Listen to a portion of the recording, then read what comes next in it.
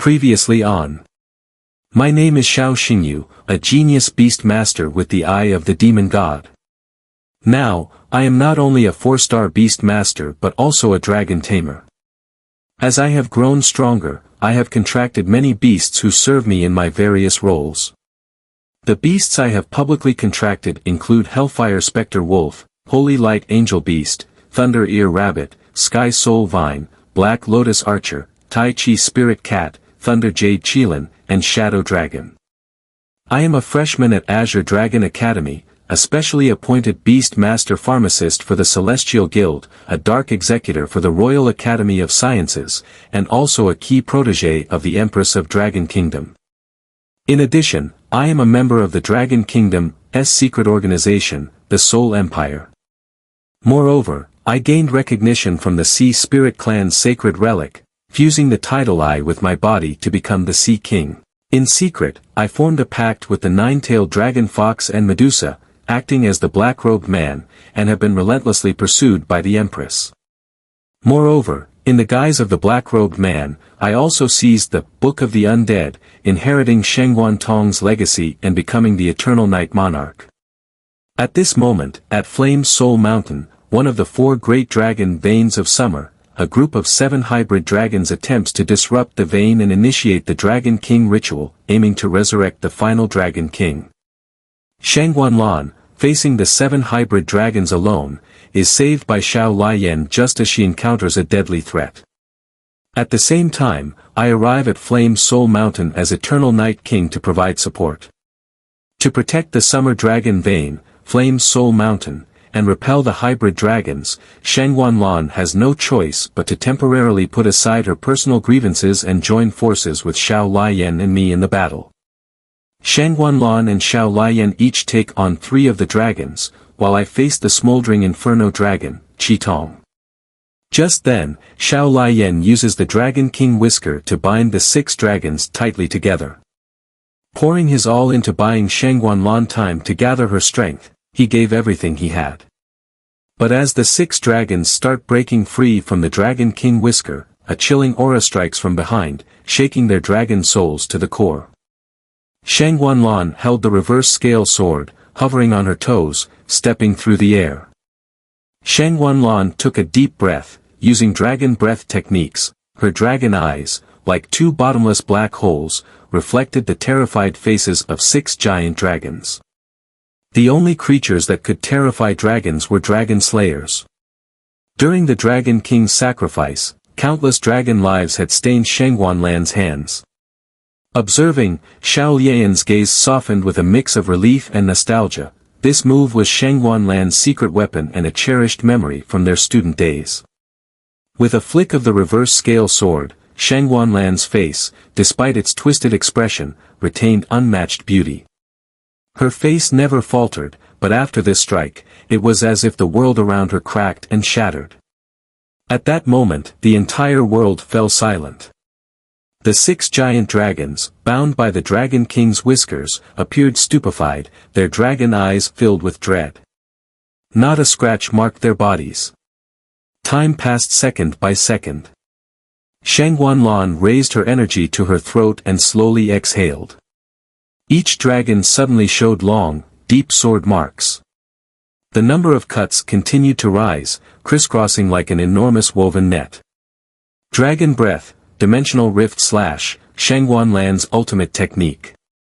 A single slash ignored all laws, delivering millions of strikes from another dimension. Shangguanlan, the Beast Emperor of the 4 Kingdoms, held her title without a trace of exaggeration.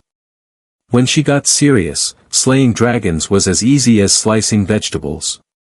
On the ground battle nearby, Qitong knelt on one knee, her chest a bloody mess.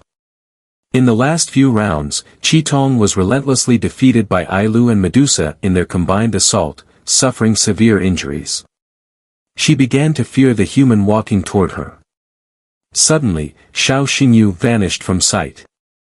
Before Qitong could react, Xiao Xingyu, using mirror power, appeared directly in front of her.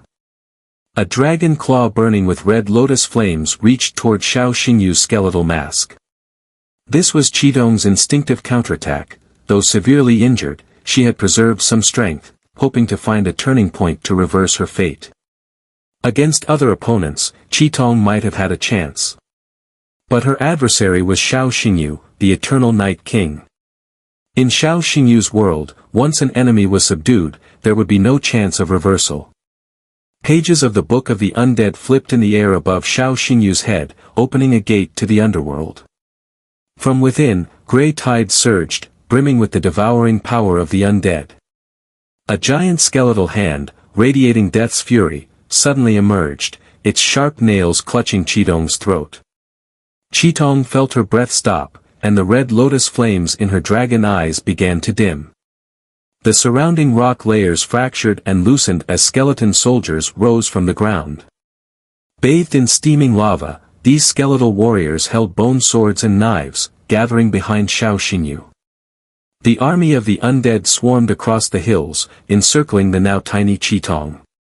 Suspended by the skeletal hand gripping her throat, Qitong could not muster the strength to resist. A noble half-blood dragon, subdued entirely by Xiao Xingyu. I'm not interested in slaying dragons. Answer my question honestly, and I'll spare your life. Qitong regained a sliver of breath as the skeletal hand relaxed its grip on her throat. Xiao Xingyu's question echoed in her ears. Where is Destiny?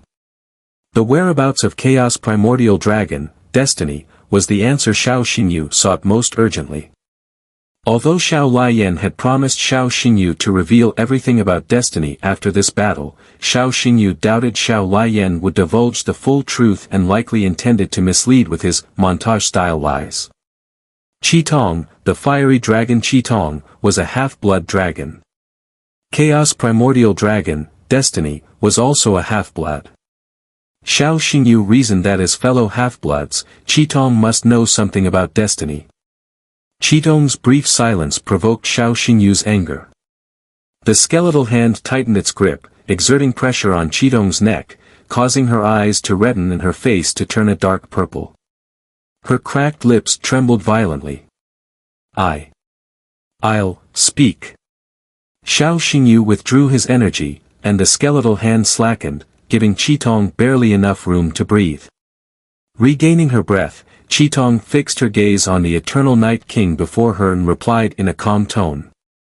Destiny is the strongest among all half-blood dragons. We all followed his guidance once. He told us he'd lead us to meet the Dragon King. Here, Qitong's tone shifted. But Destiny has been missing for a long time, and we can't reach him. Because we haven't been able to contact him, we couldn't resist the urge to meet the Dragon King, so we came here. That woman is the vessel of the Dragon King, we only wish to release the Dragon King from within her. Qitong confessed everything with a vacant stare, her expression frozen. Not all of this was her own voluntary confession. Under the influence of the king's touch, she was in a state of mental confusion. With just a hint of illusion magic from Xiao Xingyu's demon god's eye, it was easy to manipulate her mind and extract truthful information. Since Shangguanlan is the Dragon King's vessel, what will happen to her if the Dragon King is released? Qitong answered honestly, once the Dragon King is released, the vessel will be destroyed. Xiao Xingyu pressed his lips together, his eyebrows furrowing. After a long moment of contemplation, he asked one final question, does Destiny have a wife? Qitong stiffly shook her head, I don't know. Xiao Xingyu exhaled a heavy breath. He still hadn't found any concrete clues regarding the whereabouts of his father and mother. At that moment, the earth trembled, and sword light flashed. Xiao Xingyu looked up, and the sight before him chilled him to the bone. The sky was filled with sword scar-like dimensional rifts. Each dimensional rift seemed to connect to different realms of existence. The once whole night sky was split and torn apart by countless sword slashes. What a powerful strike, it can tear space and summon slashes from different dimensions. As Xiao Xingyu marveled, he saw 6 enormous dragons plummet from the clouds. After a series of explosive tremors, 6 heavily wounded figures lay within the rubble. These were the 6 dragons, severely injured by Shangguanlan's sword to the point where they could no longer maintain their full dragon forms, forced to revert to human form. The blood-soaked ground stretched beneath them, and even the most defiant among them, the Golden Crown, showed a look of dread. Shangguanlan's spiritual power was exhausted, her stamina depleted. She began to fall from the sky like a tear from a goddess. Lan! Xiao Liyan quickly leaped up and caught Shangguanlan's delicate body, cradling her as he landed smoothly, his expression filled with heartache. Lan, are you all right? Put me down. Xiao Liyan reluctantly complied, letting Shangguanlan steady herself. She pushed him away, letting the reverse scale sword fall from her hand. The sword lay on the ground, still emitting its clear, crisp hum. When you stabbed me in the back with this sword all those years ago, it really hurt. Shangguanlan's voice was calm as she spoke, though the scar on her back throbbed faintly. Xiao Liyan looked stricken with guilt, lost for words. I'm so tired. Suddenly, Shangguanlan dropped to her knees, coughing up blood that splattered onto Xiao Liyan's clothes. Lan! But as Xiao Liyan approached her, intense pain erupted. Shangguanlan's right hand, now a dragon's claw, pierced Xiao Liyan's chest. Black dragon scales, black dragon eyes, black dragon horns. Xiao Liyan's pupils shook as he looked at the half-dragon transformed Shangguanlan, his heart sinking. He thought the battle had ended, but due to Shangguanlan's mental exhaustion, the apocalyptic power within her was now beyond her control. At the same time, Xiao Xingyu was about to ask Qitong more questions when he suddenly clutched his chest. His heartbeat raced wildly, accelerating like a drum echoing through a fiery melody. This heartbeat, what is happening? Xiao Xingyu collapsed onto his knees, drenched in sweat, his mind clouded with confusion. Along his spine, a blind spot of the demon god's eye, black light began to glow. The skin along his spine burned and gave rise to black dragon scales. What's happening to me? This feeling, it's unprecedented. Master, I. Xiao Xingyu's consciousness blurred, he could no longer even establish a mental link with Shangguan Tong. In this condition, he was utterly incapable of fighting. The divine desolation prison array disintegrated, the king's touch lifted. The skeletal hand and the undead army dissipated into smoke, vanishing in the wind. Qitong, finally released, regained her senses. Her first glance at the Evernight Sovereign before her made her blood freeze, and her body trembled uncontrollably. Dragon King. Xiao Xingyu retained a sliver of consciousness, and with his own hand, he grasped Qitong's delicate, pale chin. What did you call me? Dra Dragon. Xiao Xingyu collapsed to the ground, as a power capable of destroying worlds began to awaken within him. Elsewhere, in Starfall City. At the old Yi family residence, in Yeshuang Ning's dream. Xiao Xingyu's body was encased in thick black dragon scales, like armor. Xiao Xingyu's gaze was unrecognizable to Yeshuang Ning. Shuang Ning, kill me. Yeshuang Ning was confused, unable to make sense of it all. Kill me. Xiao Xingyu's voice grew louder, his eyes bloodshot. Suddenly, Yeshuang Ning felt something foreign in her hand, a nail radiating a chilling aura had appeared at some unknown point. The shape of the nail resembled a phoenix feather. Yeshuang Ning had never seen the phoenix despair nail, but she could feel it resonating with her soul. Kill me. Xiao Xingyu suddenly leaned in, grasping her hand to drive the sharp phoenix despair nail into his own chest. Blood spurted out, staining Yeshuang Ning's face with terror. Watching Xiao Xingyu collapse into a pool of blood, Yeshuang Ning's spirit broke. Xiao Xingyu, no. Yeshuang Ning bolted upright.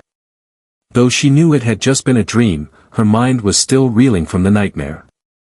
The image of Xiao Xingyu lying in a pool of blood remained vivid, unbearably real. At this moment, a small crack appeared on the back of Yeshuang Ning's neck. Within the crack, viscous, lava-like light began to flow, like the slow awakening of a phoenix's eye. This was the embryonic form of the Phoenix Empress's divine seal. Yi Xuanning and Yi Shimeng were both daughters of Sifeng. In the designs of fate, it was Yi Xuanning who ultimately inherited Sifeng's legacy, becoming the new Phoenix goddess and the master of the 7 Fengshan nails. Seeing the troubled expression on Yi Shimeng's face, Yi Xuanning asked her about it. Brother's phone won't connect, so I had to leave him a voice message instead. Can't get through. Yi Xuanning quickly dressed, took her sister by the hand, and headed straight for Longyin City. After experiencing the bizarre nightmare, and now learning from Yi Shimeng that Xiao Xingyu's phone couldn't be reached, she had a growing sense of foreboding. On their way to Longyin City, Yi Xuanning recalled her first encounter with Xiao Xingyu. At that moment, she'd felt a wave of dizziness, catching a vision. In that vision, Xiao Xingyu appeared with platinum hair, crowned by platinum-colored dragon horns, and his entire body was covered in platinum dragon scales. But in tonight's nightmare, the scales on Xiao Xingyu's body were no longer platinum but a shade of black that could make anyone's soul shudder with just a glance. Platinum dragon scales, black dragon scales. Xiao Jr., which one are you really? What is our connection, exactly? Yi Xuanning couldn't stay calm. Though she hadn't had many interactions with Xiao Xingyu, this young man had repeatedly invaded her world in various ways. This was something she had to figure out. Meanwhile, at the Summer Dragon Vein, Fiery Soul Mountain. Shangguanlan's arm, transformed into a black dragon claw, pierced through Xiao Lian's chest. The battle, which seemed to be settled, took a sudden turn. Shangguanlan withdrew her dragon claw, her expression blank, her dark dragon eyes empty and cold. Severely wounded, Xiao Lian lay on the ground, his trembling arm reaching for the Nilin sword lodged between rocks. Fei, something big happened, hurry over. Simultaneously, at the edge of the battlefield. Red Eyes knelt, gazing up at the towering figure before her, overwhelmed with emotion, tears streaming down her face, her gleaming eyes filled with admiration and devotion. Dragon servant Red Eyes pays homage to the Dragon King. In this battlefield, there was no longer any Evernight King. The current Xiao Xingyu was his most original self. Fiery Soul Mountain lay in ruins, waves of heat roaring and surging through the area, turning the night into something eerie, like the depths of hell. This aura is the power of the end. This is wonderful.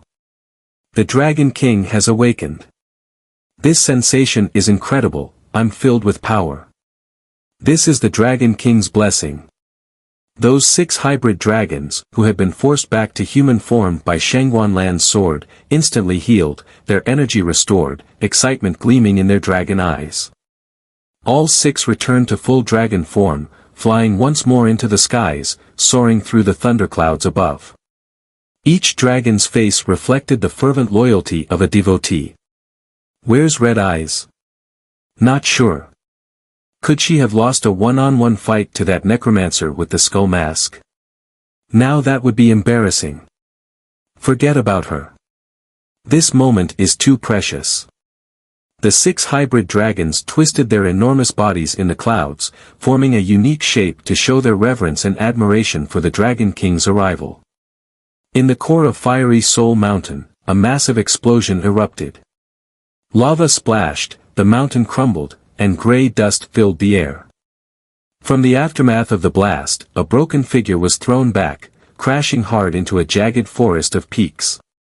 From the ruins of the pit, Xiao Lian struggled to his feet. A dragon-claw-shaped wound gaped on his chest, blood pouring out. The sight of torn flesh and exposed white bone was gruesome. The burned inner organs showed traces of dark dragon fire, continuing to scorch his tendons and meridians. How could a human body withstand injuries of this scale? Not even a hybrid dragon or pure-blood dragon could survive such injuries, death would be inevitable. But Xiao Lian only appeared pale, the life within him had barely diminished, and he still maintained a measure of combat strength. What exactly was this man? Did he even belong to any species born of this planet? Where were his roots? Perhaps only he held the answers to these questions. And due to his uniqueness, he'd once become the savior of the Dragon King festival. At that moment, Xiao Yan's left arm was entwined with the radiant Dragon King whiskers, while his right hand gripped the kneeling sword.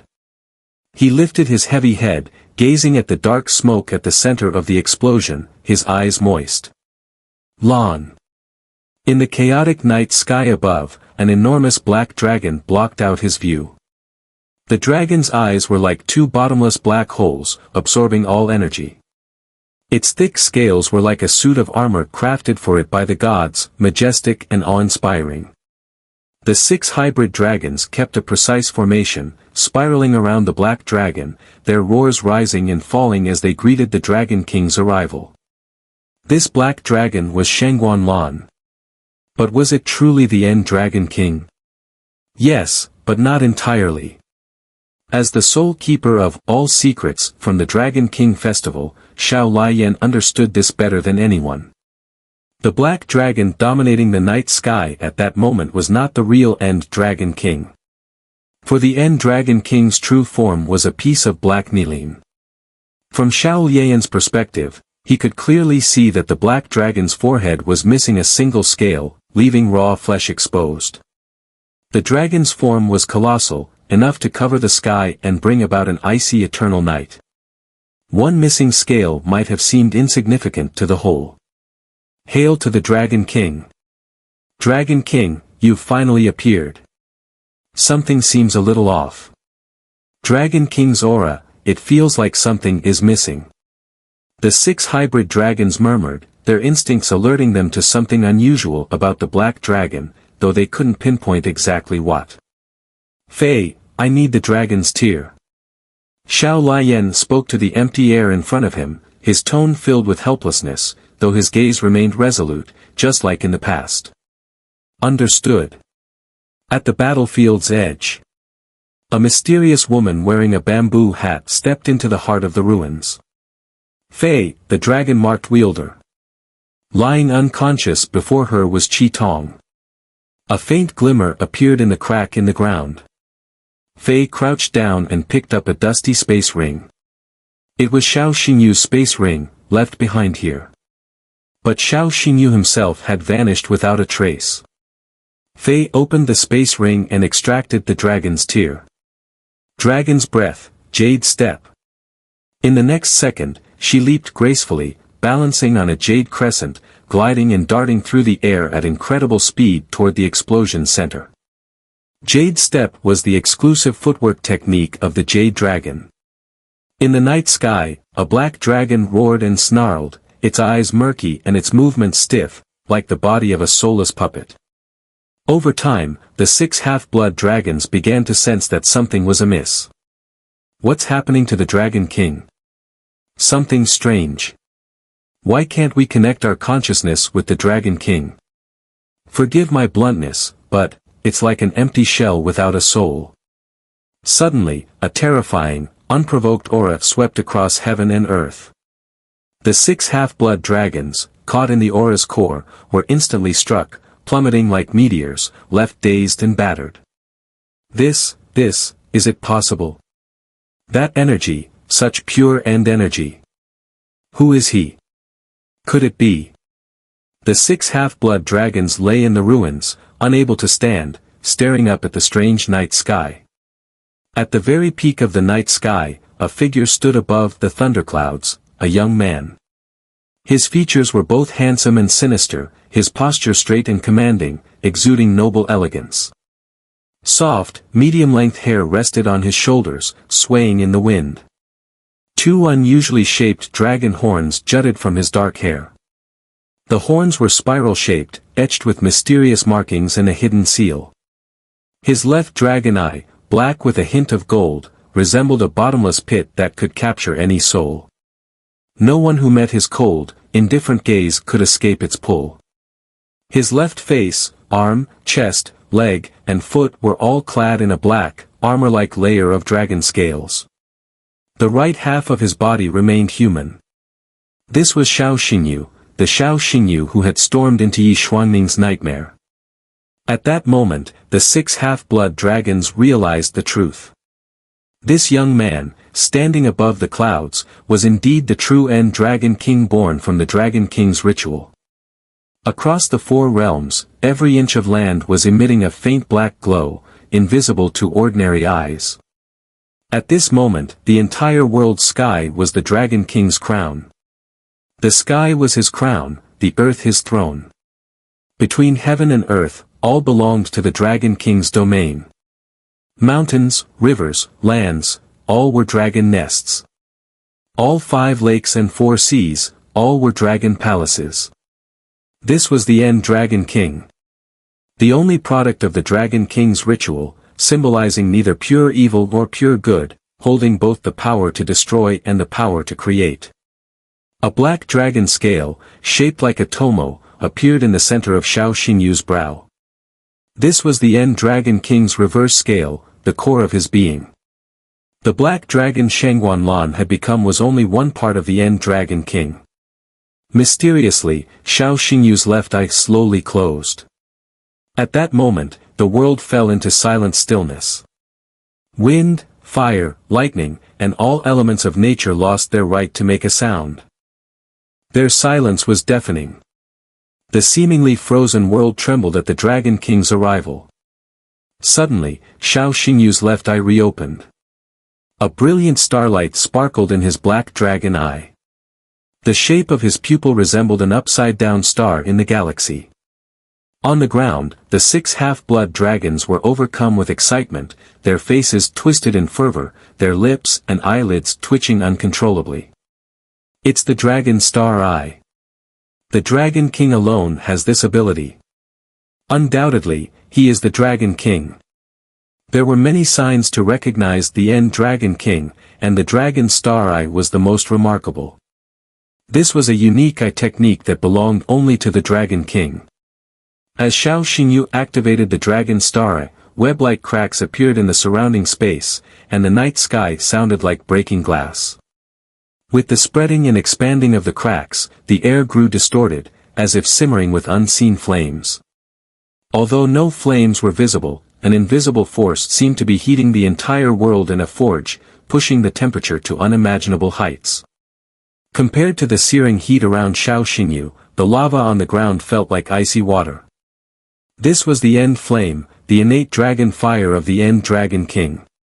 This fire was different from any other dragon fire, appearing colorless, formless, and odorless to all creatures. From Xiao Lian's perspective, waves of black and platinum flames coiled around Xiao Xingyu.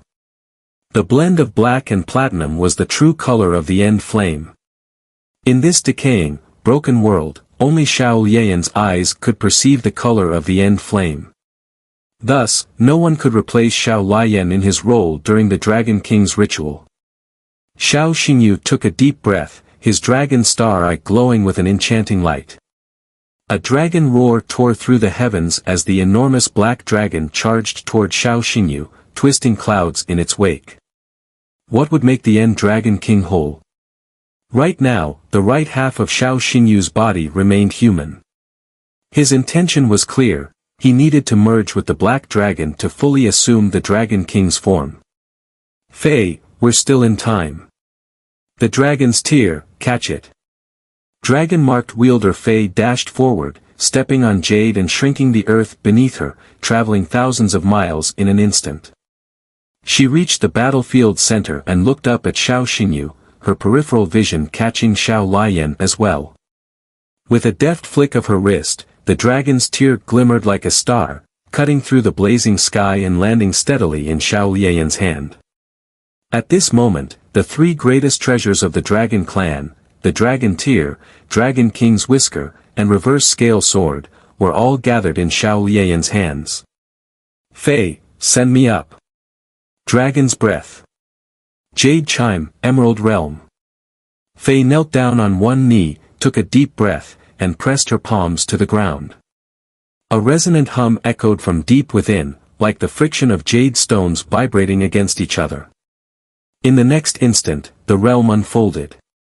The rugged terrain of the Flame Soul Mountain transformed into a lush jade forest, vibrant with emerald green. The sky was painted a brilliant jade hue, casting a radiant green light. This was the power of the Emerald Dragon's beast ability, Genesis Jade. When Faye activated her spatial domain, everything in the area transformed into Emerald Jade. This jade had incredible malleability. It could be as hard as stone, maximizing rigidity, or as soft as water, offering boundless elasticity. Xiao Liyan, ignoring the injury to his chest, gathered strength in his legs.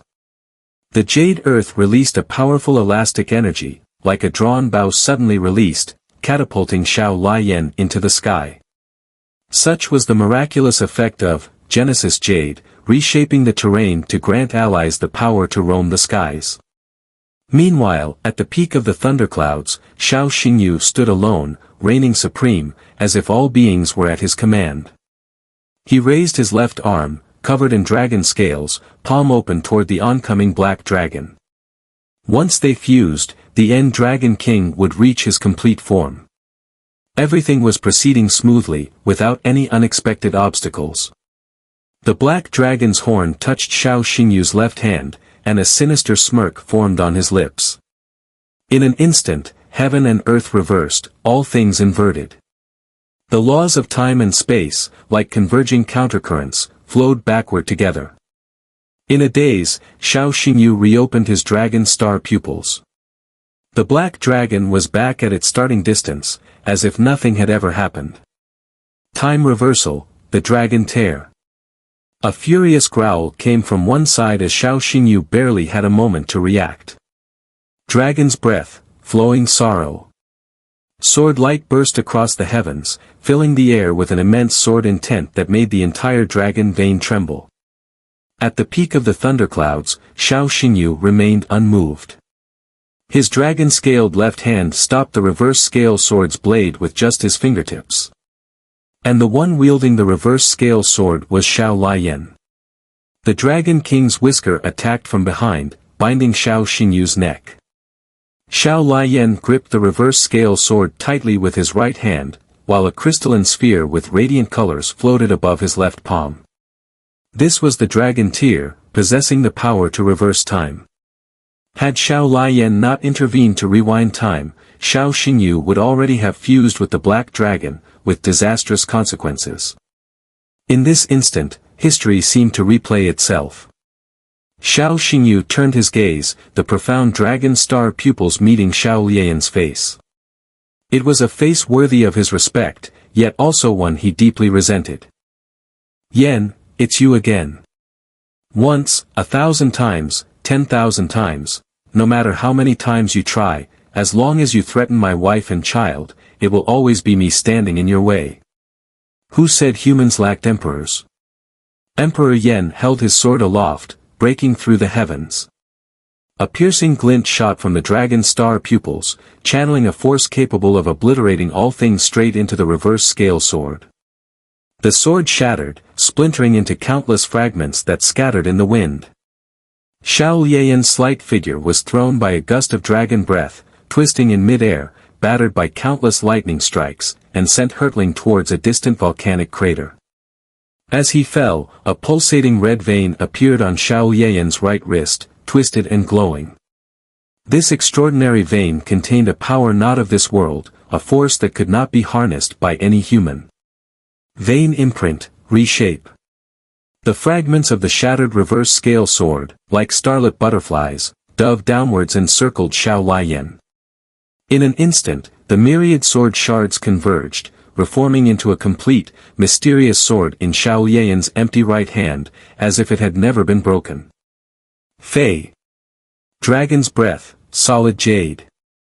Without hesitation, Fei channeled her spiritual energy, her head sprouting a pair of smooth, gleaming jade dragon horns, and her arms becoming encrusted in radiant jade scales. Under Xiao Lian's feet, the scorching, polluted air condensed into a crescent-shaped jade step. His foot touched the jade step, and he rebounded. With the added elastic force, Xiao Liyan leapt into the sky. In the night sky, every foothold formed into jade steps just before he landed, a testament to his tacit cooperation with Fei. With Fei's support, Xiao Liyan could soar freely in the air, walking on Jade. In a flash, Xiao Liyan returned to the thundercloud peak. Seeing the black dragon about to strike Xiao Xingyu, Xiao Liyan swung his sword again. One move, dragon's breath, severing water, split space, shattering the very laws of space. If the night sky were a dark river, Xiao Liyan's sword would be a blade severing the waters, splitting the river in two. The rolling thunderclouds were cleaved in two by this single sword, separated as if by an impassable boundary. The black dragon crashed violently into an invisible wall of air. It snarled in frustration, but it could not penetrate the spatial rift, nor could it reach Xiao Xingyu on the other side. Petty tricks. Xiao Xingyu's voice was cold and hoarse as he lifted his left hand, covered in black scales, clenching his fist in the air. On the ground below, Fei shouted a warning, "Be careful. He's going to unleash the dragon grave." The night sky trembled, and the earth split apart. Dragonbone tombstones burst from the ground, towering like pillars against the heavens. The dark sky was suddenly illuminated by vibrant, dazzling light. Thousands of dragon souls spiraled overhead, their mournful, wrathful cries filling the air, a chilling aura of resentment and hate emanating from them. These dragon souls were sacrifices from the Dragon King's ritual. From all directions, the thousands of dragon souls surged toward Xiao Liyan. Xiao Liyan waved the reverse scale sword, walking on Jade, slashing left and right. Fei stood amidst the ruins on the ground, gazing up at the sky. These scenes seemed to bring back memories of that unthinkable Dragon King festival. Xiao Liyan, alone, even with the three great treasures of the dragon clan in his grasp, struggled to fend off the bites and gnawing of countless dragon souls. Gradually, his figure was engulfed by the dense mass of dragon souls, disappearing into the vibrant dragon flames. Xiao Xingyu had no time to concern himself with Xiao Liyan, his sole obsession was to merge with the black dragon. Xiao Xingyu raised his left hand, delivering a seemingly casual punch. The space crack created by dragon breath, severing water was effortlessly shattered by this punch. The air wall that stood before the black dragon dissipated into thin air. With the obstruction gone, the black dragon became exhilarated, quickening its flight, stepping on the soft end of day's flame clouds, heading straight for Xiao Xingyu. A wicked smile reappeared on Xiao Xingyu's lips. The dragon's star eye shone brightly, its gaze calm like a tranquil black sea, flowing like stars flying across the sky. His right hand gently poked at the black dragon's horn. In that instant, a special connection was established between the two. The unconscious Shangguanlan gradually opened her beautiful eyes. She found herself in a desolate world. Around her was a sea of blood red, where heaven and earth seemed to merge. The laws of gravity failed, leaving her body suspended in mid-air, unable to distinguish between sky and ground. Mother. A familiar voice, a strange word. Shangguanlan turned to look, spotting a young man standing at the edge of her vision. Xiao Xingyu. Mother. Xiao Xingyu smiled, calling out to Shangguanlan with a voice full of joy. What did you call me? Mother, don't you remember me? Xiao Xingyu's shout sent ripples through Shangguanlan's consciousness. In an instant, a new yet familiar memory filled the void in her mind. Yan, I'm pregnant. Really? Lan, we're having a baby. You can name it. Let me think, if it's a girl, we'll call her. I have a feeling it's a boy. If it's a boy, conquering the stars, sweeping across the universe, Xiao Xingyu. Shangguanlan remembered everything. After a moment of disorientation, she saw Xiao Xingyu running towards her, her legs unconsciously quickening their pace. Son. The words tumbled from her lips, as she ran with a stumbling gait. Both mother and son were running, a two-way rush. Along the way, Xiao Xingyu stumbled and staggered, while Shangguanlan took 2 steps and nearly fell. Finally, the two embraced in this void space. This embrace transcended time and space, ignoring the barriers of the cosmos. On Shangguanlan's stunning face, maternal radiance blossomed for the first time. She tightly held her son, tears falling like a string of broken pearls.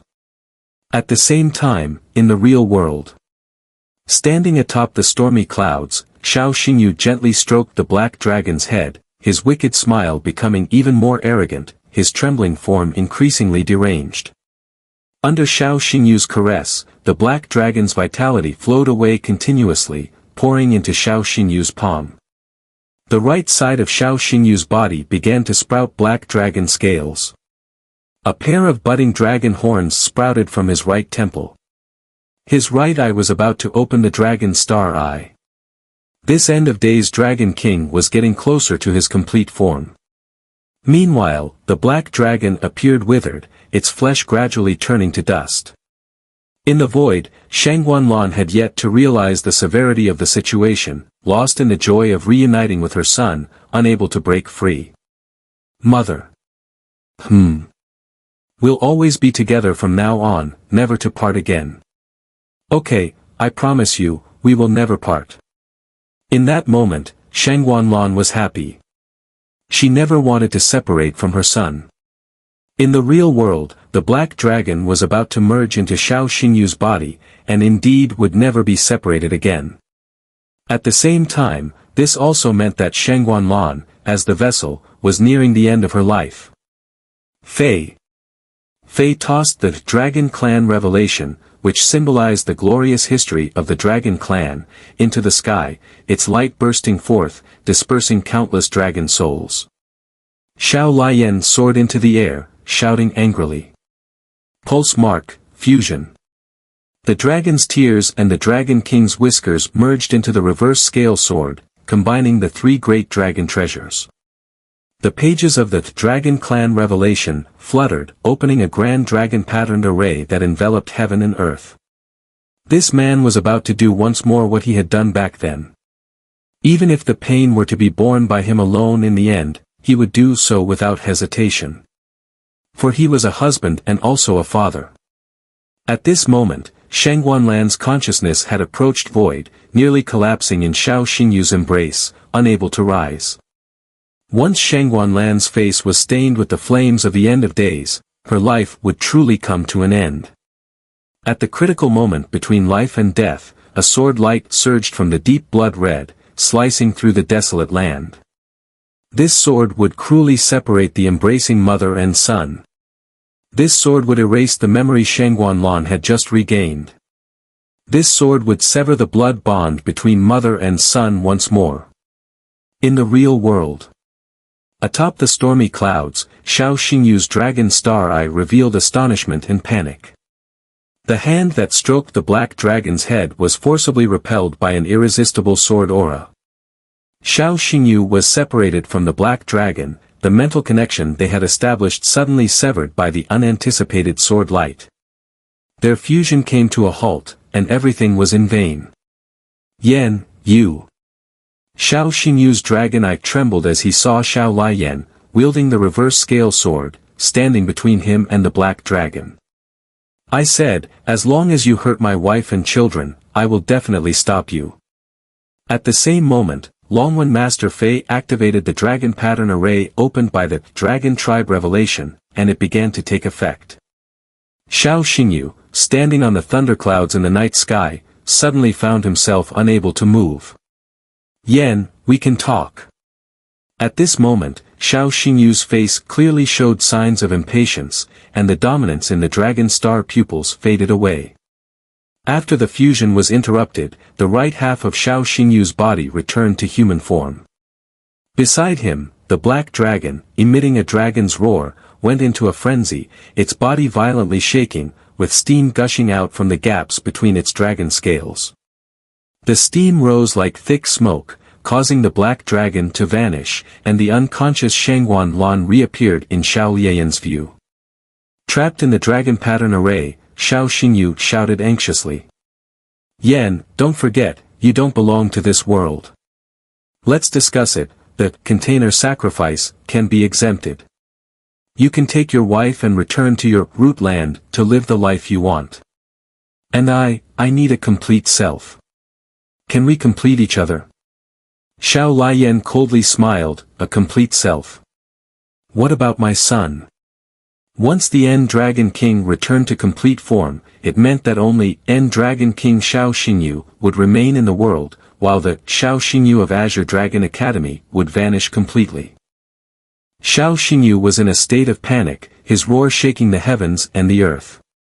Yen, even if you repeat what happened back then, what can be changed? Considering you are not a low-end species, I offer you the best choice. Take your woman and fly far away, she doesn't even remember she had a child. This choice is so simple, please put away your foolishness.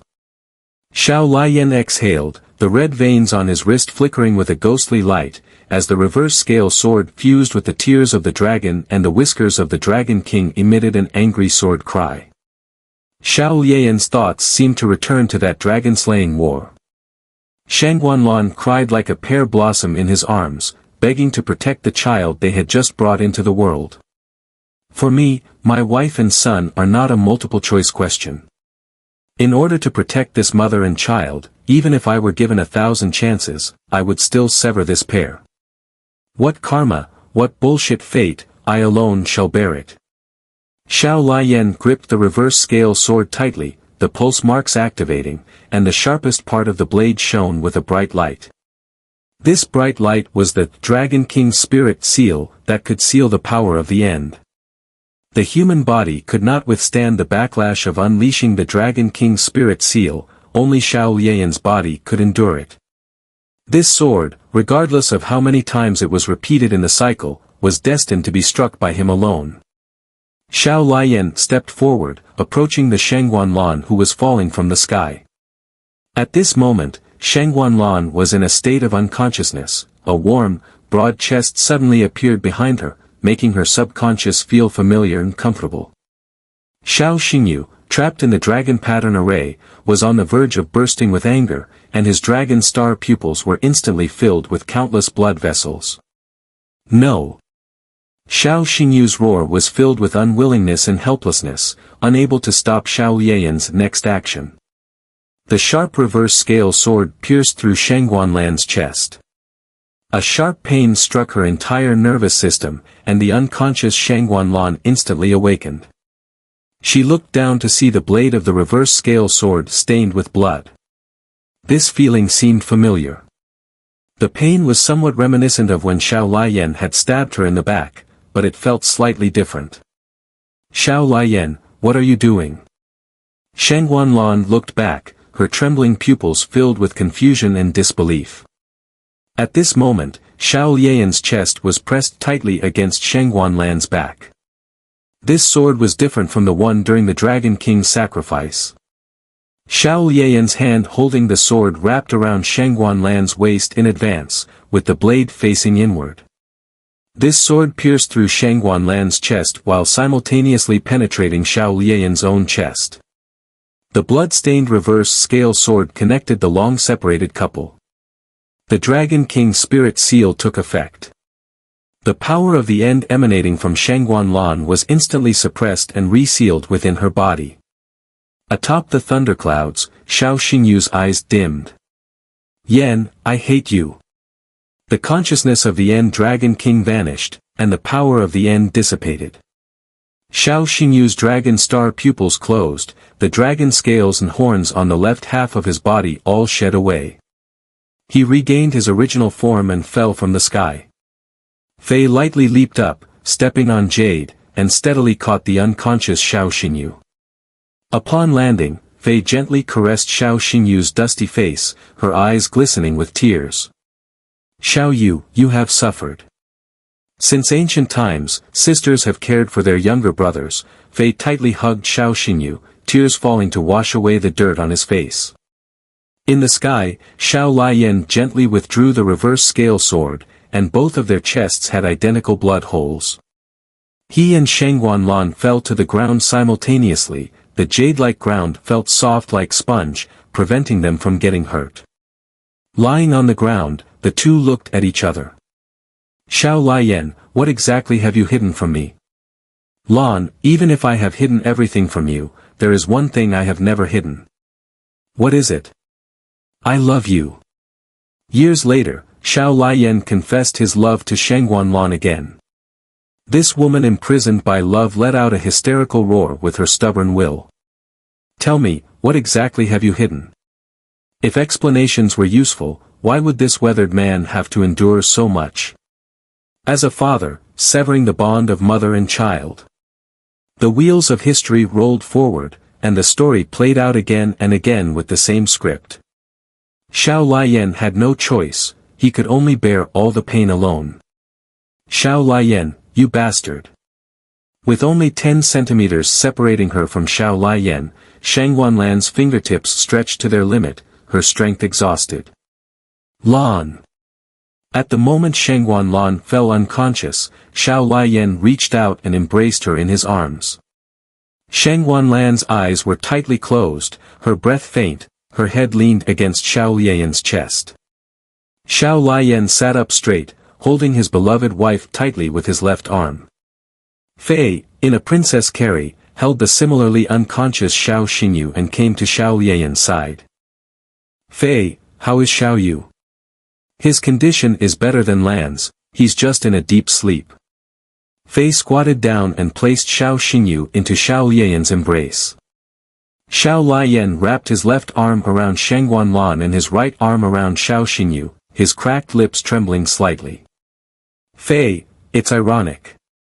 Only when both of them are unconscious can they quietly lie in my arms together.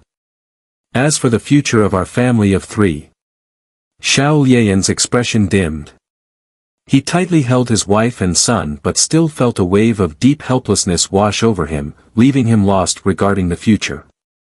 If time could freeze at this moment, it would be a family portrait of 3. The backdrop of this portrait was the ruined Yan Hun's mountain, laid to waste by the aftermath of war, and the Xiaolong vein, completely destroyed, leading to the decline of the nation's fortune. The Dragon Kingdom was about to undergo a change. Everything felt like a dream. When Xiao Xingyu awoke, his mind was hazy, as if everything he had experienced before losing consciousness was a false illusion. Not only false but also blurry. The Battle of Yan Hun's mountain, recalled in fragments, was filled with unverified details. Where am I? Eternal Night Monarch, you're awake. Xiao Xingyu was startled, discovering that beneath him lay a giant dragon made entirely of emerald jade. You are the Dragon Clan Steward, the Dragon Pattern Envoy. Just call me Fei. Right now, I'm responsible for bringing you back to Longyin City. Xiao Xingyu was not easily fooled, suspicion flickering in his eyes. The Alliance leader asked me to convey a message. The next time we cooperate, he will fulfill his promise and tell you everything about the Chaos Yuan Dragon. Moreover, he will also let you meet the Chaos Yuan Dragon, Destiny. Xiao Xingyu bit his lip, although he did not want to cooperate with a man as deep-minded as Xiao Liyan, he had no choice but to continue playing the role of a Yan Alliance partner to gain information about his father. Night Orchid Palace. The great hall was empty and silent, only the sound of tending wounds could be heard. After silently completing this, Xiao Liyan leaned down and kissed Shangguanlan's forehead. Lan, one day, I will resolve everything. I will hold you in my arms openly, just like we used to. After Xiao Liyan left, Night Orchid Palace fell into tranquility. On the throne, Shangguanlan, who lay asleep, slowly opened her watery beautiful eyes. She gazed dazedly at the palace door, her eyes flickering with emotion. This cunning woman had long since awakened. From the moment Xiao Liyan removed her clothes to apply medicine and bandage her, she had awakened in pain. To hear some truths from Xiao Liyan's lips, she chose to feign unconsciousness. She could hear every word he muttered to himself. Stinking man, you have indeed been hiding things from me all these years. Yan, what exactly have you concealed from me? A crystal-red tear fell onto her trembling hand. Whenever her emotions collapsed, the person she most wanted to see was Xiao Xingyu. Now, she only wanted to see that boy, the one who brought her peace. In this world of difficult problems, only one word, love, remained unsolvable. Even if the bloodline was severed, that silent maternal love still lingered. Longyin City. Xiao Xingyu and 4 beautiful women gathered together after finishing their New Year's celebration. Mother? Shangguan Qian turned her head inadvertently and saw Shangguan Lan across the river. Xiao Xingyu turned to look, locking eyes with that woman across the gentle flow of the river. Everything that had happened on Yanhun's mountain tonight was a blur for both of them. Bloodline severed, mother and son destined to be apart. This distant separation was the best protection for these 2 women. This protection came from Xiao Liyan, who bore everything alone. On the clear night, a cold wind suddenly arose, and fine raindrops began to fall from the sky. The warmth of the Fire God Festival lantern display dropped to freezing point in this unexpected downpour. Qianer, let's head back. Your Majesty, it's raining. Why don't you stay at my house tonight? All right. Shangguan Lan's straightforward response left Shangguan Qian puzzled. The rain intensified, and Xiao Xingyu invited everyone to his home. Without exception, all were beautiful women. The Bihai Jinfu was the top luxury residence in Longyin City, with numerous rooms. Murong Xinxin, Shangguan Qian, Yi Shuangning, and Yi Shimeng all slept on the 3rd floor. Shangguan Lan slept on the 2nd floor, right next to Xiao Xingyu. Xiao Ruoxue was the same as before, sleeping in a bedroom on the 1st floor to easily prepare breakfast each morning. 2nd floor bedroom. The window was half open, cold raindrops pounded against the window frame, and the cold wind seeped in everywhere. Xiao Xingyu stood by the bed, his profile splattered with raindrops, looking melancholic. Master, how much do you remember about the Battle of Yanhun's mountain? Not much. Clearly, the battle that had just occurred tonight felt hazy to Xiao Xingyu, the participant, as well as to Shangguan Tong, hidden in the ashes of a curse. The more they tried to recall, the more chaotic the fragmented memories became. The Dragon King festival from back then feels like an impenetrable fog, it's too difficult to see the entire truth. What do you think is the root cause of this difficulty? Xiao Xingyu repeated, ultimately, I am not strong enough. Shangguan Tong's voice echoed again in Xiao Xingyu's mind. Xiao Xingyu, continue to grow stronger. The answers I want and the answers you seek may reveal themselves once you reach the pinnacle of Beast Tamer. Xiao Xingyu clenched his fists. Yeah, I will become the world's #1 Beast Tamer. That day won't be far off. Next door. Shangguan Lan lay on her side in bed with disheveled hair. I, Xiao Xingyu, will become the world's #1 Beast Tamer. Separated by just a wall, Shangguan Lan could hear Xiao Xingyu's roaring outburst. This kid has quite an ambition, he truly resembles. Young Shangguan Lan, holding Xiao Lian's hand, had once shouted into the air. As the ancient said, like mother, like son. A new year, a new journey was about to begin. On the other side, on a small island buffeted by winds and rain. In a dim cave. The 7 hybrid dragons were all severely injured and unable to assume their full dragon forms for a short time, so they could only stay on this desolate island to recuperate. In the cave, a mysterious visitor had appeared at some point. The other hybrid dragons were dumbfounded, and shock appeared on the red-eyed dragon's face. Fate. Xiao Liyan risked his life to transform into the chaos primordial dragon, Fate, to pave the way for his wife and son. He did this to deceive the other 7 hybrid dragons into giving him their reverse scales, in order to repair the damaged dragon vein of the Dragon Kingdom. Xiao Liyan held the reverse scales of the 7 hybrid dragons in his hands, which were enough to restore the damaged dragon vein. But he did not do so. He temporarily stored the 7 reverse scales in a spatial ring for another purpose. Xiao Liyan raised his hand and tore off a dark gray dragon scale from the back of his neck. This was the reverse scale of the chaos primordial dragon and also Xiao Lian's lifeblood. With a wave of his hand, the reverse scale floated away in the wind, descending into the chaotic depths of the volcano. Just one reverse scale from the Chaos Primordial Dragon was sufficient to repair the damaged dragon vein. However, it would take some time. The repair process would not be accomplished in one go. Lan, for this year, you'll have to think of ways to fend off the long-occupied beast army at the southern border of the Dragon Kingdom. Besides, with someone like Xiaoyu, who is skilled in strategies, assisting you, it shouldn't be too difficult to manage. As the man behind the scenes, Xiao Liyan had done everything he could. He painstakingly sacrificed his own reverse scale just to pave the way for his wife and son, silently dedicating himself to protecting the Dragon Kingdom.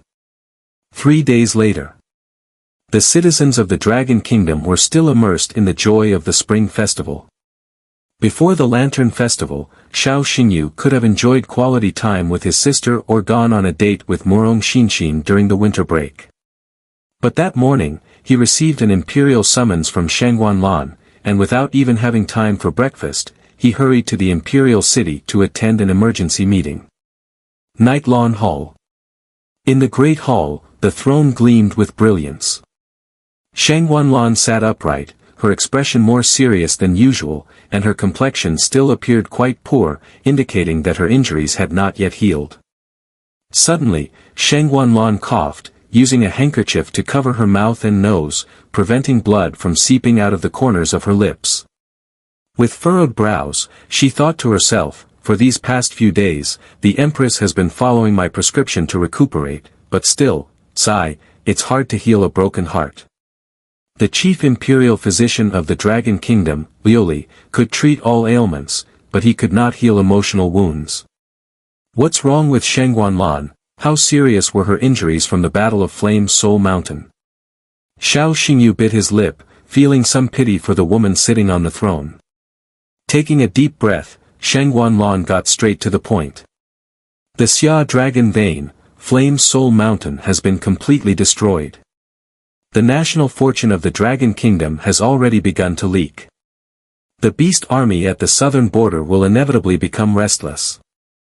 I called you here because I need you to come up with a countermeasure.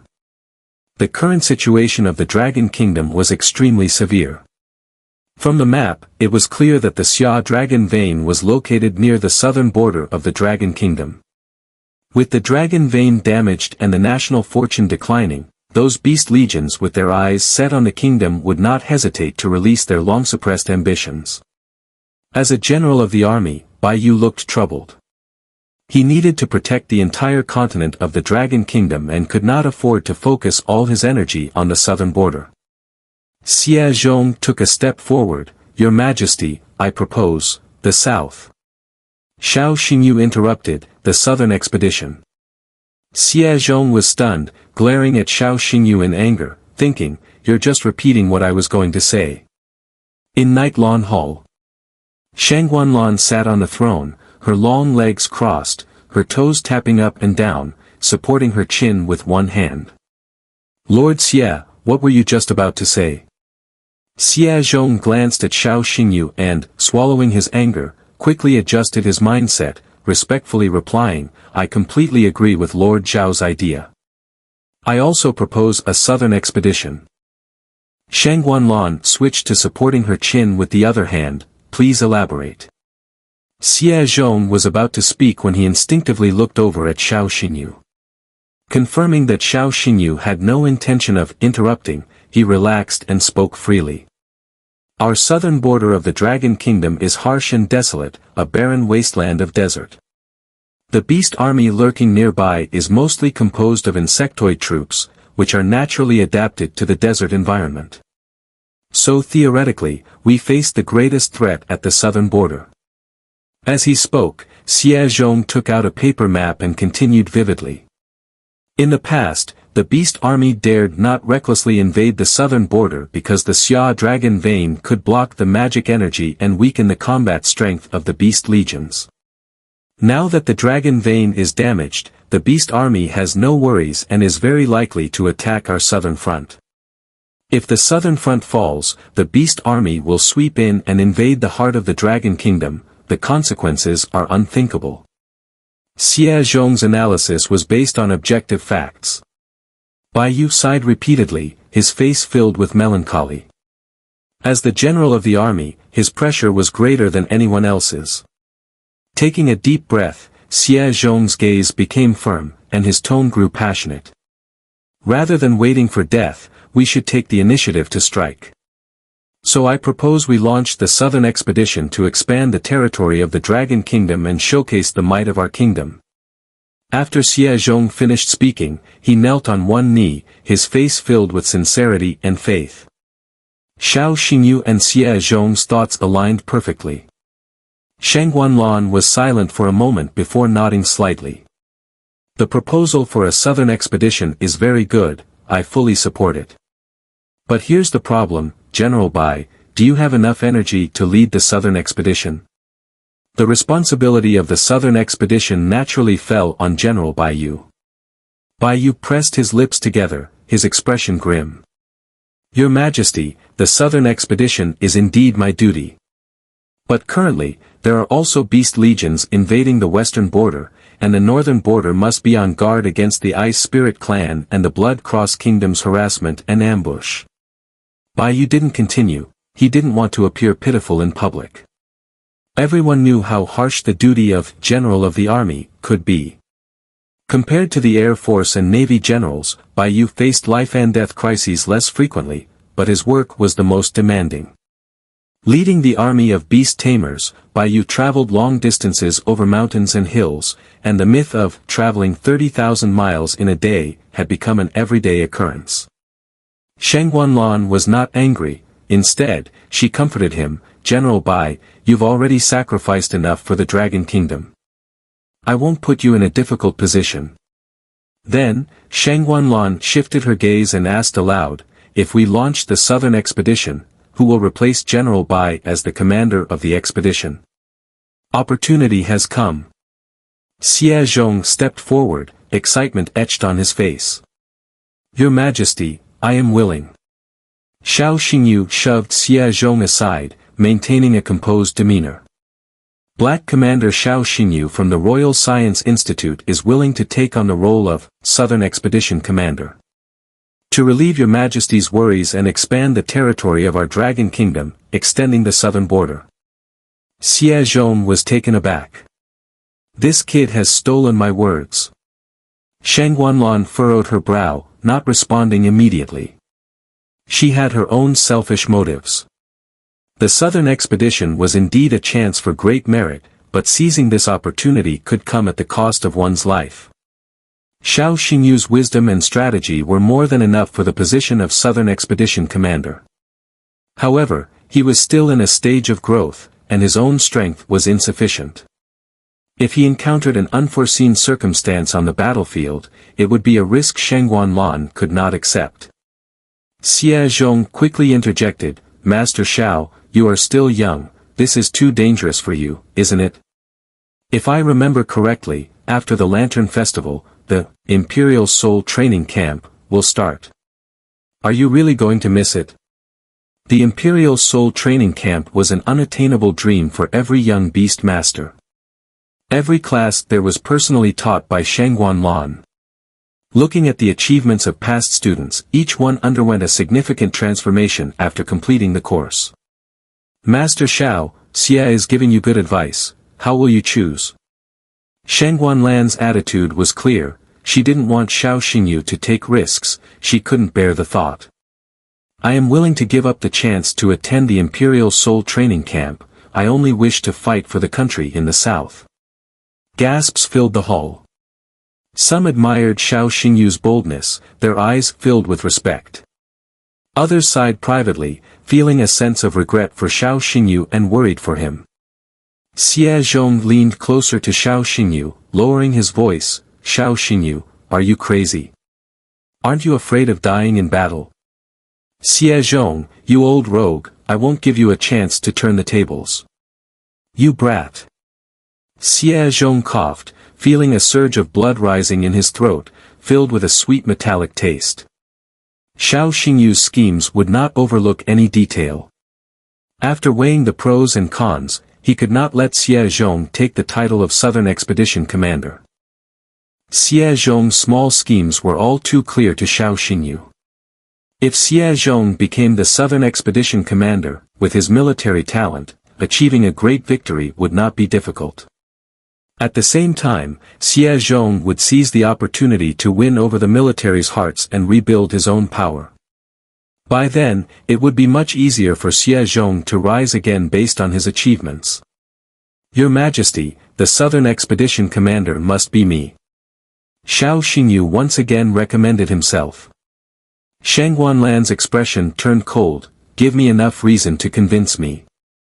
First, I am the Black Commander of the Royal Science Institute. Last year, Elder Meng and I studied a large number of military weapons to deal with insectoid beasts. The garrison on the southern border is primarily composed of insectoid creatures.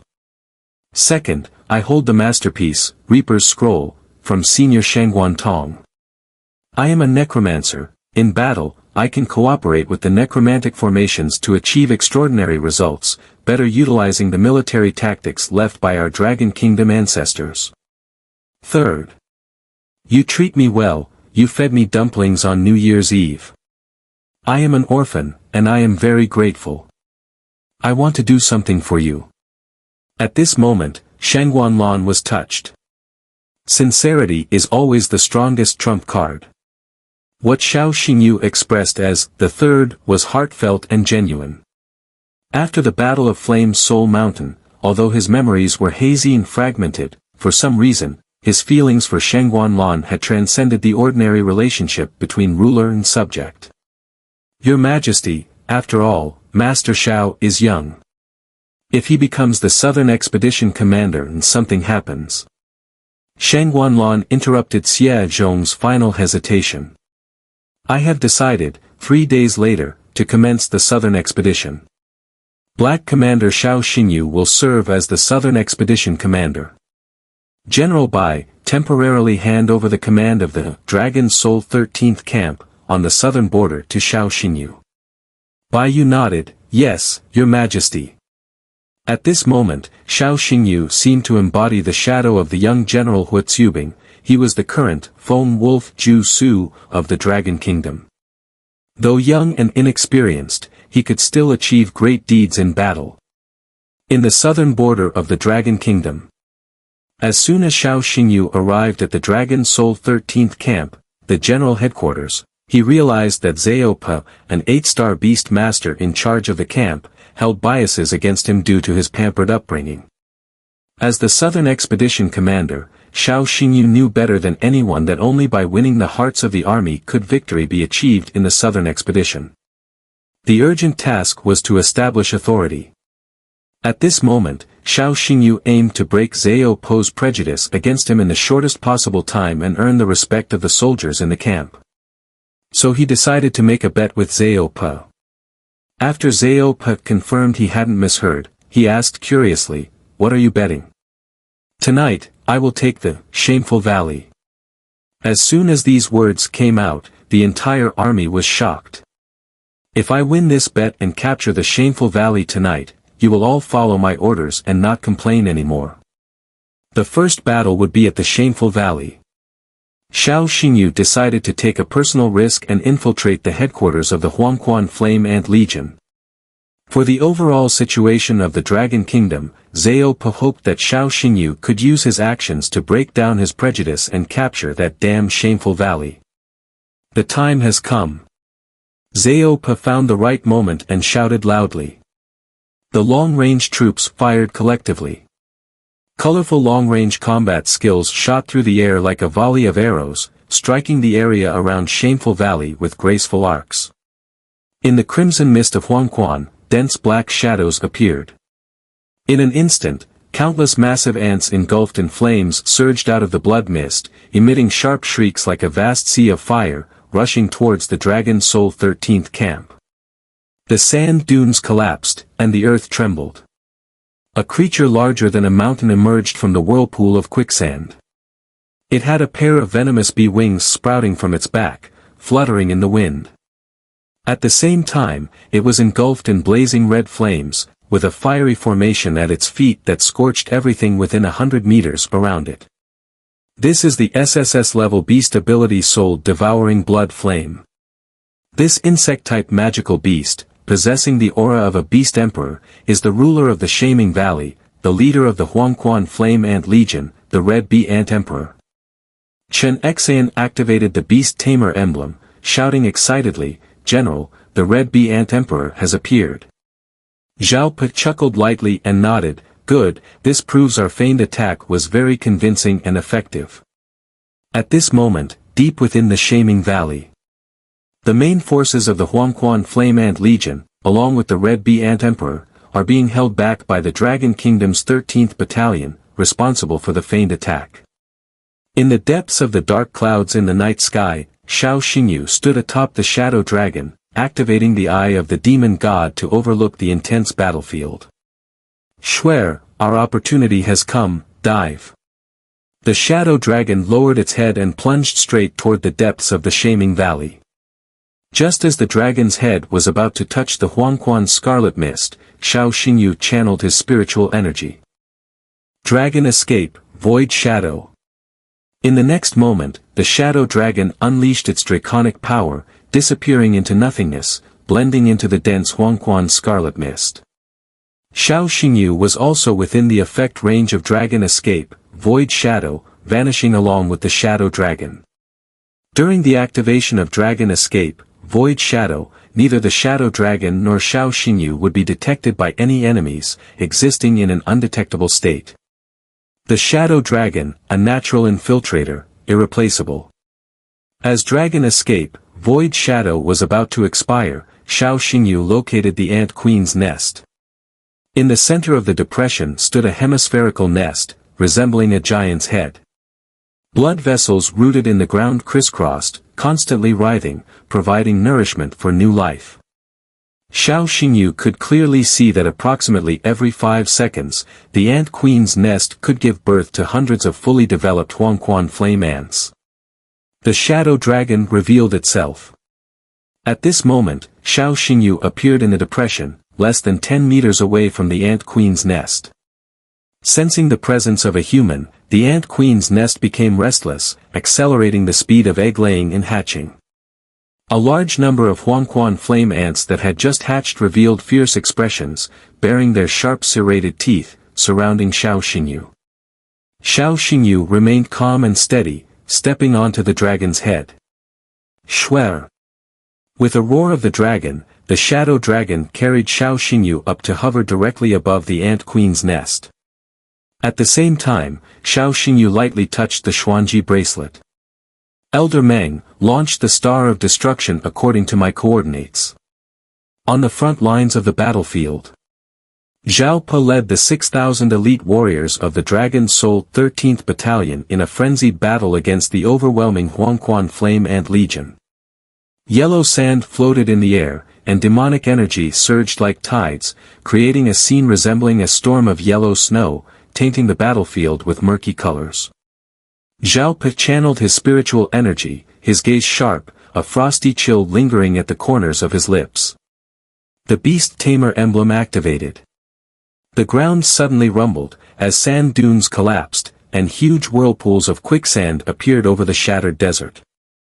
This was a giant beast clad in rocky armor, standing over 200 meters tall, its massive head appearing clumsy, with a pair of crimson eyes flashing with cruel murderous intent. This was Zhao Pe's destined beast, the sand giant knight Mephiston, a beast emperor, tier 2. Ants, die. Zhao Pe unleashed the fighting spirit of an 8-star beast tamer, his killing intent radiating wildly. With the manipulation of his spiritual energy, Mephiston raised its quicksand giant sword, took a powerful leap from the ground, and cleaved the left wing of the Red Bee Ant Emperor. The intense pain made the Red Bee Ant Emperor emit a piercing screech, its wound spraying dark green liquid and corrosive blood. But the good times didn't last long. After suffering a severe blow, the Red Bee Ant Emperor suddenly let out an enraged shriek, its antennae shaking violently, releasing a special mist. Surrounding Huangquan flame ants rushed over, leaping into the mouth of the Red Bee Ant Emperor, sacrificing themselves to become nourishment for it. After devouring a large number of its kin, the red bee ant emperor's wounds healed rapidly, and the severed wing began to regenerate. Under the night, the red bee ant emperor revealed an evil grin. As long as the ant queen's nest in the base remained intact, endless reinforcements would arrive. No matter how strong the elite warriors of the Dragon Soul 13th Battalion were, if they engaged in a protracted battle, their spiritual energy would eventually be exhausted, and their physical strength would wear out. Even if Xiao Pe controlled Mephiston and could suppress the Red Bee Ant Emperor, each time the Red Bee Ant Emperor was severely injured, it could replenish its health by devouring its kin. This was an endless consumption for Xiao Pe. General, the number of Huangquan flame ants is increasing. Report, the vanguard can't hold on any longer. Report, the ranged units are facing a crisis of spiritual energy depletion, please advise. Xiao Pe could hardly contain his frustration. These past years, every time they battled the Huangquan Flame Ant Legion, it always ended in such a situation. Wanting to capture the Shaming Valley was not so simple. General, should we retreat? Bad news, the formation of the harvesting unit is already in disarray. The vanguard can really hold on no longer. If we don't retreat now, we might be surrounded by the enemy. Xiao Pe fell silent. The turning point of this battle lay in Xiao Xingyu. General, look quickly. At this critical moment, Chen Xian pointed at the night sky, shouting excitedly. Xiao Pe raised his head, the extinguished spark of hope in his eyes reignited. A missile streaked across the night sky, crossing the borders of the Dragon Kingdom. It was enveloped in blazing flames, piercing through the stormy dark clouds like a falling meteor, heading straight for the depths of the Shaming Valley. Accurately positioned, striking at the heart. The grin on the Red Bee Ant Emperor's face instantly froze, it turned its massive body in panic, letting out a shrill scream, gazing at its base camp behind. Under the gaze of the Red Bee Ant Emperor, the star of destruction precisely struck the Ant Queen's nest. The nest instantly expanded, a brilliant light penetrating the inner walls and chambers of the nest. When the smoke cleared, the Ant Queen's nest was reduced to a pool of thick goo, sticky and tightly clinging to the deep pit. With a gust of wind, the embers flared up, burning the remnants of the nest to ashes, vanishing with the wind. This is the power of the Star of Destruction. This masterpiece was a black technology product developed under the leadership of Xiao Xingyu and Meng Chongguang. Chen Xian, holding a night vision binocular, gazed toward the depths of the Shaming Valley. His hands trembled, his pupils constricted sharply, and the corners of his mouth lifted crazily. Lord Xiao has done it. The Ant Queen's nest has been destroyed, we can win this battle. The situation turned around, the entire army regained its fighting spirit, morale soaring. Chen Xian, overwhelmed with emotion, felt his smile gradually stiffen as a chill enveloped him. General, although the Ant Queen's nest has been destroyed, doesn't that mean Lord Xiao? Given the scale of the explosion from the Ant Queen's nest, Xiao Xingyu was undoubtedly dead. The crater left by the explosion had a diameter of over 1 kilometer and a depth exceeding 100 meters. Xiao Pe bit his lip hard, his fists tightening until his fingertips broke the flesh of his palm. At that moment, his strongest feeling was guilt. He regretted his attitude towards Xiao Xingyu, regretted holding narrow prejudices against this brave and fearless youth. After a moment of silence, his guilt transformed into rage. With a heart full of fury, Xiao Po's internal spiritual power surged like a tsunami, and with a hoarse voice, he roared, "Brothers, exterminate these stinky bugs to honor Lord Xiao in the heavens. Kill!" Chen Xian echoed with a roar, "Kill!"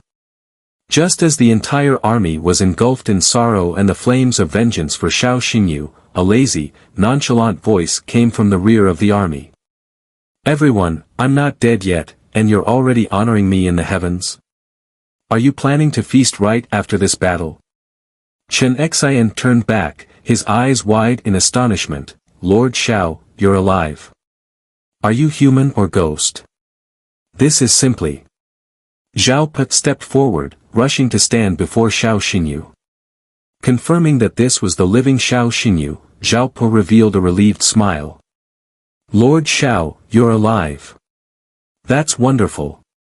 When the Star of Destruction struck the Ant Queen's nest, at the moment of the explosion, Xiao Xingyu activated his spiritual power and remotely ordered the Holy Maiden Radiant Angel Freya to initiate Holy Light Teleportation.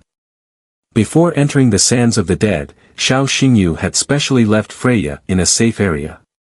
In the moment of near death, as soon as the Holy Light Teleportation activated, Xiao Xingyu, the Shadow Demon Dragon, and the Electric-Eared Rabbit were all instantaneously teleported to Freya's side, cleverly evading the aftershocks of the Ant Queen's nest explosion.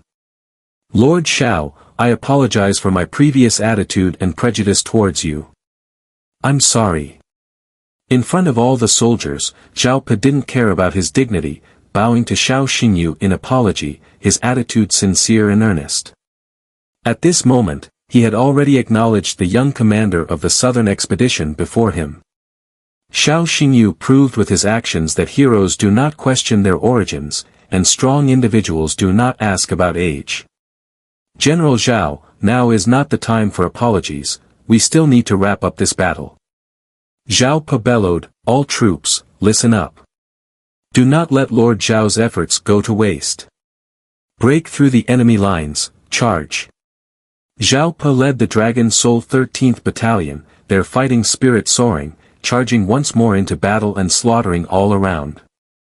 With the Ant Queen's nest, this perpetual motion factory, destroyed, the Huangquan Flame Ant Legion's prospects were grim.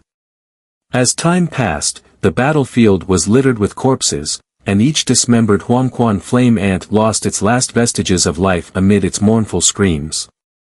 In less than 2 hours, the battlefield fell silent, the blood flowing like rivers.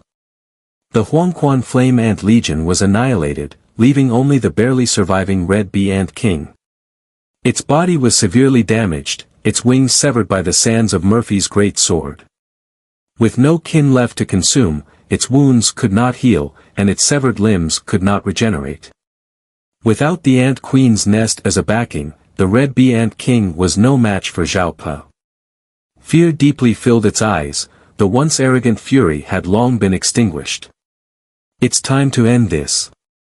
Xiao Po took a deep breath and released his immense spiritual power. Murphy raised the sands of the flowing sword high. In a flash, the sword's light passed, leaving a cold shadow in the night sky. The Red Bee Ant King was cleaved in two, revealing a beast core exposed among the rolling sands. The Red Bee Ant King's body turned into a stinking powder, vanishing into the murky world around. Dark foam, absorb it. The god Hell Wolf beside Xiao Xingyu opened its mouth, absorbing the SSS-grade beast energy, soul-eating blood flame, from the beast core. The soldiers of the entire army looked towards Xiao Xingyu simultaneously. This youthful, inexperienced boy was the greatest contributor to this victory. Xiao Po shouted loudly, brothers, lift Lord Xiao up, let's celebrate our victory.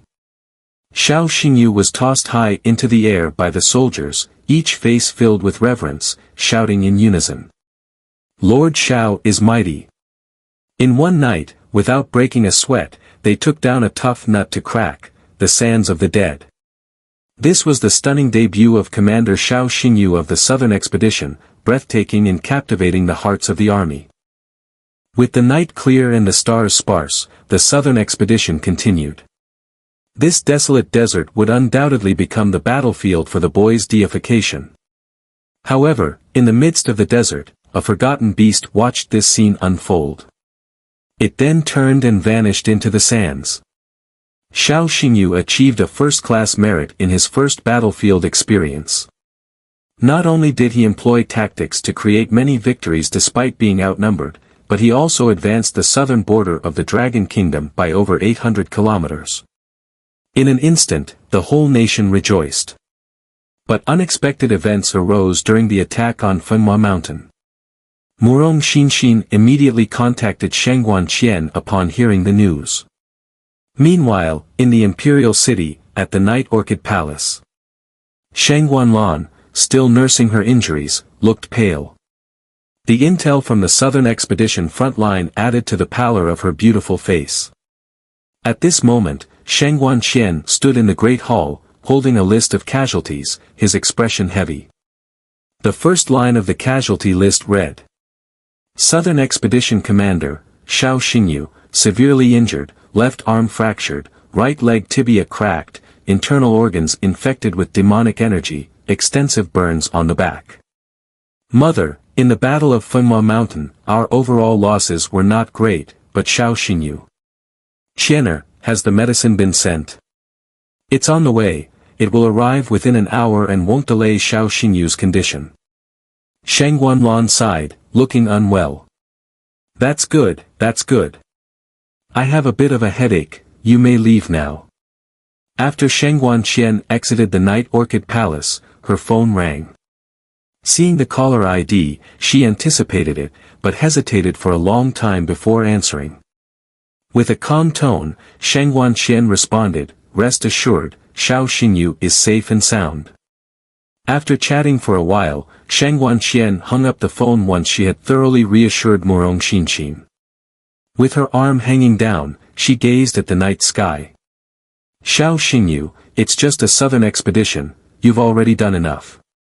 Why push yourself to this extent? Behind every great victory, there is inevitably a river of blood and tears. 5 hours ago, Xiao Xingyu appeared at the eastern foot of Fengmoshan. The crimson flame shadow transformed into a clone of Xiao Xingyu. Xiao Xingyu dashed around in the darkness, setting up the focal points for the undead magic array. The movements of the clone synchronized with those of Xiao Xingyu's main body, both performing the same tasks. Half an hour passed. Xiao Xingyu wiped the sweat from his forehead. All set. 2 signal flares rose slowly from the western and eastern foot of Fengmoshan, blooming like fireworks in the silent night sky. At this moment, Zhao Pe led the soldiers of the Dragon Soul 13th camp, gathering at the foot of the central area of Fengmoshan. Chen Xian, General, Lord Xiao has sent the signal. Zhao Pe's eyes flashed with murderous intent, and his spiritual power surged. Kill. The western, central, and eastern routes launched simultaneous attacks. All the forces of the South Expedition concentrated on the central route. The eastern and western routes were entirely restrained by Xiao Xingyu alone, with no reinforcements. Under Zhao Pe's leadership, each member of the vanguard unit activated their beast-taming emblem. The enormous meat shield-type beasts rose like mobile fortresses. The reaping troops and long-range troops followed closely behind, concentrating all their strength along this line, instantly breaking through the first layer of defense set by the human-faced spider army. At the peak of Fengmoshan, in a cave lair, on a throne woven from spider silk sat a woman wearing a golden crown. She was a hybrid beast of the insect and orc types, the Spider Queen. The Spider Queen was the leader of the human-faced spider army, tasked with guarding Fengmoshan. The ceiling of the cave lair was covered in sticky spider webs. Hundreds of male human beast tamers were trapped in the webs. Half of them had already turned to bones. If not bound by the webs, they would have surely disintegrated at the slightest breeze. The other half were still alive but in a severely weakened state.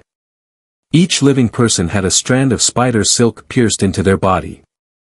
The other end of the silk connected to the Spider Queen's wrist. With a flick of her wrist, the silk acted like a needle drawing blood, extracting the living blood from their bodies and feeding it into the Spider Queen. These humans' blood is no longer fresh, it's time to find an opportunity to replace them.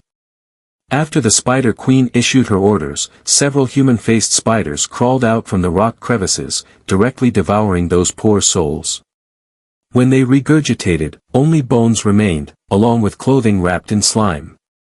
From the clothing, it was evident that these tragically fated human beast tamers were notorious mercenaries. They bore sins on their backs, had no nationality, and could only pan for gold. In these perilous areas, a moment's carelessness could lead to such a fate, becoming food for beasts. The Spider Queen pressed her purple lips together, her eyes revealing a thirst for blood. It's been a while since I've had fresh human blood, it seems I need to find a chance to get some new stock. Suddenly, a violent tremor shook the ground, raising the Spider Queen's delicate brows. What's happening? A human-faced Spider King rushed into the cave lair, its upper body resembling that of a human female. Its lower half was a spider's body, with 8 appendages constantly moving, exuding a corrosive slime from its venom glands. Your Majesty, the Southern Expeditionary Army of the Dragon Kingdom has started attacking the mountain. They are advancing in 3 routes simultaneously, with fierce momentum. Just now, the forces advancing on the central route have already breached our first line of defense. The Spider Queen's eyes lit up with a vicious killing intent.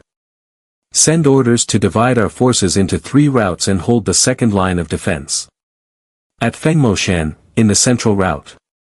Zhao Pe activated his beast-taming emblem, summoning the sand giant knight, Mephiston. With a swift sweep of his massive sand sword, he instantly killed thousands of extraordinary human-faced evil spiders. This was the power of an 8-star beast tamer. Leading the entire army, Zhao Pe easily cut through the central route, unstoppable as if entering an unguarded land. Xiao my brother has been keeping the enemies on the eastern and western routes occupied. Old Chen, let's quicken our pace of attack and seize the opportunity that Xiao my brother has created. At this moment, on the eastern and western routes, the well-trained human-faced spider army engaged in fierce combat with the 2 human beast tamer units. The human-faced spider army, forced to split into 3 lines, only gained an advantage on the eastern and western routes. However, the central route collapsed directly. Within half an hour, the second and third lines of defense crumbled entirely. At the peak of Fengmoshan, in the cave lair, the charge horn of the human beast tamers resonated closer and closer, shaking the Spider Queen's eardrums. Your Majesty, the latest battle report. The central line of defense has completely collapsed. The eastern and western routes can still hold. Something seems off. Get out of the way. The Spider Queen stepped lightly on the thin silk threads, leaving the cave lair and arriving at the edge of the cliff. This position served as a watchtower for the human-faced spider army, providing a view over the entire Fengmoshan region. In the Spider Queen's sight, Zhao Pe led his army, already climbing past the halfway point of the mountain. Meanwhile, the Dragon Kingdom forces on the eastern and western routes appeared lackluster, their combat state lifeless. Sister, I need your eyes. Sister, I'm coming. A strange and piercing voice, reminiscent of a bell, emanated from the Spider Queen's abdomen. Under the blood moon's illumination, the Spider Queen's snow-white belly suddenly bulged.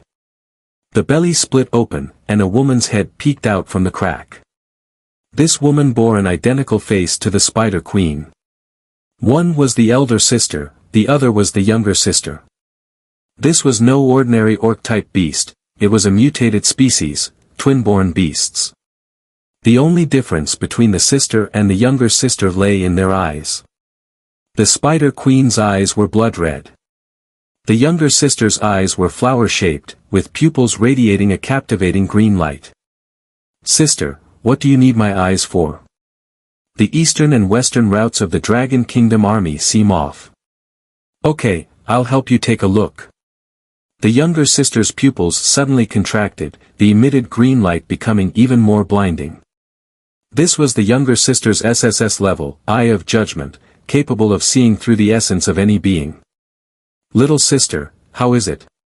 Sister, we were deceived terribly. What do you mean?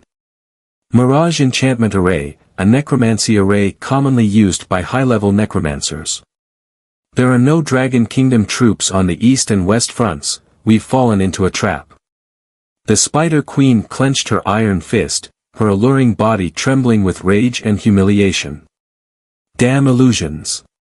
On the eastern slope of Fenhua Mountain. East front line. A pair of feet as white as ghost skin lightly treaded on the spider silk, hovering above the battlefield. All the human-faced spider warriors raised their heads, showing expressions of admiration, filled with enthusiasm. The queen has arrived. Warriors, we must unleash a more ferocious offensive. Yes, we must not disappoint the Queen. With the arrival of the Spider Queen, the morale of the human-faced spider army soared, and they launched a rapid charge that disrupted the formation of the Dragon Kingdom troops, causing mass slaughter. Every human-faced spider warrior shared the same thought, to showcase their strength before the Spider Queen, achieve military merit, and earn rewards. The Spider Queen's blood-red eyes quivered slightly, and the corners of her mouth curled into a furious arc. A bunch of brainless fools, unaware that they've fallen for an illusion, yet still here boasting. The Spider Queen erupted in fury, her gaze ferocious, a surge of demonic energy bursting forth from her body. In an instant, the heavens and earth changed, winds howling and dust swirling. Nearby trees and flowers were corroded, withering away in an instant, leaving the ground covered in thick toxic liquid, emanating a foul, warm breath. The soil loosened, and swarms of small spiders crawled out, producing a chorus of shrill sounds, like a symphony celebrating this gluttonous night. Still charging mindlessly? How did I end up raising such worthless creatures? The Spider Queen raised her hand, and 5 sharp, arrow-like threads shot from her fingertips, instantly killing 5 brainless charging human-faced spider warriors. Seeing their queen mercilessly kill their kin, the other human-faced spider warriors immediately halted their attacks, trembling in place, their faces showing only fear and confusion. From the tear in the Spider Queen's abdomen, the head of her little sister emerged. "Sister, where is the eye of the array?" The little sister activated the Judgment Eye, scanning the entire battlefield. Southeast, in the cold plum grove. Southwest, in the small stone pool. And in the dark current cave behind giant rock. The Spider Queen's gaze flashed, and with a flick of her fingers, 3 threads shot out like arrows, piercing through the chaotic battlefield and explosively destroying the 3 array eyes. With the array eyes shattered, the enchantment failed. Once the Mirage enchantment array disappeared, the battlefield returned to its true appearance. Only at this moment did all the human-faced spider warriors realize how foolish they had been. What is going on? Where are the Dragon Kingdom troops? Why are there only skeletons? On the battlefield, there was not a single Dragon Kingdom warrior, nor half a Beast Master corpse. There were only lifeless, blank-looking skeleton minions. The Mirage Enchantment Array belonged to the illusion type of Necromancy Array. Once activated, if the enemy inadvertently entered the array, their vision would be controlled by the illusion. The Spider Queen's face was frosty, her eyes filled with murderous intent.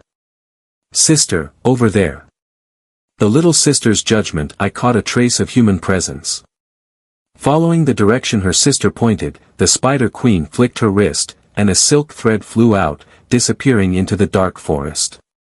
In an instant, a young man dressed in Dragon Kingdom army attire was bound by the silk thread, dragged all the way until he fell at the feet of the Spider Queen.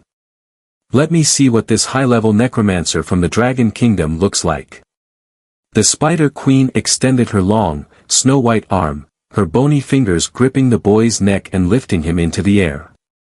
Bathed in the moonlight, the boy's handsome face was fully exposed to the Spider Queen's gaze. The little sister, whose head was protruding from the abdominal opening, let out a seductive giggle. "Sister, this human boy looks quite handsome, he's my type."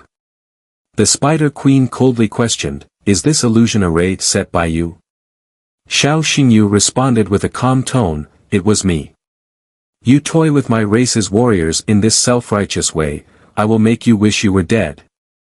As the leader of the human-faced spider race, the Spider Queen was furious, her fingertips releasing highly toxic demonic energy that seeped into Xiao Xinyu's body.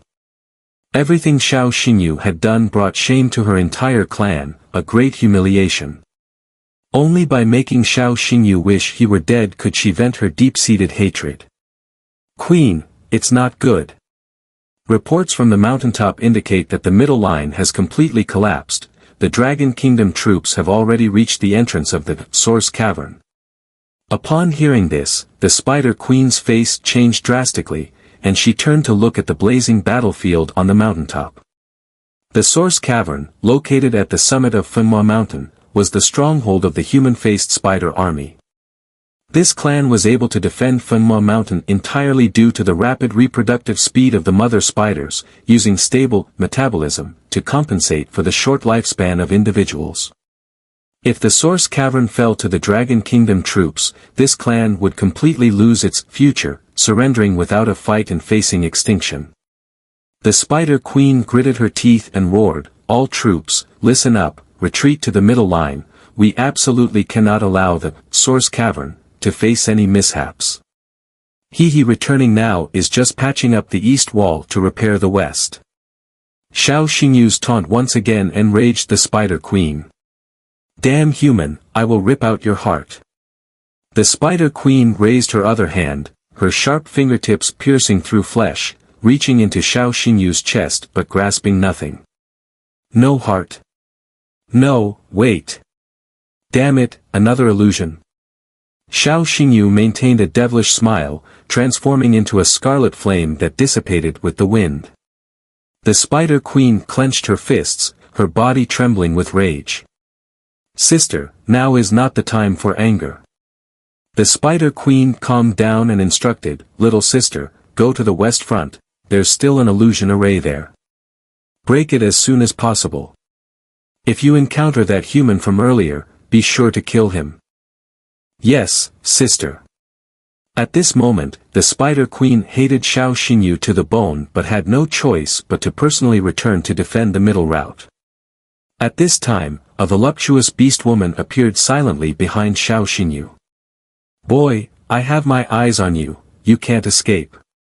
Just then, a strange spider silk shot out and locked onto Xiao Xingyu's crotch. In the eyes of the Spider Queen, an endless greed and uncontrollable lust flickered. The earth shook, and the soil turned over. A multitude of ghostly hands burst forth from the ground, grasping tightly at Xiao Xingyu's ankles and calves, immobilizing him. The Spider Queen was determined to possess him because Xiao Xingyu's presence fulfilled all her fantasies of an exquisite blood slave. In the moment of life and death, Xiao Xingyu's handsome face showed no signs of panic. Suddenly, a holy light erupted. The Spider Queen's attack missed, her expression dazed, her pupils shaking as if an earthquake had struck. Before her eyes lay a pentagram-shaped teleportation array. In the damp, cold air, Xiao Xingyu's mocking voice echoed in the Spider Queen's ears. "Slut, in this battle, I guarantee you won't even touch the corner of my clothes." At this moment, Xiao Xingyu appeared on the eastern battlefield of Fenhua Mountain. The desolate western battlefield was left with the enraged Spider Queen. Strictly speaking, she was the younger sister with a promiscuous personality. What an interesting human. The Spider Queen clenched her fist tightly, her silver teeth grinding against her lower lip. "Xiao Xingyu, the more you resist me, the more you provoke me. The deeper my affection for you grows." For her sister, the priority was to defend the Source Spring Cave at the mountain top. However, for the younger sister, all she wanted was to capture the agile Xiao Xingyu, tame him, and turn him into her exclusive exquisite blood slave. On the middle battlefield. In a very short time, Zhao Po led the Dragon Soul 13 camp to carve out a bloody path. "General, Lord Zhao's tactical effectiveness is incredible. If it weren't for Lord Xiao restraining the east and west routes, forcing the enemy to split their forces, we wouldn't have been able to attack so easily." Just as Chen Xian was overjoyed, a chill swept over. "Old Chen, be careful." Zhao Po promptly activated his spiritual energy, and the sand giant knight, Mephiston, burst forth from the rocks, wielding the sandstorm sword to shatter the incoming spider web prison. When Zhao Po looked up, he saw a voluptuous beast woman standing atop the mountain. The Spider Queen. The younger sister was wholly focused on hunting Xiao Xingyu, so this was the elder sister. Beast Emperor Tier, 3rd stage, monster, a level higher than my summoned beasts. But what does that matter? Mephiston, let's go. Zhao Po stood on Mephiston's broad shoulders. Your Majesty, the situation is dire, the west route has fallen. At the same time, Xiao Xingyu led a group of undead human-faced spiders, sweeping through the western battlefield, breaking two lines of defense. The Holy Maiden, Seraph Freya, stood by Xiao Xingyu's side, wielding the Holy Resonance Sword. It was Freya who had just used Holy Light Teleport to transport Xiao Xingyu directly from the eastern battlefield back to the western battlefield.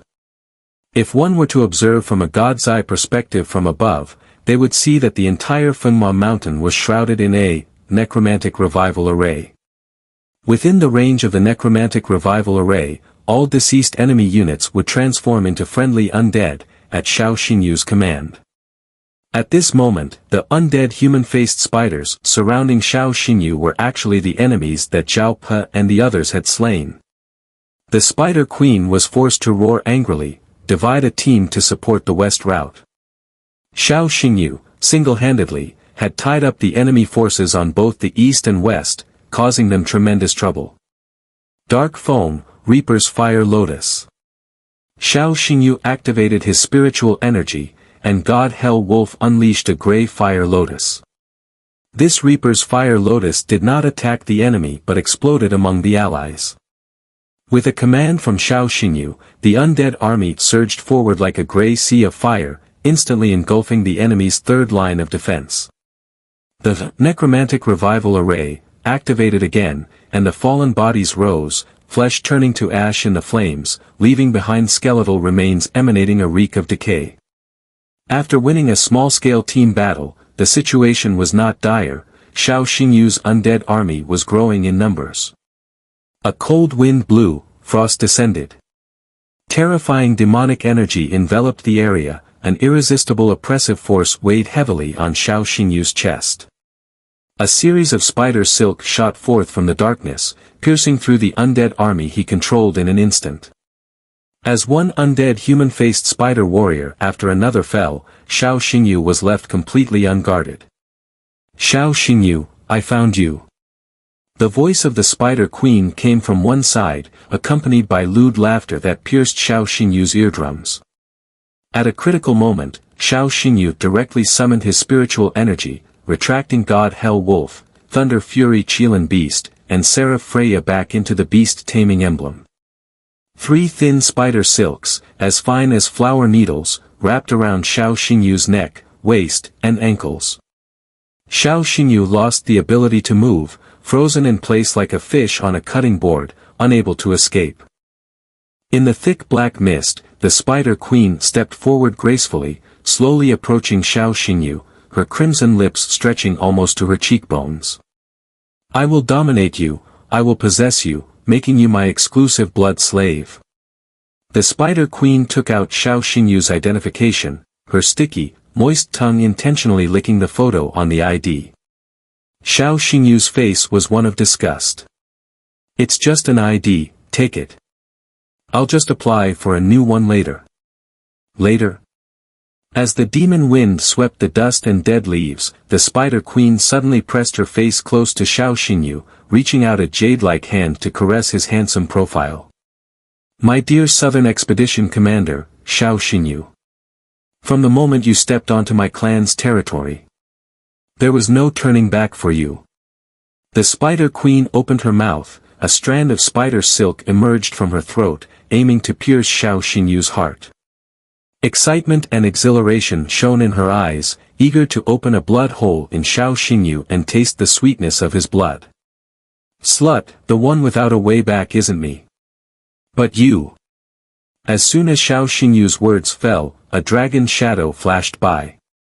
The Spider Queen's mind was momentarily affected by the ripple of dragon power, and even if it was just a brief moment of distraction, she adjusted only to find that Xiao Xingyu had vanished from his original spot. At this moment, the shadow dragon carried Xiao Xingyu on its broad back, entering the state of dragon escape, void and shadow. Even the Spider Queen, who had activated her judgment eye, could not select its movement trajectory or pinpoint its exact location. Playing hide and seek again? Hee hee. Xiao Xingyu, I have seen through your tactics. The Spider Queen was filled with confidence as she trod on spider silk, flying over the mountains, returning to the eastern battlefield. Strange, why hasn't Xiao Xingyu returned here? In the Spider Queen's understanding, Xiao Xingyu's tactic was to traverse between the western and eastern routes. However, at this moment, Xiao Xingyu was standing on the head of the Shadow Dragon, making his first appearance on the mid-route battlefield. Brother Xiao, you're here. Brother Xiao, let's coordinate an attack. Sure thing. Xiao Xingyu formed hand seals, and the power of the undead poured out from every pore of his skin. The scroll of the underworld opened automatically, its pages fluttering, and countless spell symbols floated in the air. *** Underworld King's Protection Formation *** Activate. The formation activated, and the ethereal figure of the Underworld King loomed over the night sky. The ground seemed to be violently torn apart by demonic claws, creating a massive hexagram totem. Around the totem, silver-gray light flickered, illuminating strange runes and distorted circuits. The Underworld King's protection formation was fully activated, enveloping Morpheus in a layer of silver armor infused with the power of the underworld. Brother Xiao, attack. Feeling Xiao Xingyu's will, Xiao Po's contorted face flushed as the trembling pool of spiritual power surged with passionate waves. *** Night's Soul, Sand Burial *** Night's Soul, Sand Burial / was Morpheus's awakened battle skill. With both hands gripping his sword, he bent his knees and stored power. Behind Morpheus, the phantoms of thousands of soldiers emerged. All the armored knights held long swords, their gazes fixed forward, ready to strike. Xiao Po's forehead was marked with bulging veins, his pores expanding, the boiling blood yearning to burst forth. Slash! This command resonated across the battlefield like the decree of a judge, echoing through the thunderous clouds. Morpheus obeyed his master's order, swinging his arms as the knight's soul burned fiercely. The power of the underworld surged mightily, and he unleashed this sweeping sword intent that could break 1,000 armies. A golden sword light cleaved through the dark night. The explosive ripples overturned the ground of Fenhua Mountain, sweeping away countless beasts. In the ruined wasteland lay a sword mark over 100 meters long, still harboring the lingering power of the underworld.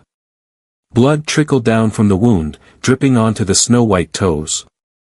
The Spider Queen bore a gaping, bloody sword wound on her chest. In just one coordinated strike, she suffered a significant injury. The Spider Queen's wound could not heal for a long time. The self-healing ability of her beast emperor body seemed like a joke at this moment. The wound was filled with shifting sands burning with the fire of the undead, causing continuous damage. The Eye of the Demon God activated. In Xiao Xingyu's vision, the Spider Queen's health bar dropped by 1/3.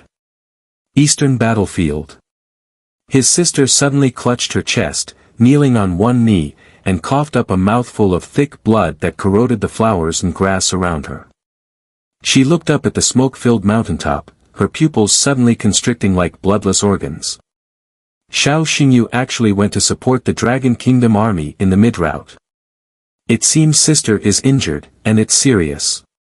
The sisters shared the same health bar, a characteristic of twin-type monsters, which also served as a weakness. The pain suffered by the sister would exert the same intensity of effect on the younger sister. The opposite was true as well. Mid-route battlefield. A powerful killing intent surged in the Spider Queen's eyes. Beastmasters of the Dragon Kingdom, this land will be your grave. The ground beneath the Spider Queen shook violently, triggering landslides and fierce winds. The Eye of the Demon God glowed with crimson light. Xiao Xingyu shouted loudly, "The Spider Queen is unleashing her ultimate move, retreat."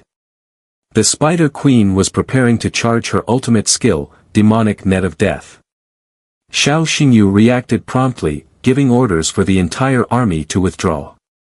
On the mountaintop, the Spider Queen spat blood in anger.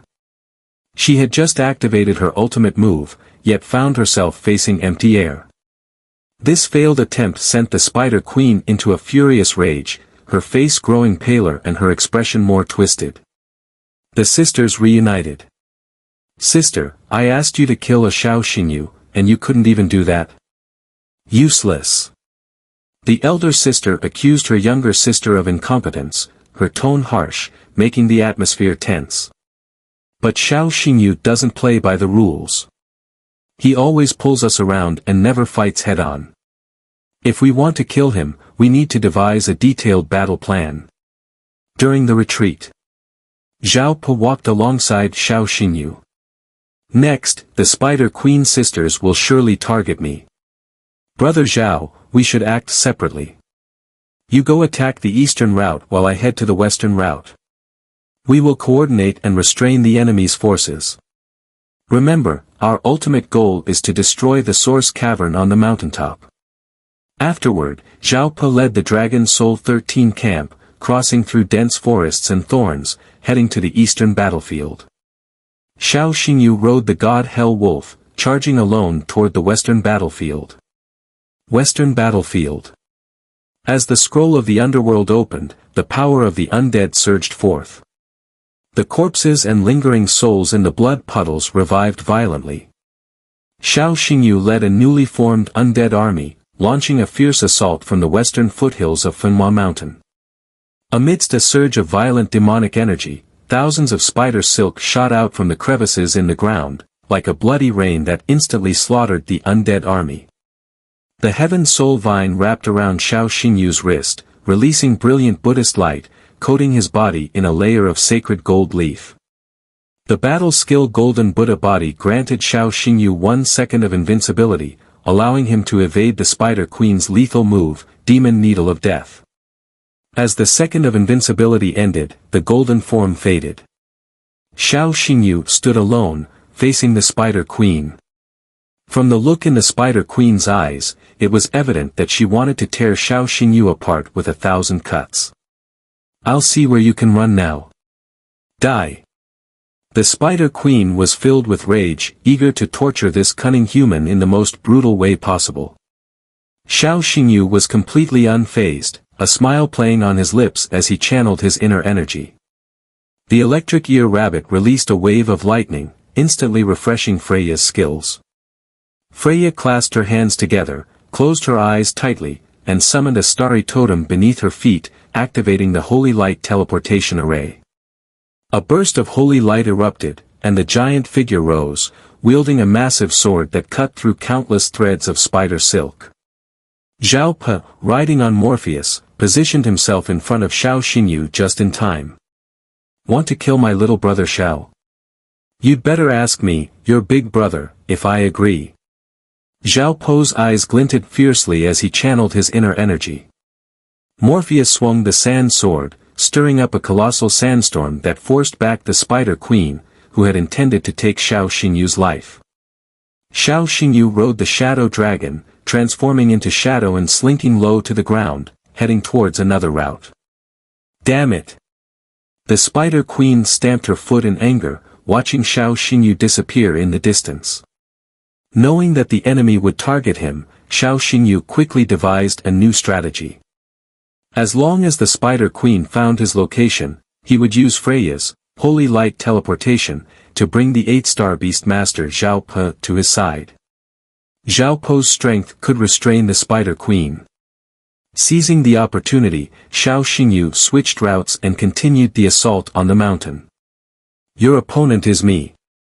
The Spider Queen attempted to chase after Xiao Xingyu, but Zhao Po blocked her path, trapping her in the western battlefield. Meanwhile, Xiao Xingyu flew on his dragon to the eastern battlefield.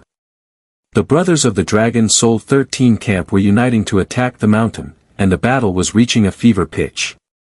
Chen Xin shouted, "Lord Xiao, the enemy's counterattack is too fierce, your position too far forward, retreat a bit." On the battlefield, Xiao Xingyu was the brain of the Dragon Kingdom army. He only needed to focus on commanding to exert a tremendous influence. However, everyone knew his rank was only 4 stars. The brothers of the Dragon Soul 13 camp instinctively protected Xiao Xingyu, trying to keep him out of the enemy's attack range. With the demon god's eye scanning the battlefield, Xiao Xingyu understood the situation. The enemy's counterattack power is indeed more ferocious now. At this moment, I need to boost morale. Xiao Xingyu summoned his inner energy and whispered, "Dark Feng, let's go." Xiao Xingyu charged forward on the god Hell Wolf, his energy surging. "Lord Xiao, be careful." Chen Xian felt a chill run down his spine, his hair standing on end. At that moment, an evil-eye spider king burst through the ground. It emitted a savage screech, waving its 8 sharp limbs like spears, launching a surprise attack on Xiao Xingyu. This was a Beast King level, first tier, monster. Beastmasters below 6 stars were no match for it at all.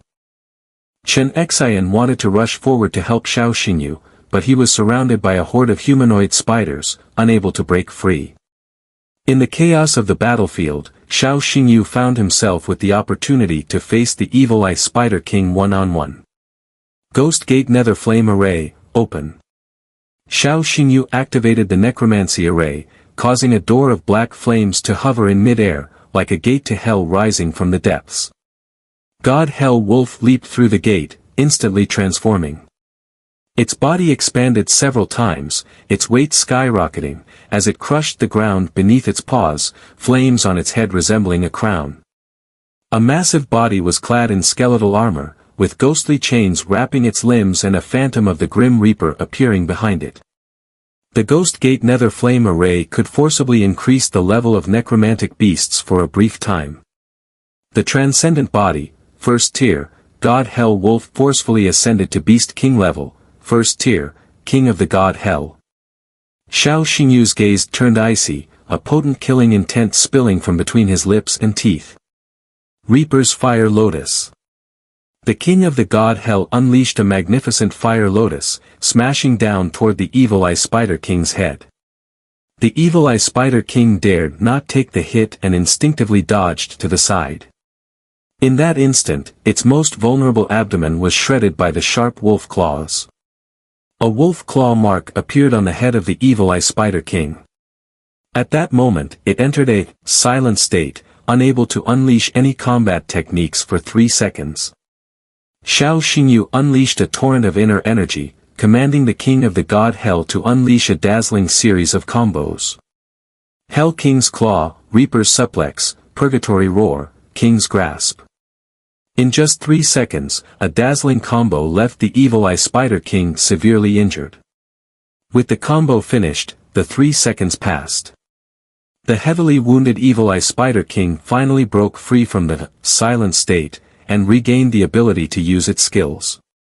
"Lord Xiao, it's going to counterattack, be careful." A teammate's warning came from behind Xiao Xingyu. At that moment, the wounded Evil-Eye Spider King, its broken body seemingly ablaze with fury, had revenge burning in its crimson eyes. It thought, after you finish your combo, it must be my turn now. Xiao Xingyu revealed a wicked smile, his lips curling slightly. Under the judgment of the demon god's eye, the heavily injured Evil-Eye Spider King had only 30% health remaining. "Sorry, you no longer have the chance to counterattack, it's over." Reaper's Harvest. Talent, Power of the Reaper, passive, when enemy units health less than or equal to 30%, it can trigger a guaranteed kill. Reaper's Harvest, restriction, only effective against enemy units of equal or lower level. This was a new talent power acquired by God Hell Wolf after merging with the bloodline of the Grim Reaper. The King of the God Hell moved like lightning, its sharp wolf claws slicing through the Evil-Eye Spider King's head like the scythe of the Grim Reaper, instantly severing it. In the perspective of the demon god's eye, the Evil-Eye Spider King's health bar dropped from 30% to empty in an instant. At the moment of its demise, the Evil-Eye Spider King showed no fear in its eyes, only endless confusion. It could not comprehend why, despite having so much health left, it couldn't withstand the King of the God Hell's seemingly effortless regular attack. The monster crystal core fell to the ground, emitting a seductive red glow. The body of the Evil-Eye Spider King withered away, reduced to a skeleton, as the king of the god Hell's iron hooves mercilessly crushed it into fine powder. This scene was too outrageous for the warriors of the Dragon Soul 13 camp, shattering their established understanding. I can't be seeing this wrong. Did Lord Xiao just single-handedly kill a Beast King level monster? Incredible, Lord Xiao only has a 4-star rank and yet was able to solo the Evil Eye Spider King. The Evil Eye Spider King didn't even get to unleash its ultimate move before it died. Xiao Xingyu pulled a pack of spicy strips from his spatial ring and fed it to the king of the god Hell. Dark Phone, well done. Thanks to the passive effect of the power of the Reaper, any monster facing Dark Phone would start the battle with only 70% of their health if their level was lower than Dark Fangs. When the Evil Eye Spider King had only 30% health left, it had essentially reached the execution threshold for the king of the god Hell. Xiao Xingyu's incredible maneuver greatly boosted the morale of the entire army. Kill! Xiao Xingyu spat out cold words and led the charge. Morale surged, and the entire army was invigorated, launching a frenzied assault. In the mountains shrouded by night, a bloody battle unfolded. Time flew by, and the predicament of the human-faced Spider Legion grew increasingly dire. An hour passed. The human-faced Spider Legion was in decline, their forces, too dispersed, were driven into a corner by Xiao Xingyu's guerrilla tactics. Sister, you are responsible for guarding the Source Abyss. Remember, do not go anywhere. I understand, sister. At the peak of Fenhua Mountain. The entrance to the Source Abyss. The Spider Queen was stationed here to guard it. In her hand was Xiao Xingyu's officer certificate, her enchanting eyes hinting that she was indeed the sister. Now that the human-faced Spider Legion was understaffed, the sister could only follow her sister's orders and guard the main base. Old Chen. Lord Xiao, just give the orders. Xiao Xingyu activated the Eye of the Demon God, covering the entire battlefield in her view. The positions of the Spider Queen sisters. The older sister was entangled by Zhao Pe. The younger sister was guarding the Source Abyss. Xiao Xingyu revealed a wise smile. Sure enough, they've started to guard the base, which means victory is not far off. Old Chen, you're in charge of leading the team, continue the full-force attack on the east route. Chen Xinhong nodded emphatically, channeling all his determination to fulfill Xiao Xingyu's mission. Xiao Xingyu mounted her shadow dragon and transformed into a shadow, slipping into the dark, chilly forest, disappearing from sight. Atop the mountain, the Spider Queen revealed an evil smile. The Eye of Judgment opened. On the west route, the sister is entangled by that troublesome 8-star Beast Master. On the east route, the Dragon Kingdom forces are attacking with full force. But the middle route is completely empty. Xiao Xingyu, your illusions are nothing but clumsy tricks in my eyes. The younger sister seemed to forget her sister's warning, believing that guarding the Source Abyss was paramount.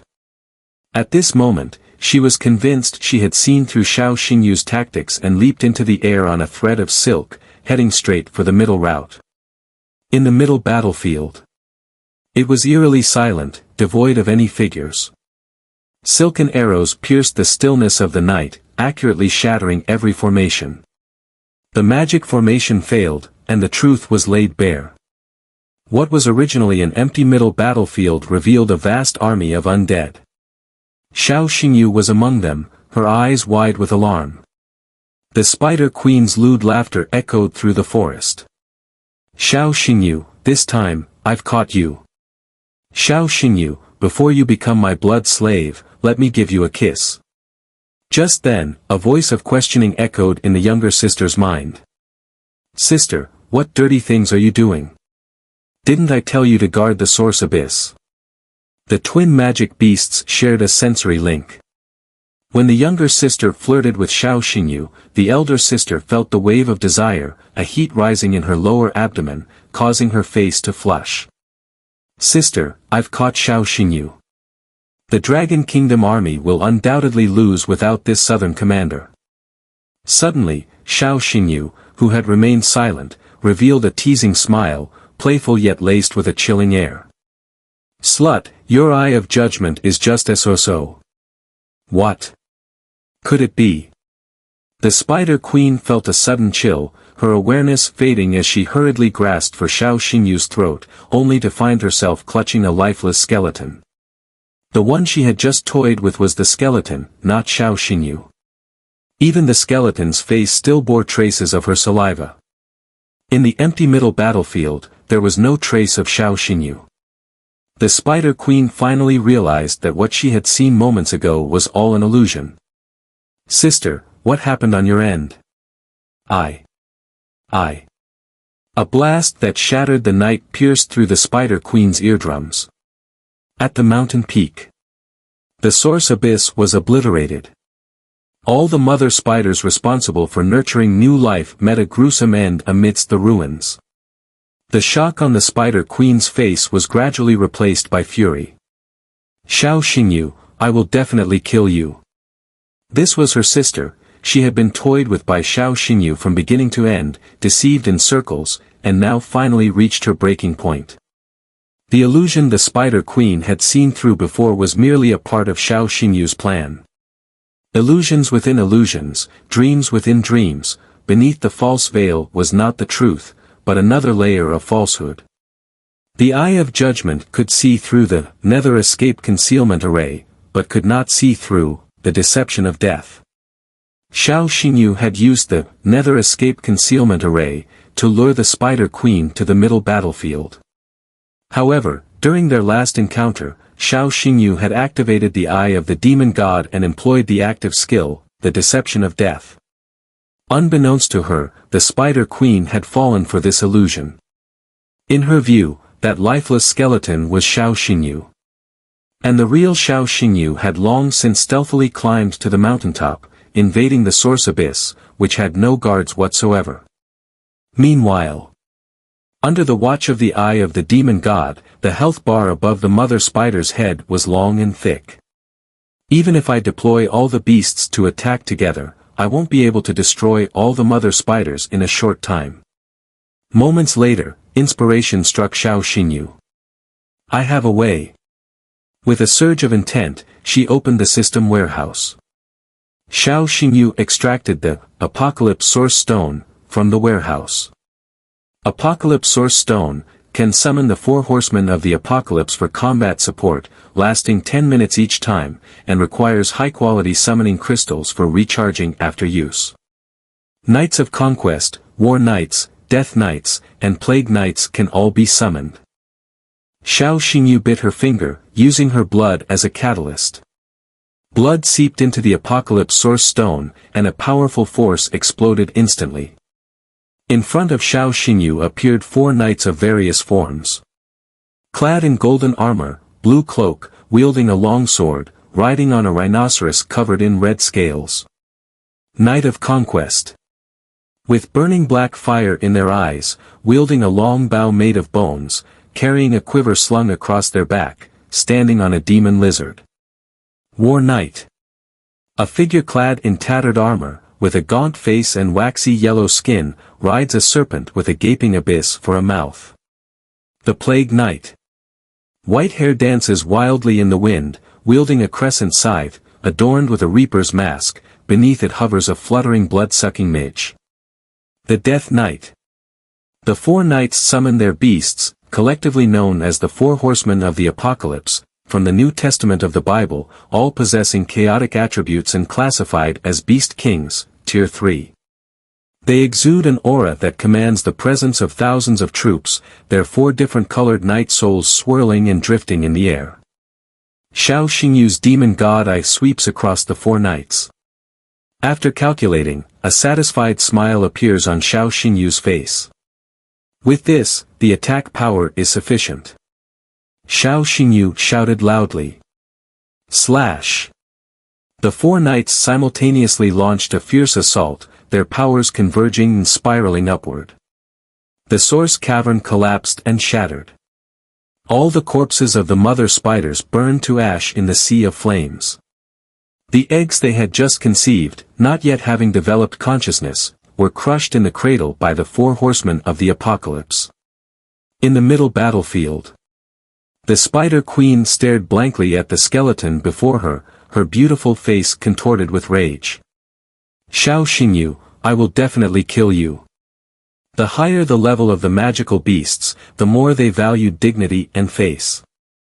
In this battle, the Spider Queen sisters had been toyed with repeatedly by Xiao Xingyu, which had brought them shame. The explosion of the source cavern was the last straw that broke the camel's back for these sisters. On the peak of Fenhua Mountain, Xiao Xingyu, covered in dirt and ash, crawled out of the collapsed cavern ruins. The demon god eye activated its kaleidoscope mode, extending its perception across the entire map. Oh no, the sisters are both coming for me.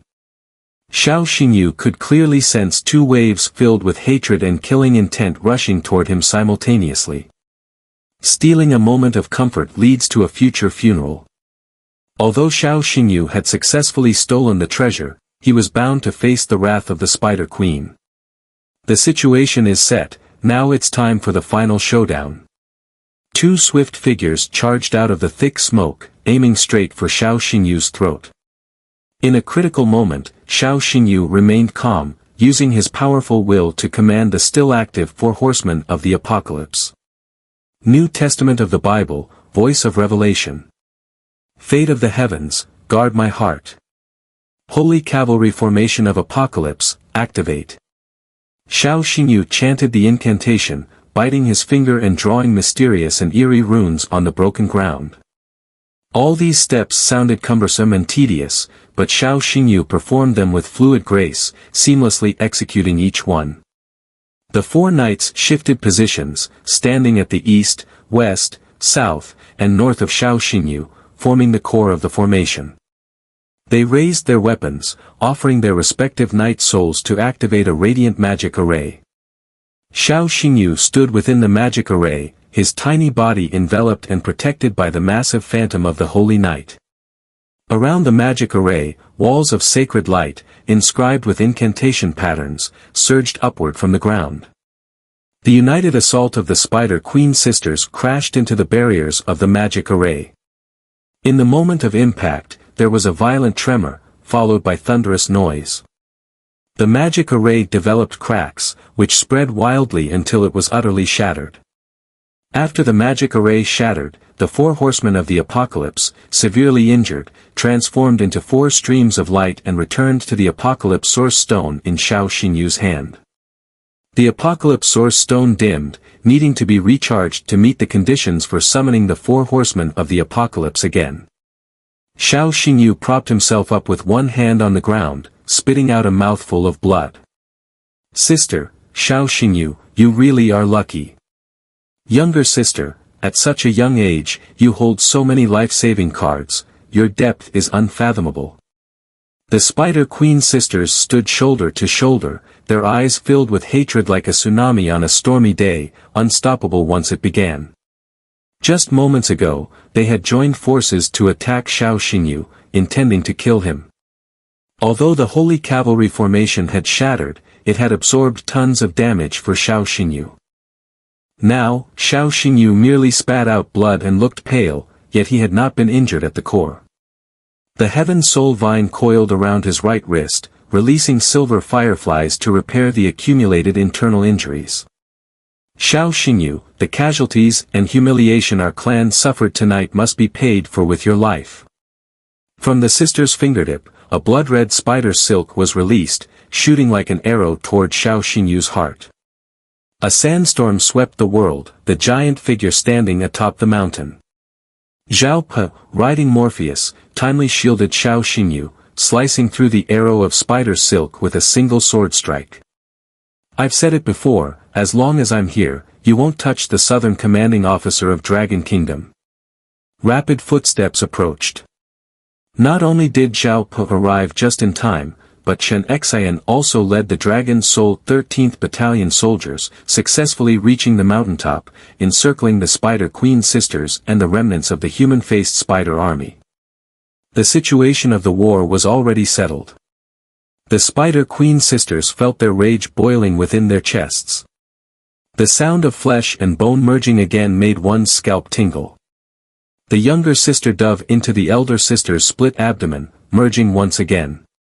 The moonlight of the night illuminated two identical faces, their eyes filled with endless killing intent. The Spider Queen glanced back, surveying the collapsed and destroyed source cavern, looking at the lifeless corpses of mother spiders. Having lost everything meant there were no longer any concerns. Revenge was the only obsession of the Spider Queen. The Spider Queen extended her sharp claws, caressing her abdomen until they brushed against her sister's lips. The younger sister opened her mouth willingly. Flesh writhed, and bones creaked. The Spider Queen retrieved a white bone bow from her sister's mouth. She gently pulled the slime-covered bowstring, and a scarlet arrow of spider silk materialized, aimed directly at Xiao Xingyu. Warriors, listen up. In this battle, we will fight until the last moment. Remember. A team battle can be lost, but Xiao Xingyu must die. Everything Xiao Xingyu did stirred the anger and hatred of the Spider Queen. Zhao Pe gritted his teeth and growled. All troops, listen up, kill. The forces on both sides were imbalanced. The Dragon Soul 13th Battalion's assault was fierce and brutal, their morale high. In a pool of blood rising to their ankles, countless spider remnants floated. The iron hooves of the beast masters crushed the spiders' eyeballs and hearts. Even so, the Spider Queen never displayed fear or retreat in her eyes. She could accept the total annihilation of her entire clan. It can also accept dying here. But it absolutely cannot accept that before its death, it is unable to kill Xiao Xingyu. Stepping on the spider silk, the shadowy figure darted through the air. The surging demonic aura enveloped everything, and the bone-deep killing intent pierced through the dense night. It wants to kill Lord Xiao. No matter what, stop it. Form a formation to protect Lord Xiao. The Spider Queen ignored any Beastmaster's attacks, even if it was covered in wounds and bleeding profusely, it never slowed down, charging straight at Xiao Xingyu. Xiao Xingyu, you will die. In the Spider Queen's line of sight, Xiao Xingyu had entered range. It drew back its bow, no need to aim, and let the string go. The silk arrows pierced through the forest and rocks, like the fangs of a venomous beast, burning with flames of hatred, locking onto Xiao Xingyu's back. The silk arrow pierced through Xiao Xingyu's back and emerged from his chest. This scene elicited a mad grin from the Spider Queen. At that moment, a voice came from its abdomen, belonging to its younger sister. Sister, that's an illusion, look closely. The sister activated the judgment eye, sharing her vision with her sister. In that instant, the smile on the Spider Queen's face vanished entirely. The corpse lying in a pool of blood was not Xiao Xingyu but a humanoid spider warrior. Damn illusion, damn it, damn it. The Spider Queen clawed at its own face in a frenzy, falling into a state of violent madness. That night, it had no idea how many times Xiao Xingyu's illusion had toyed with it. All troops, form up. In that moment, Zhao Pe led the entire army of warriors to surround the Spider Queen, trapping it in a dark and damp forest. Xiao Xingyu's true form stood right beside Zhao Pe. Gently urging his spiritual power, the necromantic revival formation continued to take effect. The dead humanoid spiders transformed into undead warriors, becoming loyal servants guarding Xiao Xingyu. In their eyes burned a greenish necromantic fire, mouths wide open, sharp serrated teeth grinding against each other, issuing taunting shrieks towards the Spider Queen. Transforming humanoid spiders into undead warriors was also an insult to the Spider Queen. Xiao Xingyu understood military strategy well. Only by breaking the mindset of this Beastmaster-level monster could the subsequent encirclement be easier. This is Xiao Xingyu's trick. He is trying to drive you to mental collapse and loss of reason in various ways. If you want to kill Xiao Xingyu, you must calm down. This was a kind reminder from the sister. A Beastmaster-level monster would not easily abandon its obsessions. The Spider Queen took a deep breath, the anger-fogged mind becoming clear once more, at this moment, it was terrifyingly rational. You insignificant, foolish humans, do you think victory in this war is already in your grasp? I have devoted my life to Lord Nidhogg, I fear no death. But before I die, I will make all of you from the Dragon Kingdom's southern expedition accompany me to the grave. The Spider Queen had the confidence to say such ruthless words, proving that it still held other cards. Sister. I understand, sister. From the abdomen of the Spider Queen, the sister revealed a strange smile as she pulled a hollow bone from her mouth and blew it like a jade flute. The flute's sound was melodious, full of sorrow. The temperature plummeted in the burning Funhua mountain. The Beastmasters of the Dragon Kingdom seemed to fall into a cold, desolate graveyard, surrounded by drifting ghostly shadows, their blood gradually congealing within their bodies, their faces shrouded in a layer of dark frost. Lowly humans, listen to your lullaby. Dark Elegy, Staff of 5 Lines. With a wave of her right hand, the sister's 5 slender fingers trembled violently, shooting out 5 strands of spider silk of different colors. The blue silk pierced through a Dragon Kingdom warrior's chest. He fell to his knees, holding his head, his entire face buried in the foul-smelling mud. I am guilty, I do not deserve to live, I am sorry for being human. On the other side, a Beastmaster pierced through the forehead by the red spider silk, burning with rage, urged his spiritual power to control his beast, launching a fierce attack on his nearby teammate. Attacking our own. The flood has washed away the Dragon King's temple. The yellow spider silk, like a sharp arrow, pierced through Chen Xian's left arm, blood gushing forth. Old Chen, what's wrong with you? General, I suddenly feel, ah ha ha ha. Chen Xian lay on the ground, laughing hysterically as if he had gone mad, unable to stop. Zhao Pa looked around, his expression growing heavier. What is going on? Everyone, pull yourselves together. Beside him were warriors injured by purple and green spider silks, either weeping bitterly or suffering from cardiac arrest. Xiao Xingyu's voice came through. This is the Spider Queen's awakened battle technique, Dark Elegy, Staff of 5 Lines, which can manipulate our emotions using different colors of spider silk. Xiao Xingyu's demon god's eyes saw through everything. At the moment Zhao Pa was distracted, 5 strands of spider silk twisted together and shot towards him simultaneously. Xiao Xingyu pushed forcefully, causing Zhao Pa to roll to the side, narrowly escaping. Xiao, little brother. After getting up, the scene before Zhao Pa's eyes made his heart tighten painfully. 5 strands of different colored spider silk pierced through Xiao Xingyu's heart simultaneously. The Spider Queen revealed a triumphant smile once again. Xiao Xingyu, this time you are definitely going to die. Depression, jealousy, ecstasy, sadness, fear.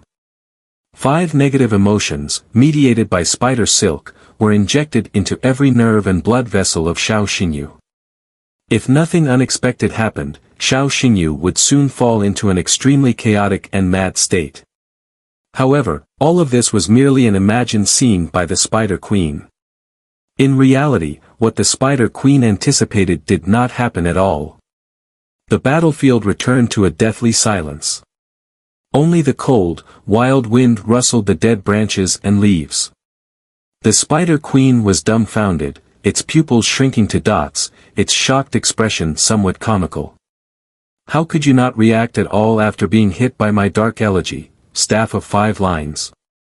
Xiao Xingyu raised his eyes, filled with wickedness, a blood-red smile curving his lips. Why use something against me that isn't effective? You picked the wrong opponent this time. Eye of the Demon God, passive ability, absorbs negative emotions from the world at all times, such as anger, jealousy, sadness, and melancholy. The negative emotions carried by Xiao Xingyu are like an ocean. The negative emotions released by the dark tragic melody, 5-line score, are nothing more than pouring 5 bottles of mineral water into that ocean. Moreover, the power of the Eye of the Demon God goes beyond that. Long before the battle at Wanyu City, the Eye of the Demon God awakened the extreme evil power, 7 Deadly Sins. As the source of sin, any emotional mental attack is ineffective against Xiao Xingyu. Your trump card is useless against me. Xiao Xingyu's voice deeply stimulated the soul of the Spider Queen.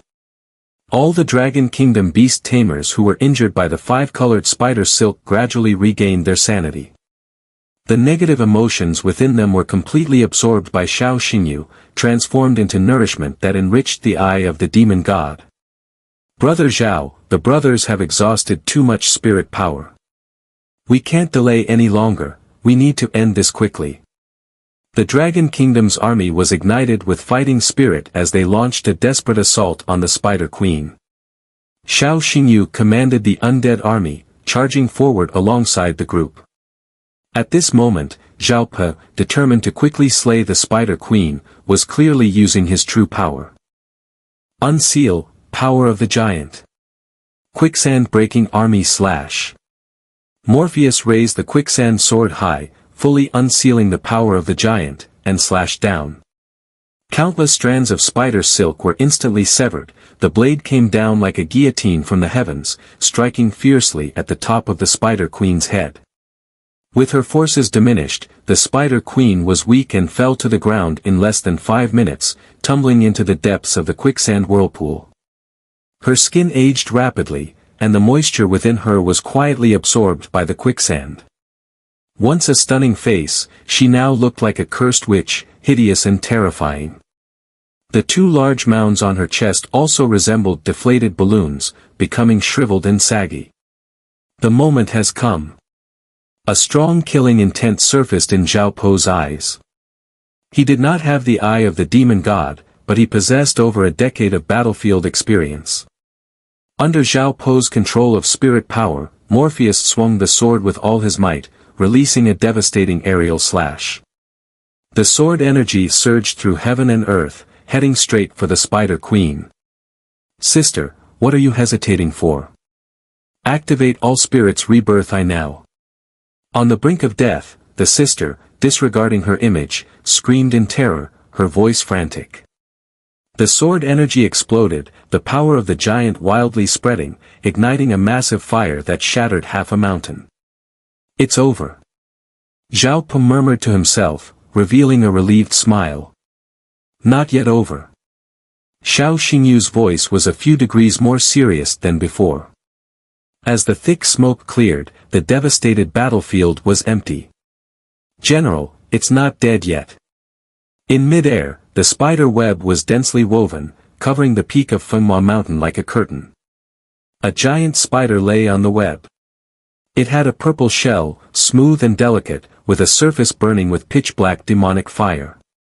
Xiao Xingyu lightly bit his lip and murmured, SSS-level beast ability, I technique, all spirits rebirth I. It seems we need to find another way to kill these spider sisters.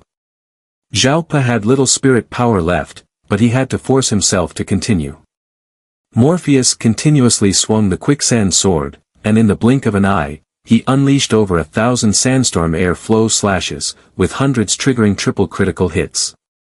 Under the gaze of everyone, the whole army was shocked, unable to believe their eyes. Chen Exayan bit his lip in disbelief. Such a dense, tricky, and fierce attack was completely dodged. Zhao Pe, momentarily dazed, still couldn't accept this reality and immediately ordered. All troops, obey my command and attack.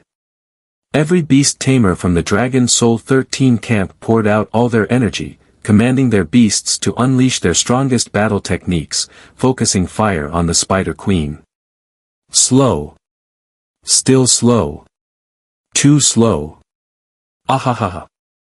Above the night sky, the spider webs twisted like a galaxy tainted with evil. The Spider Queen's true form moved at a speed that was not extreme, yet she skillfully dodged all attacks. After a wave of mad output from the entire Dragon Kingdom army, their spirit power was severely depleted, but they didn't touch a hair of the Spider Queen. In Xiao Xingyu's vision, an invisible spider web enveloped the entire mountain, like a handkerchief discarded by a god. Mind Network, a trump card technique that the Spider Queen could only use after activating the All Spirits Rebirth Eye. Any being covered by the mind network would have all their inner changes grasped by the Spider Queen. Every beast unleashing a battle technique relied on the beast tamer's intent to convey commands.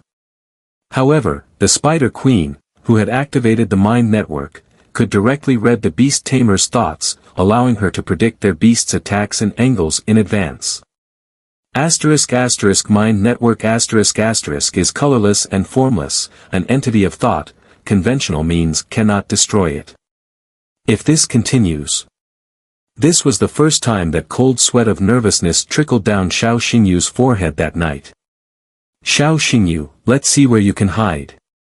Suppress firepower, protect Lord Xiao. Oh no, our attacks are meaningless, all falling short. The Spider Queen easily evaded all attacks from the beast tamers by leaping through the air using spider silk. Even Morpheus's ultimate move, Giant Sword Array, missed, wasting the little spirit power Zhao Pe had left. With the mind network activated, the Spider Queen's predictive abilities were maxed out, and within the same level, no beast could hit her. The demonic wind blew, and spider silk filled the sky. The seemingly bloated form of the Spider Queen was as agile as a ghost, moving freely among the Dragon Kingdom army, suddenly closing in on Xiao Xingyu's face. Xiao Xingyu, taste the flavor of death. The Spider Queen swung her long, sharp limbs like a giant razor, aiming for Xiao Xingyu's neck. From the moment of the explosion and collapse of the source pit, she had never expected to survive. Dying on Fenghua Mountain was her inevitable fate, as well as the final account to the Dragon of Despair, Nidhogg. Her only obsession was to kill the Southern Expedition commander who had toyed with, manipulated, and obliterated her entire clan before she died. Breaking the deadlock. Got it. In a moment of crisis, a stroke of genius emerged. The pupils of the eye of the demon god tore open, transforming into petal-like shapes that were increasingly mesmerizing. The kaleidoscope mode activated, the world suddenly slowed down, and everything was like still water. The Spider Queen did not give up her obsession to kill Xiao Xingyu. She continued to leap among the crisscrossing spider silk, using the power of the mind network to evade all attacks from the beast tamers and approach Xiao Xingyu once again. In order to protect Xiao Xingyu, the disoriented Zhao Pe instinctively channeled his spiritual power. Morpheus wielded the sand sword, releasing a horizontal cut, a beam of sword light sweeping across the battlefield and precisely hitting the Spider Queen. Chen Xian exclaimed, "It hit. It finally hit." The Spider Queen fell from the sky, her true form automatically dissolving. The elder sister and younger sister lay amidst the ruins, about 5 meters apart. Both sisters had deep sword wounds in their abdomens, exposing bone. "Sister, what's going on?" "The mind web is malfunctioning." "No, the mind web hasn't failed. I can read the thoughts of these human beastmasters, but..." The elder sister was certain that the moment Zhao Pe channeled his spiritual power, she used the mind web to capture Zhao Po's thoughts. The necromantic energy released by the underworld scroll had the effect of causing mental confusion. Xiao Xingyu directed a wisp of necromantic energy into Zhao Po's nostrils, causing his mental disarray. The commands Zhao Pe sent through his thoughts to Morpheus would undergo subtle changes. For example, a vertical slash turned into a horizontal cut. It was this clever plan of Xiao Xingyu that caused the Spider Queen's mind web to completely fail. Zhao Pe came back to his senses, releasing spiritual energy fluctuations, commanding Morpheus to launch a fierce attack. "Sister, how do we predict this? Damn it, what kind of strange ability is this?" The sisters rose from the pool of blood, sharing the power of the mind web. They could still read Zhao Po's thoughts, but Morpheus's attack patterns were completely inconsistent with Zhao Po's commands, causing their every prediction to end in error. "Sister, is this a vertical slash or a horizontal slash? Where do we dodge?" "Vertical." "No. Horizontal." "That's not it. Let me think, it should be."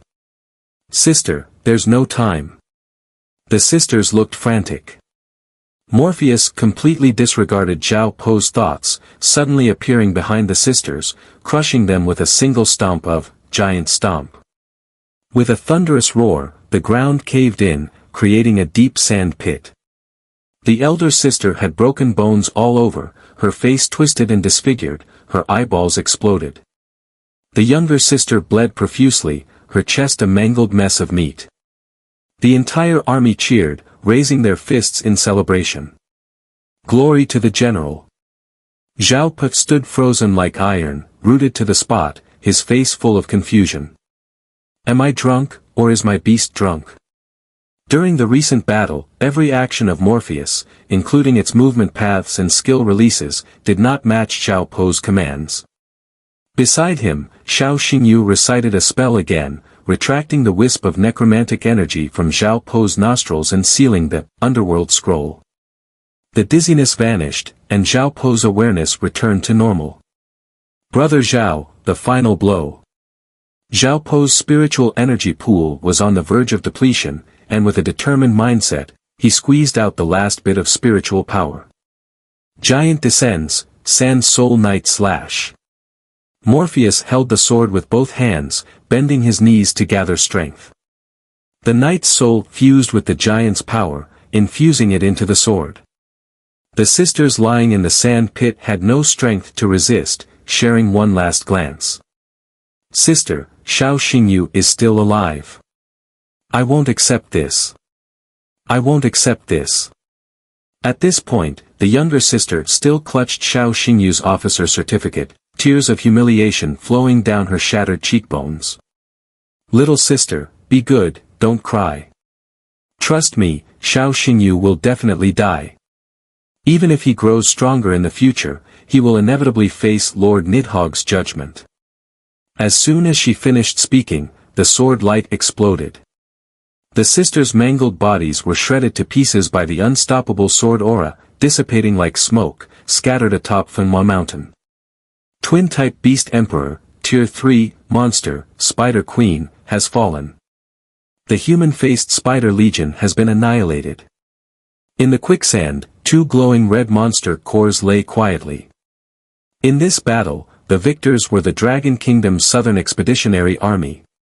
At this moment, all the soldiers stood on the mountain peak, roaring toward the other side of the mountain.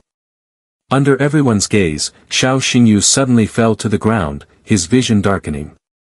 Everyone rushed over. Xiao Pu pushed to the front, cradling the unconscious Xiao Xingyu in his arms. 10 minutes later. Xiao Pu, worried, asked, Dr. Lin, how is he? Lin Hui, female, 32 years old, captain of the medical team of the Dragon's Soul 13th Battalion. General, the good news is that Lord Zhao's injuries are not severe. Not severe. That's good, Xiao Pu first breathed a sigh of relief, then became anxious. Wait. Is there bad news? Lin Hui furrowed her brows, explaining in a serious tone. General, we all witnessed the miracle Lord Xiao performed in battle. But don't forget, he is not a god, he is still a child. Lin Hui's words struck Xiao Po's heart. The soldiers gathered around were all seasoned veterans, none with a rank lower than 6 stars. Only Xiao Xingyu, at 19 years old, was a 4-star with only half a month of service. Xiao Pu gazed at Xiao Xingyu's youthful and innocent face, feeling a twinge of pain. Dr. Lin, you are right. Xiao Xingyu is still just a child. In this battle, he bore too much. Lin Hui continued. Moreover, with the extremely harsh environment, malnourished food, and insufficient sleep. At this point, Lin Hui's voice choked, and her eyes turned red. Everyone knows Lord Xiao, from the Royal Science Institute. But they often overlook that he is just a freshman from Azure Dragon Academy. He has been in the Beastmaster profession for less than a year. The soldiers surrounding Xiao Xingyu all lowered their heads, feeling self-reproach and regret. Xiao Xingyu collapsed on Fanhua Mountain's peak not due to severe injuries, but from overwork, collapsing here. People had grown accustomed to betting on this miraculous youth, forgetting that he was also a mortal, that there would be moments when he exhausted all his strength. In his unconscious state, Xiao Xingyu retained a wisp of awareness. His consciousness encountered Shengwan Tong in the realm of the dead. Do you regret taking on the role of commander of the Southern Expedition? If you had chosen to join the Imperial Soul Training Camp, you wouldn't be in this situation now. Xiao Xingyu smiled gently, wisdom sparkling in his eyes. Master, we all know that the bloody, life-or-death combat is far more effective than any technical training. Moreover, wandering between life and death, understanding the true essence of life and death, isn't that the joy that we necromantic beastmasters are crazy about? Every time I come closer to death, I feel myself growing stronger. Shengwan Tong felt a chill run through him, his eyes shining with intensity. You brat. Madness and genius, two entirely different traits, only made sense when embodied by Xiao Xingyu. After consolidating and recovering all the spoils, Zhao Po led the entire army to garrison at Fenhua Mountain, hastily setting up a makeshift camp. Xiao Xingyu lay unconscious on a bed, his lips pale and his face haggard. Just as Zhao Po was about to dial a satellite phone, a sudden tremor shook the ground beneath him. The signal's gone. Could it be? Zhao Po's expression changed drastically. With his extensive experience, he sensed the approach of danger. A heavy, overwhelming demonic aura, along with the dark clouds in the sky, enveloped Fenhua Mountain under the rainy night. Report. General, urgent situation, there are demonic beasts attacking the mountain. According to reports from the scout sentries, it's a massive force of the mutated bloodworm legion. Zhao Po's heart sank as he looked at the unconscious Xiao Xingyu on the bed, a deep sense of helplessness rising within him. Just an hour ago, the Southern Expeditionary Army of the Dragon Kingdom had just seized Fenhua Mountain. This hard-won victory required the soldiers time to recuperate. Yet, a mutated bloodworm legion chose to attack at the weakest moment of the Dragon Kingdom's Southern Expeditionary Force. This was enough to prove how strategically significant Fenhua Mountain was. Neither the Dragon Kingdom nor the demonic beasts would accept this mountain as the territory of the other. General, this battle won't be easy, Lord Xiao. With his current condition, he cannot go back to the battlefield. Zhao Po couldn't afford to think further as he repeatedly instructed Lin Hui before leaving. Dr. Lin, you are responsible for taking care of him, do not leave his side. Zhao Po turned and stepped out of the tent. All troops, listen up. Beast masters with a disability level of 3 or above do not need to go into battle, receive treatment from the medical team. Others who can still fight, assemble. One by one, Dragon Kingdom soldiers emerged from their tents. They wore bloody bandages on their heads, some limped as they walked, their beasts battered and bruised. Zhao Po clenched his teeth and shouted, didn't you understand? I said beast masters with a disability level of 3 or above do not need to fight. In the camp, every Dragon Kingdom soldier stood tall in military posture. Even severely wounded, they did not shrink back. Zhao Po's eyes turned red as he glanced at Chen Xian, who had lost vision in one eye and had a broken arm. Old Chen, get back to the medical room. Chen Xian shook his head. General, Fenhua Mountain is something Lord Xiao has poured everything into capturing. He is currently exhausted and unconscious. If he wakes up and finds out we did not hold Fenhua Mountain, I, Chen Xian, will not rest in peace even if I die. Zhao Po stood in a daze, then turned to scan the other soldiers. Each face, washed clean by the rain, wore an expression identical to Chen Xian's. At that moment, defending Fenhua Mountain was not just to protect the southern border of the Dragon Kingdom, it was also to fight for Xiao Xingyu. Zhao Po walked to the edge of the cliff, gazing up, his back appearing desolate yet heroic. On the plain below, a vast swarm of insect-type demonic beasts surged forward. They looked like rising tides, trying to engulf and drown the mountain. They were like hungry wolves, wanting to devour the Dragon Kingdom's Southern Expeditionary Force. Zhao Po gritted his teeth, hoisting the Dragon Kingdom flag. The lightning that flashed across the night sky illuminated his face filled with killing intent. Brothers, defend Funma Mountain with our lives. We will fight when the enemy comes. Charge. In a dire situation, any tactics were meaningless. The bloodlust of Dragon Kingdom soldiers was the only way to fight until the end. Under Zhao Po's leadership, the horn of charge sounded for the Dragon Kingdom's Southern Expeditionary Army as they met the mutated Bloodworm Legion in the valley. A bloody battle, betting everything, began amid the cold rain. At the mountain-top camp. Inside the tent. Xiao Xingyu lay unconscious, and Lin Hui directly covered his ears with her hands to block out the sounds of fighting from outside. In a fit of severe coughing, Xiao Xingyu regained consciousness. He slowly opened his bloodshot eyes, feeling as if his body were filled with lead, heavy and immobile. Lord Xiao, you're awake. Lin Hui was taken aback. Based on her diagnosis of Xiao Xingyu's condition, he should have remained unconscious for at least 3 days. Xiao Xingyu pushed Lin Hui's hands away, his voice weak. What's that noise outside? Lin Hui didn't know how to answer. Her gaze darted away, not daring to look Xiao Xingyu in the eyes. Just then, a piercing shriek echoed from the mountainside. That sound, the resonance from the nasal cavities of bone-biting creepers, it can't be wrong. On the map, about 150 kilometers south of Funma Mountain is the territory of the mutated bloodworms. Dr. Lin, is there a mutated bloodworm legion attacking Funma Mountain? Xiao Xingyu guessed correctly, and Lin Hui couldn't hide it any longer and could only nod. Lord Xiao, please don't be anxious. Your current condition requires rest. The general has instructed that he will handle. Lord Xiao. Lord Xiao, you must not. You will die. Someone, stop him. Xiao Xingyu performed a backflip off the bed, donning the still damp military uniform, and dashed out of the tent. My body hasn't fully recovered, but at least I can move.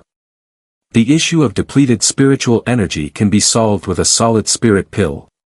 However, the eye of the demon god's pupil power has been overdrawn and won't recover for a while. Xiao Xingyu swallowed a solid spirit pill and summoned the shadow dragon. I can't care about that now. They need me. Unbeknownst to him, Xiao Xingyu did not realize that this was a plot aimed at him. And once again, he dragged his broken body toward the battlefield. After 5 days of fierce battles, they finally awaited reinforcements. This good news made both Xiao Xingyu and Zhao Po beam with joy. Zhao Po was stunned, holding his forehead, muttering to himself, the number of reinforcements seems off. Xiao Xingyu, dazed, quietly echoed, the promised reinforcements were supposed to be 10,000.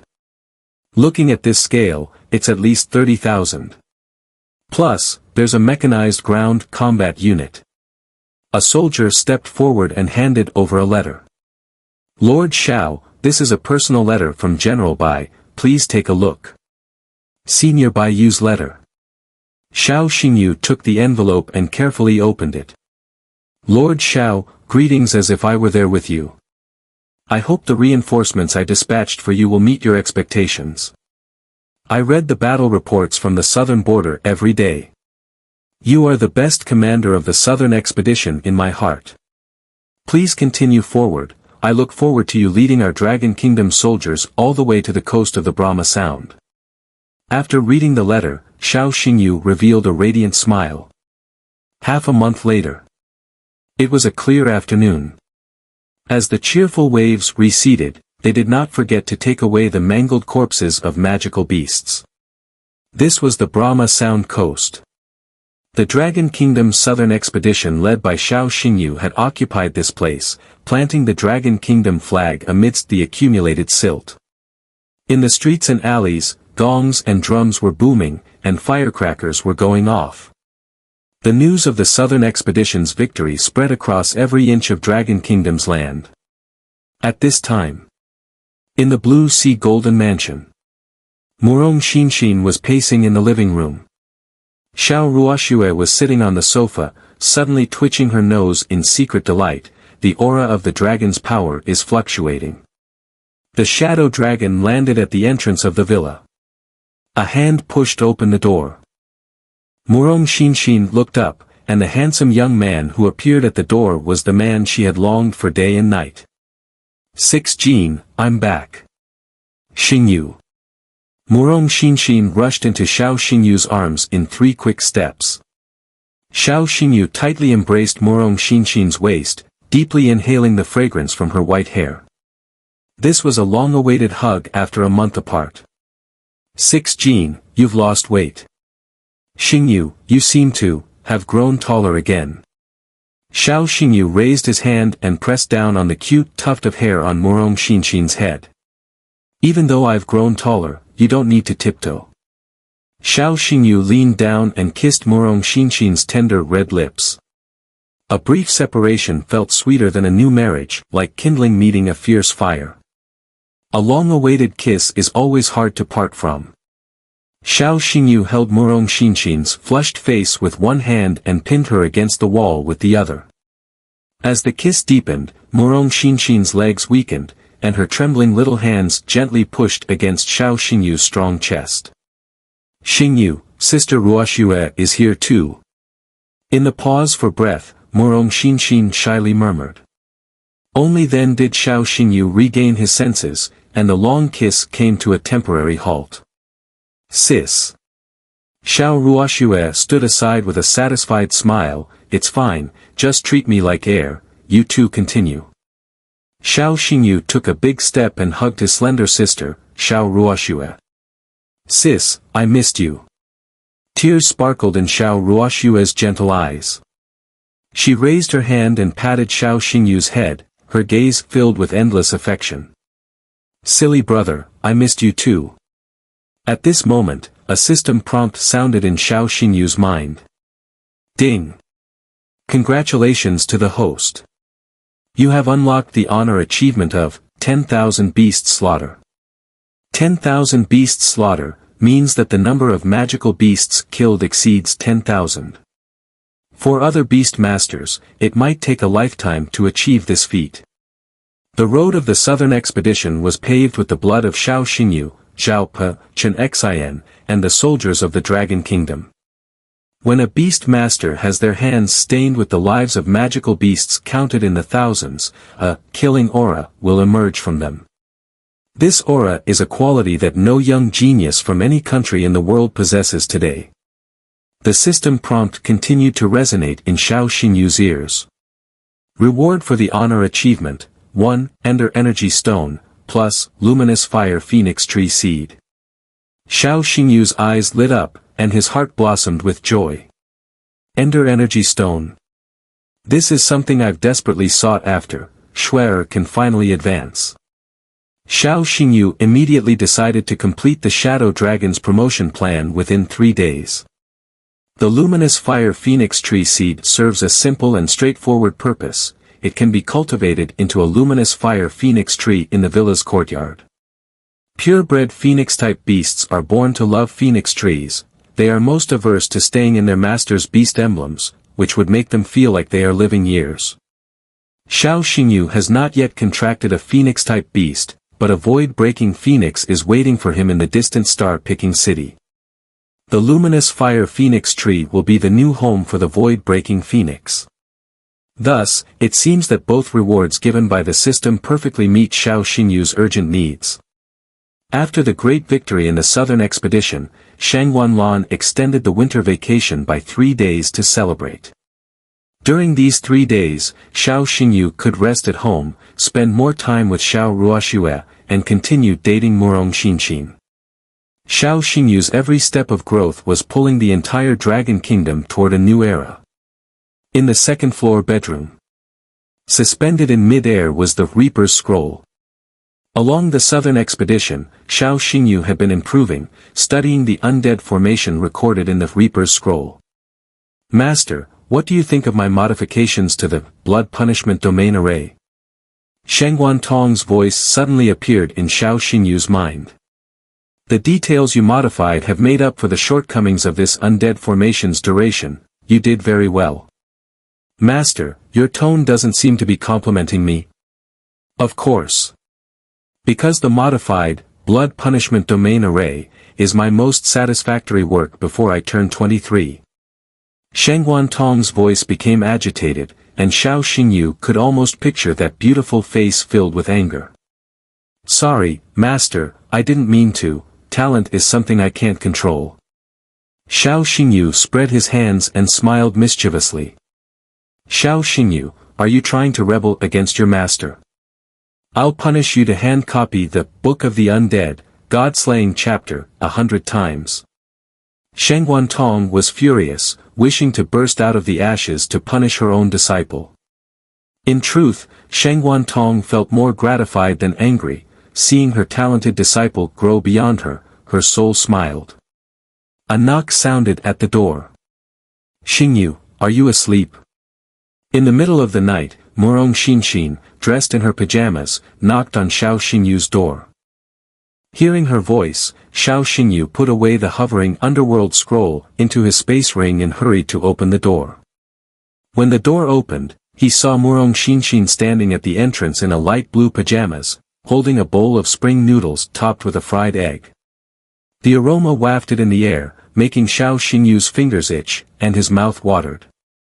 Murong Xinshin smiled gently, seeing your expression, I can tell you didn't eat enough for dinner. 5 minutes later. Xiao Xingyu finished the last sip of noodle soup, feeling completely satisfied. This dreadful weather, having a hot bowl of spring noodles at night is better than being a living god. Xingyu, thank you so much. Xiao Xingyu wiped the grease from the corner of his mouth with a tissue before kissing Murong Xinshin's cheek. As long as you like it. Murong Xinshin didn't rush to clear the dishes but instead stared at Xiao Xingyu's face with burning eyes. Xiao Xingyu raised his hand and playfully scratched her pert nose. It seems you didn't come to me just to bring me late-night snacks. What else do you want to say? Murong Xinshin opened her space ring and pulled out a glacier blue beast core. Without needing to examine it closely, Xiao Xingyu could tell the details of the beast core just from a glance at its outline. Ice type, beast god body, beast core, from a fallen, frost crown heavenly shark, bloodline quality is, illusion god, containing SSS level beast energy, eternal freeze lament. Xingyu, isn't this one of your dad's collectibles from his study? How did you get it out? A look of confusion appeared on Xiao Xingyu's face, his eyes flashing with uncontainable desire. In Xiao Xingyu's plans, he must contract a favored ice-type beast in the future. After all, in high-end team battles, having an ice-type beast makes all the difference, and the ceiling for gameplay is worlds apart. Before meeting his favored ice-type beast, Xiao Xingyu intended to accumulate various precious and rare ice-type materials in advance. Xingyu, my dad called me. He said you've been wanting this ice-type beast core for a long time and didn't want to part with it, but... Murong Xinshin hesitated for a long time, unable to continue her sentence. Xiao Xingyu was anxious, but what? But, if you really want it, you can take it as my dowry. Although Murong Jin was a rough and tough man, he was quite meticulous. He knew everything he had would eventually belong to his son-in-law. Following the principle of not letting the fat water flow to outsiders, plus wanting to please Xiao Xingyu, the chances of Xiao Xingyu joining the Navy headquarters after graduation would naturally increase. Offering dowry in advance was a guaranteed profit for Murong Jin. Thank you for me, Uncle Murong. Since it's a dowry, I won't be polite. Xiao Xingyu accepted the beast core and then pulled Murong Xinshin into his arms, teasingly saying, Xingyu, since my father-in-law has even prepared a dowry, how about we get married after graduation? Mentioning marriage, Murong Xinshin couldn't suppress her longing, but her face inevitably showed the shyness of a girl. Her flushed cheeks were buried deep in Xiao Xingyu's chest, not daring to look up and meet his fiery gaze. I'll do whatever you say, you decide. Xingyu, how many babies do you think we should have? Babies? I haven't thought about that yet. You decide. I'll do my best to cooperate within the limits of my body. Murong Xinshin's face turned as red as an apple. She was a bit incoherent, but every word dripped with naive sincerity. In the bedroom, the two embraced, dreaming about the future. Xiao Xingyu occasionally laughed heartily, while Murong Xinshin blushed furiously. Getting married right after graduation was undoubtedly a beautiful vision. But when the day finally arrived for them to graduate from Azure Dragon Academy, the situation of Dragon Kingdom would not allow Xiao Xingyu to indulge in such happiness. At that time, Xiao Xingyu would have to take on the heavy responsibility of Air Force General, from Lu Mingxiao and safeguard the air supremacy that Dragon Kingdom was about to lose. Time passed quickly, and winter vacation ended. On the first day of school, Xiao Xingyu stood on a nearby hillside, gazing at everything below. Once, he had stood here with Wenyao. At that time, they could only see the miles of scorched earth infected by demonic energy. During winter vacation, while on the southern expedition, besides marching and fighting for their lives, Xiao Xingyu also took the opportunity during meals and breaks to study how to purify the soil tainted by demonic energy. It wasn't until the battle with the Greenwood Demon Rhinoceros Legion that Xiao Xingyu inadvertently discovered an element capable of purifying the soil within the marrow of the Greenwood Demon Rhinoceros. With the cooperation of the Imperial Science Institute, the developed, purifying marrow spirit liquid, was packaged into airdrop equipment for aerial spraying. The first trial area was Wangyu City. It turned out that the development of the purifying marrow spirit liquid was extremely successful. There was no trace of demonic energy beneath the land of Wangyu City. Wenya, your wish will be fulfilled by the time autumn arrives. Schwer, we should head back. Today is the first day of school, and we can't be late. The dragon's roar pierced through the radiant clouds, and the power of shadows enveloped the entire city. A massive dragon shadow overshadowed the hillside. The evolved shadow demon dragon was no longer the immature cub it once was. The dragon might emanating from it began to showcase the nobility and power of its primordial bloodline.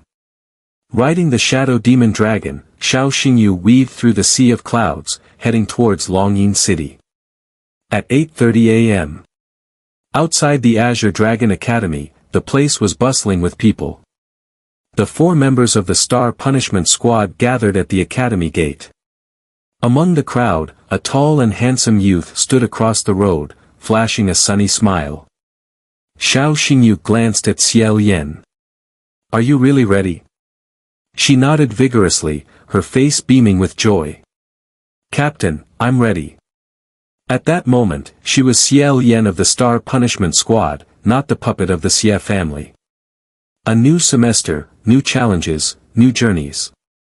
Star Punishment Squad, everyone stand by, attack. As Xiao Xingyu's voice fell, the atmosphere became awkward. He coughed tactically to cover the embarrassment. This was the Southern Expedition after effects. Xiao Xingyu was always a bit dazed, still thinking he was in the desert battling the beast legions. Star Punishment Team, all members, report to school. The 5 of them stepped forward side by side, their faces bright with smiles as warm as spring, their eyes sparkling with youthful passion. The Star Punishment Team was destined to leave a vivid mark in the history of Azure Dragon Academy, becoming a model and inspiration for countless juniors. Outside the pavilion, under a tree. Xia Weian did not attend the opening ceremony of Vermilion Bird Academy today but chose to sneak into Azure Dragon Academy. However, when he saw his sister gradually displaying a radiant smile, encouraged by the other members of the Star Punishment Team, his heart sank. When facing me and father at home, this girl never smiles this adorably. His phone vibrated. Xiao Xingyu opened it to find a transfer from the Xia family account. The transfer amount was 100 million gold coins. Consider it a favor I owe you. I just want her to eat well, dress warmly, and be healthy without worries. This was Xia Weian's compromise and show of weakness. He wanted to care for his sister but could only do so through Xiao Xingyu. The transfer of 100 million gold coins was his allowance for his sister's living expenses. Xiao Xingyu, you and I are destined to be enemies. One day, if I can't kill you, you'll have to kill me. This was Xia Weiyan's attitude. He had no choice, he was a puppet cultivated by Xie Zhong, with an invisible string held in Xie Zhong's hands. In the depths of the heavy snow, Xia Weiyan left Azure Dragon Academy through the back door. On the other side, Xiao Xingyu found Mentor Chen. Mentor Chen, I want to register for the 6-star assessment. As soon as Xiao Xingyu said this, Chen Qinian was dumbfounded, staring at Xiao Xingyu for a long time, his vocal cords trembling. Are you joking with me? Today is not April Fool's Day. Mentor Chen, I'm serious. I want to register for the 6-star assessment. This was not a spur-of-the-moment decision for Xiao Xingyu, it was part of a long-planned strategy.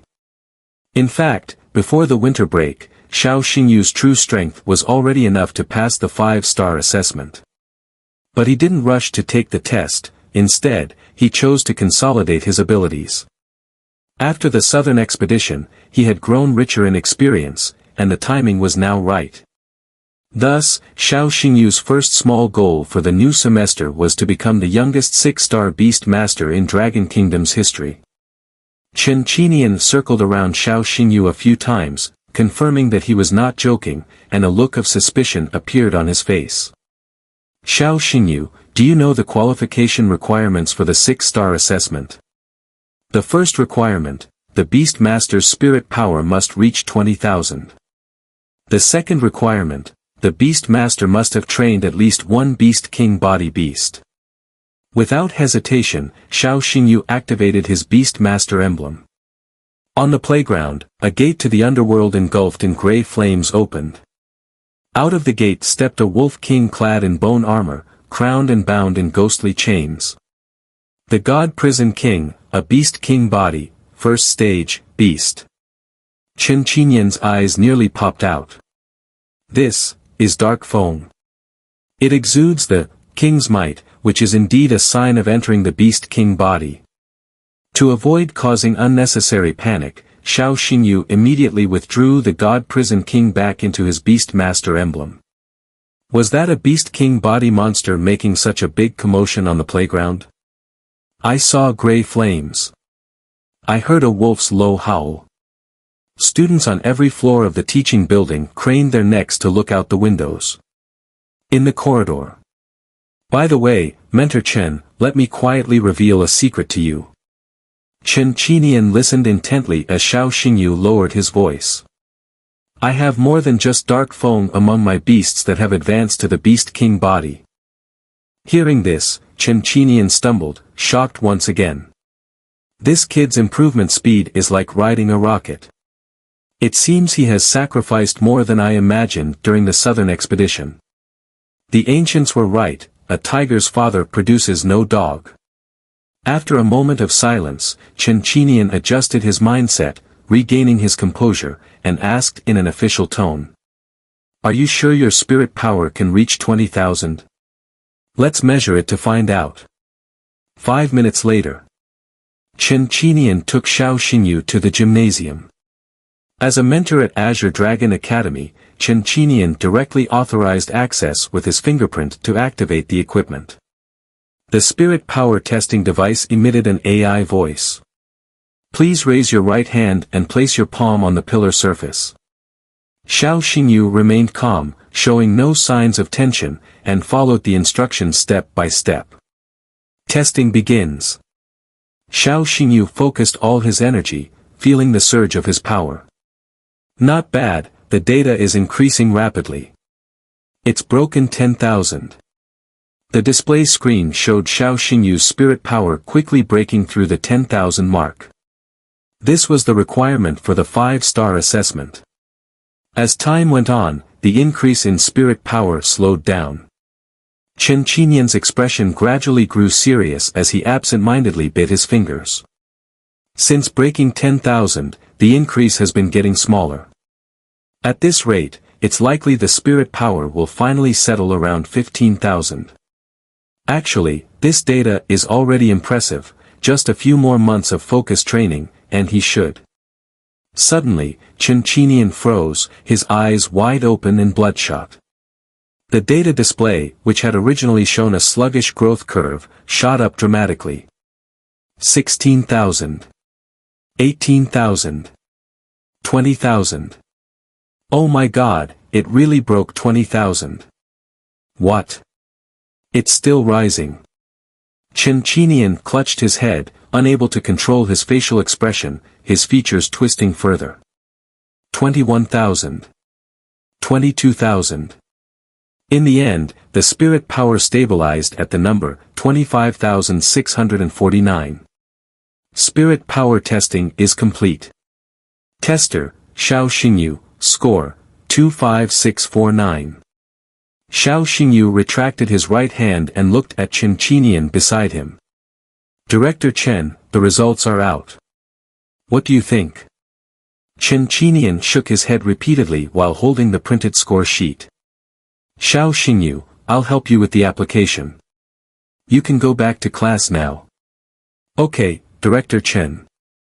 Watching Xiao Xingyu's departing figure, Qin's gaze showed both pride and relief as he stood alone in the light and shadow, muttering to himself. Our young master is growing too fast, this is the rhythm of turning into a dragon at the first encounter with a storm. Azure Dragon Academy, from the principal down to the tutors, are all part of the Yen Alliance. After all, that man is the best at chess and strategy. Since ancient times, parents who love their children always plan for their future.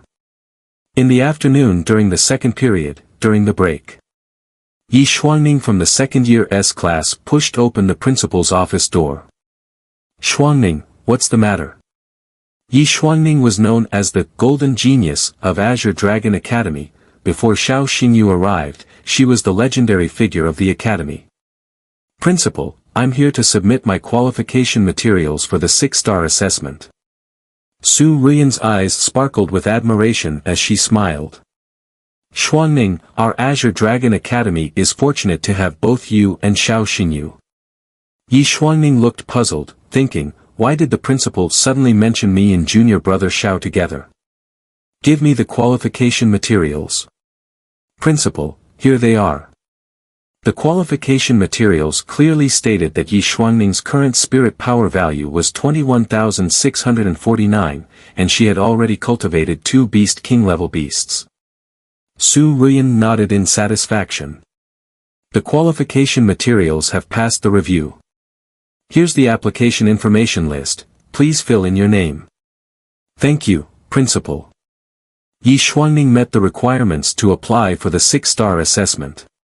If she passed successfully, she would become the youngest 6-star beast master in Dragon Kingdom history at the age of 20. Xuangning, why aren't you filling it out? Is your pen out of ink? No, the pen still has ink. Just as Yi Xuangning was about to write, she noticed that the previous applicant on the information list was actually Xiao Xingyu. Xiao Xingyu's qualification information was clearly written. Spirit power value, 25,649 points. Beast King level beasts, 5. This astonishing data almost made Yi Xuangning's head split open. Yi Xuangning silently repeated Xiao Xingyu's spirit power value in her mind, feeling a tremor that reached her soul, unable to regain her calm for a long time. Xiao Xingyu's talent was known to all. But Yi Xuangning was also a once-in-a-century prodigy. After all, she was the daughter of Sea Feng. Before the last semester began, Yi Xuangning had passed the 5-star assessment, becoming the youngest 5-star beast master in Dragon Kingdom history. At that time, she was in her prime, and news about her flooded the media. After a semester of honing, Yi Xuangning made rapid progress, and with the intensive training during the winter break, she reached a new level, finally meeting the conditions for the 6-star assessment today. Only she knew the effort and sweat she had poured into this process. But at this moment, she suddenly felt that her talent was insignificant. Because that junior brother Xiao, who was a year below her, had ruthlessly crushed her with an even more terrifying talent. My spirit power value is a full 4,000 points lower than junior brother Xiao. He has cultivated 3 more Beast King level beasts than I have. More terrifyingly, he is my junior brother. He is a year younger than me and has had a whole year less of systematic training. How did he do it? Su Ruiyan's voice pulled Yi Xuanning back from her thoughts. Xuanning, are you done filling it out? After completing the application information, Yi Xuanning exited the principal's office. On her way back to her class, she passed by the classroom where Xiao Xingyu was. She instinctively looked through the window towards the back row. It was currently class time. Xiao Xingyu and Yi Shimeng sat in the back row, stacking various theoretical books high while sneaking snacks from underneath. Yi Xuangning's gentle gaze shifted from her sister to Xiao Xingyu, her expression growing heavier and deeper. Every time she saw Xiao Xingyu, those hallucinations and nightmares would always surface in her mind. In the real world, no matter how carefully she observed, she always felt that Xiao Xingyu's face was shrouded in a mysterious veil. Xuanning, kill me. The images from her nightmare twisted and rolled in her chaotic mind, refusing to dissipate. Yi Xuanning hurriedly left, stopping in the empty stairwell, her hair damp with cold sweat. She clutched her chest, gasping for air in distress, her face pale. In that nightmare, she had pierced Xiao Xingyu's chest with an unknown nail. Xiao Xingyu, who exactly are you? What kind of connection exists between us? What I saw in my dreams, how much of it is real? What was the nail in my dream? The image of me piercing your heart was so real that my hand has been trembling ever since. Yi Xuanning had never been lost in confusion before. Her dream was to follow in her mother Si Feng's footsteps, becoming the strongest phoenix master, cultivating the strongest phoenix beast in the world. A steadfast goal forged her unwavering belief. But ever since she met Xiao Xingyu, the inexplicable hallucinations and causeless nightmares had cast a shroud of confusion over her once firm heart. She felt perplexed, unable to find answers, trapped in fog and unable to see the light. Xiao Xingyu, during the 6-star assessment, I must have a good talk with you. Yi Xuanning pressed her right hand against her throbbing chest, her right hand slightly trembling. The sunlight outside poured into the stairwell, casting her beautiful silhouette against the wall. Fate's cycle, the circle of causality. The answer Yi Xuanning sought was also the truth that Xiao Xingyu was striving to pursue. The school bell rang. To welcome Xiao Yan, the Star Punishment Squad initially planned to have a group dinner together. But Xiao Xingyu, as the captain, was absent due to other matters. At 11 o'clock at night. Sangqiong Guild, medical room. Little Aunt, Yen Ran, I've performed virus removal and wound debridement surgery on all the injured beasts. There's no major issue, they just need to rest for about half a month to fully recover. Around Xiao Xingyu, a group of large and sturdy beasts was gathered. These beasts, along with their respective masters, had just completed an SS-level mission and were severely injured due to viral infection. After school, Xiao Xingyu received a call from Qin Yanran and went straight to the Sangqiong Guild. Qin Yanran walked over and hugged Xiao Xingyu's shoulder, her movements intimate and unreserved, just like siblings, without any pretense. Her sexy figure and fragrant body scent left Xiao Xingyu feeling overwhelmed, causing his handsome face to turn gradually red. Thank you for helping this time, little brother Xingyu. Regarding medical skills, our Imperial Academy's Lord Heizi truly lives up to his reputation. Xiao Xingyu smiled shyly, Yan Ran, you don't have to flatter me, and also, you're hugging a bit too tightly, I'm feeling a little. In front of Xiao Xingyu stood Lu Yu, the vice president of the Sangqiong Guild, who was also Qin Yanran's aunt. Xingyu, thank you for today. Aunt, you're being too polite. I'm just a specially invited pharmacist at the Sangqiong Guild, it's part of my job.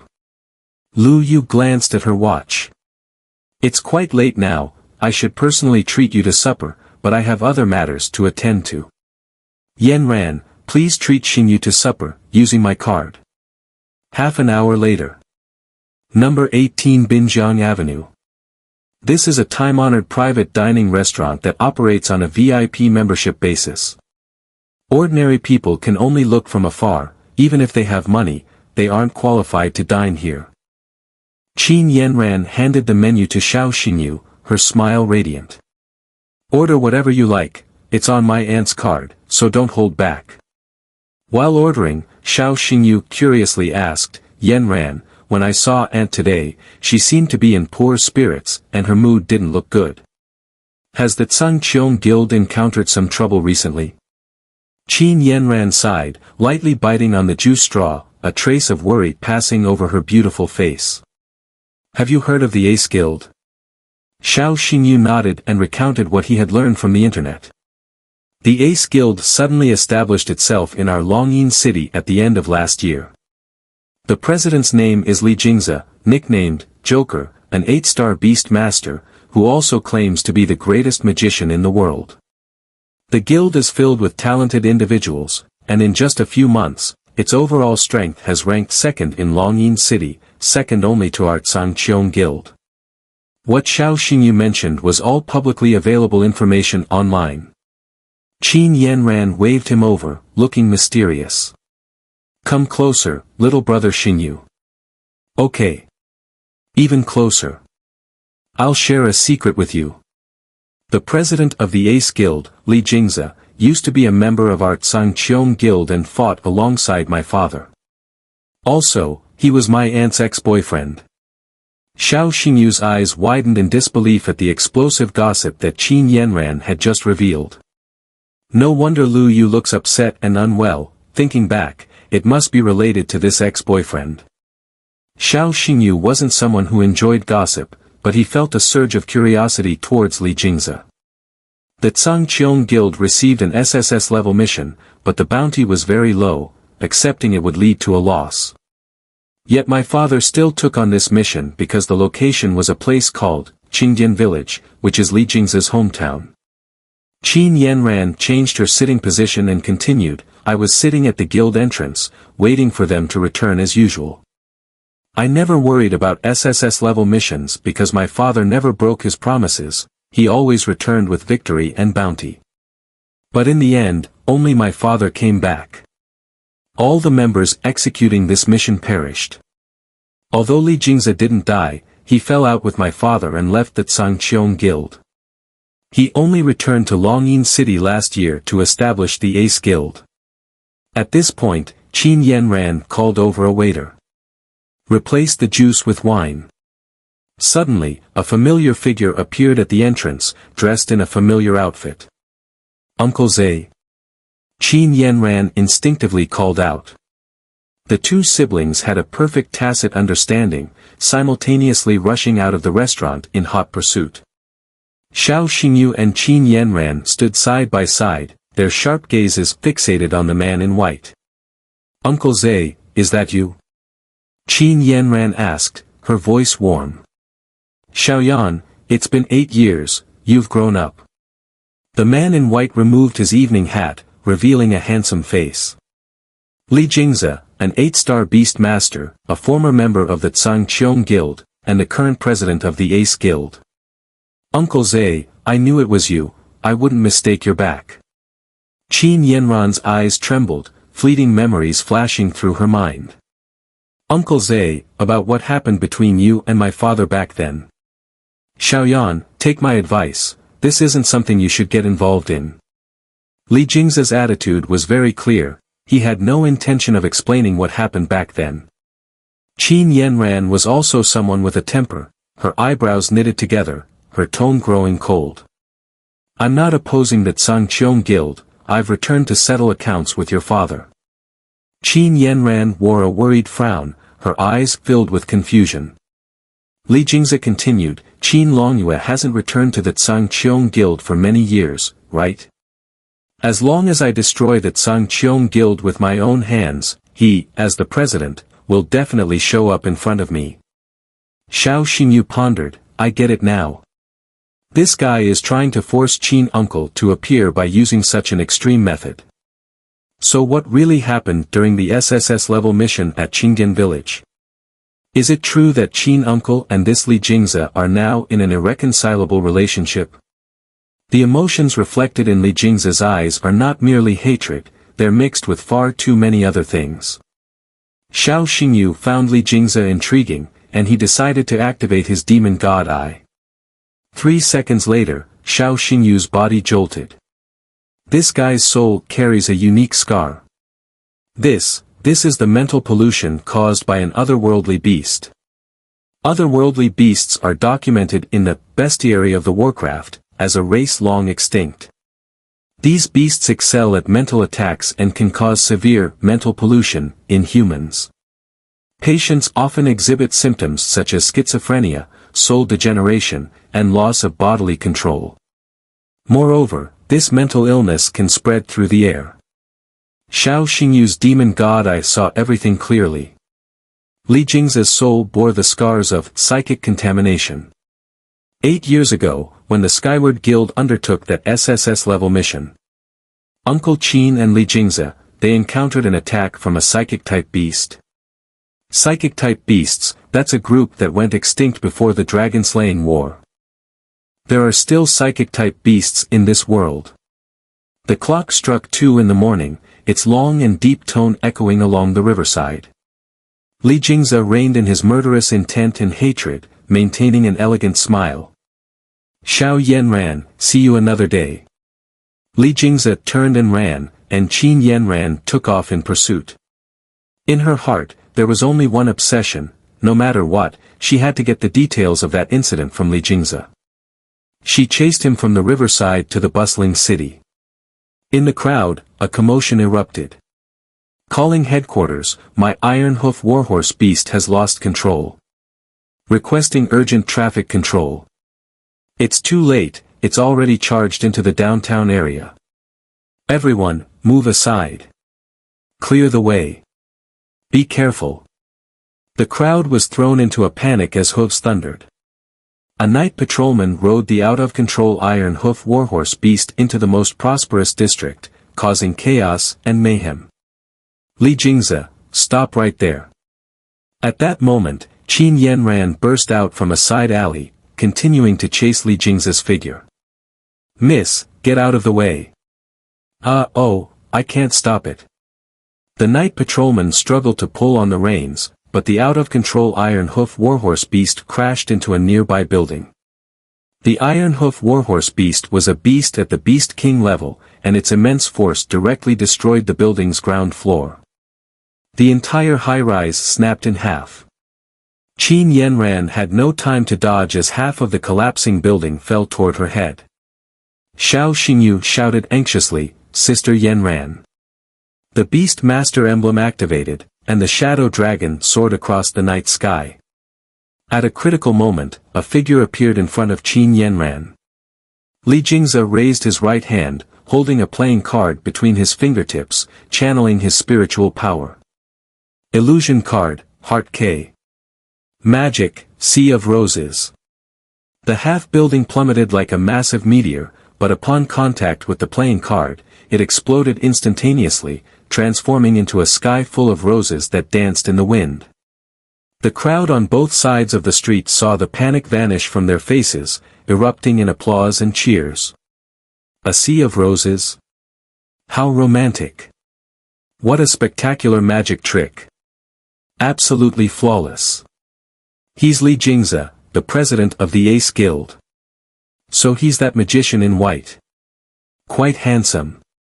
Xiao Xingyu halted, locking his gaze on Li Jingzi's shoulder. On Li Jingzi's left shoulder perched a white dove, while a black dove sat on his right shoulder. The pupils of both doves were shaped like playing cards.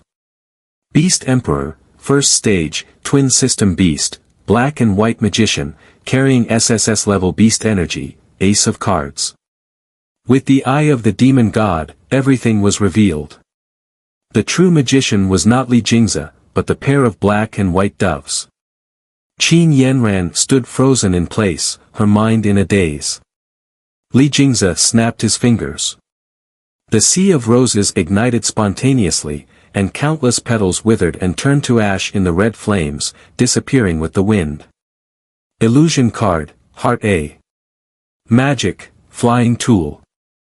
Li Jingzi's movements were smooth and graceful as he suddenly flicked out a Heart A. The playing card expanded in midair, as if an invisible hand was folding it repeatedly. In an instant, a giant paper bird with wings landed on the densely packed street. This visually striking scene immediately caused a huge stir. Li Jingze leapt lightly, standing atop the head of the paper bird. The bird's eyes were shaped like the heart A. With a roar of wind, the paper bird spread its wings and took flight. The crowd clapped and cheered, seeing this as a magnificent magic show. Xiao Xingyu looked up at the moonlit night sky, mumbling to himself. The heart series of playing cards is illusion card. This isn't magic in the broad sense, it's not sleight of hand. But rather, the power to change the essential properties and molecular structure of objects at will. The eye of the demon god surveyed and discerned every detail. The twin system beast black and white magician were remarkable flying doves. Qin Yanran snapped out of her stupor and shouted into the night sky. Li Jingze, you scumbag, my aunt has waited for you for 8 years. She's waiting for your explanation, and yet you're so heartless. In your eyes, what does my aunt even mean? Qin Yanran cursed, wanting to vent her Aunt Lu Yu's grievances. A heart cue floated past Qin Yanran, transforming into flaming words. Loved.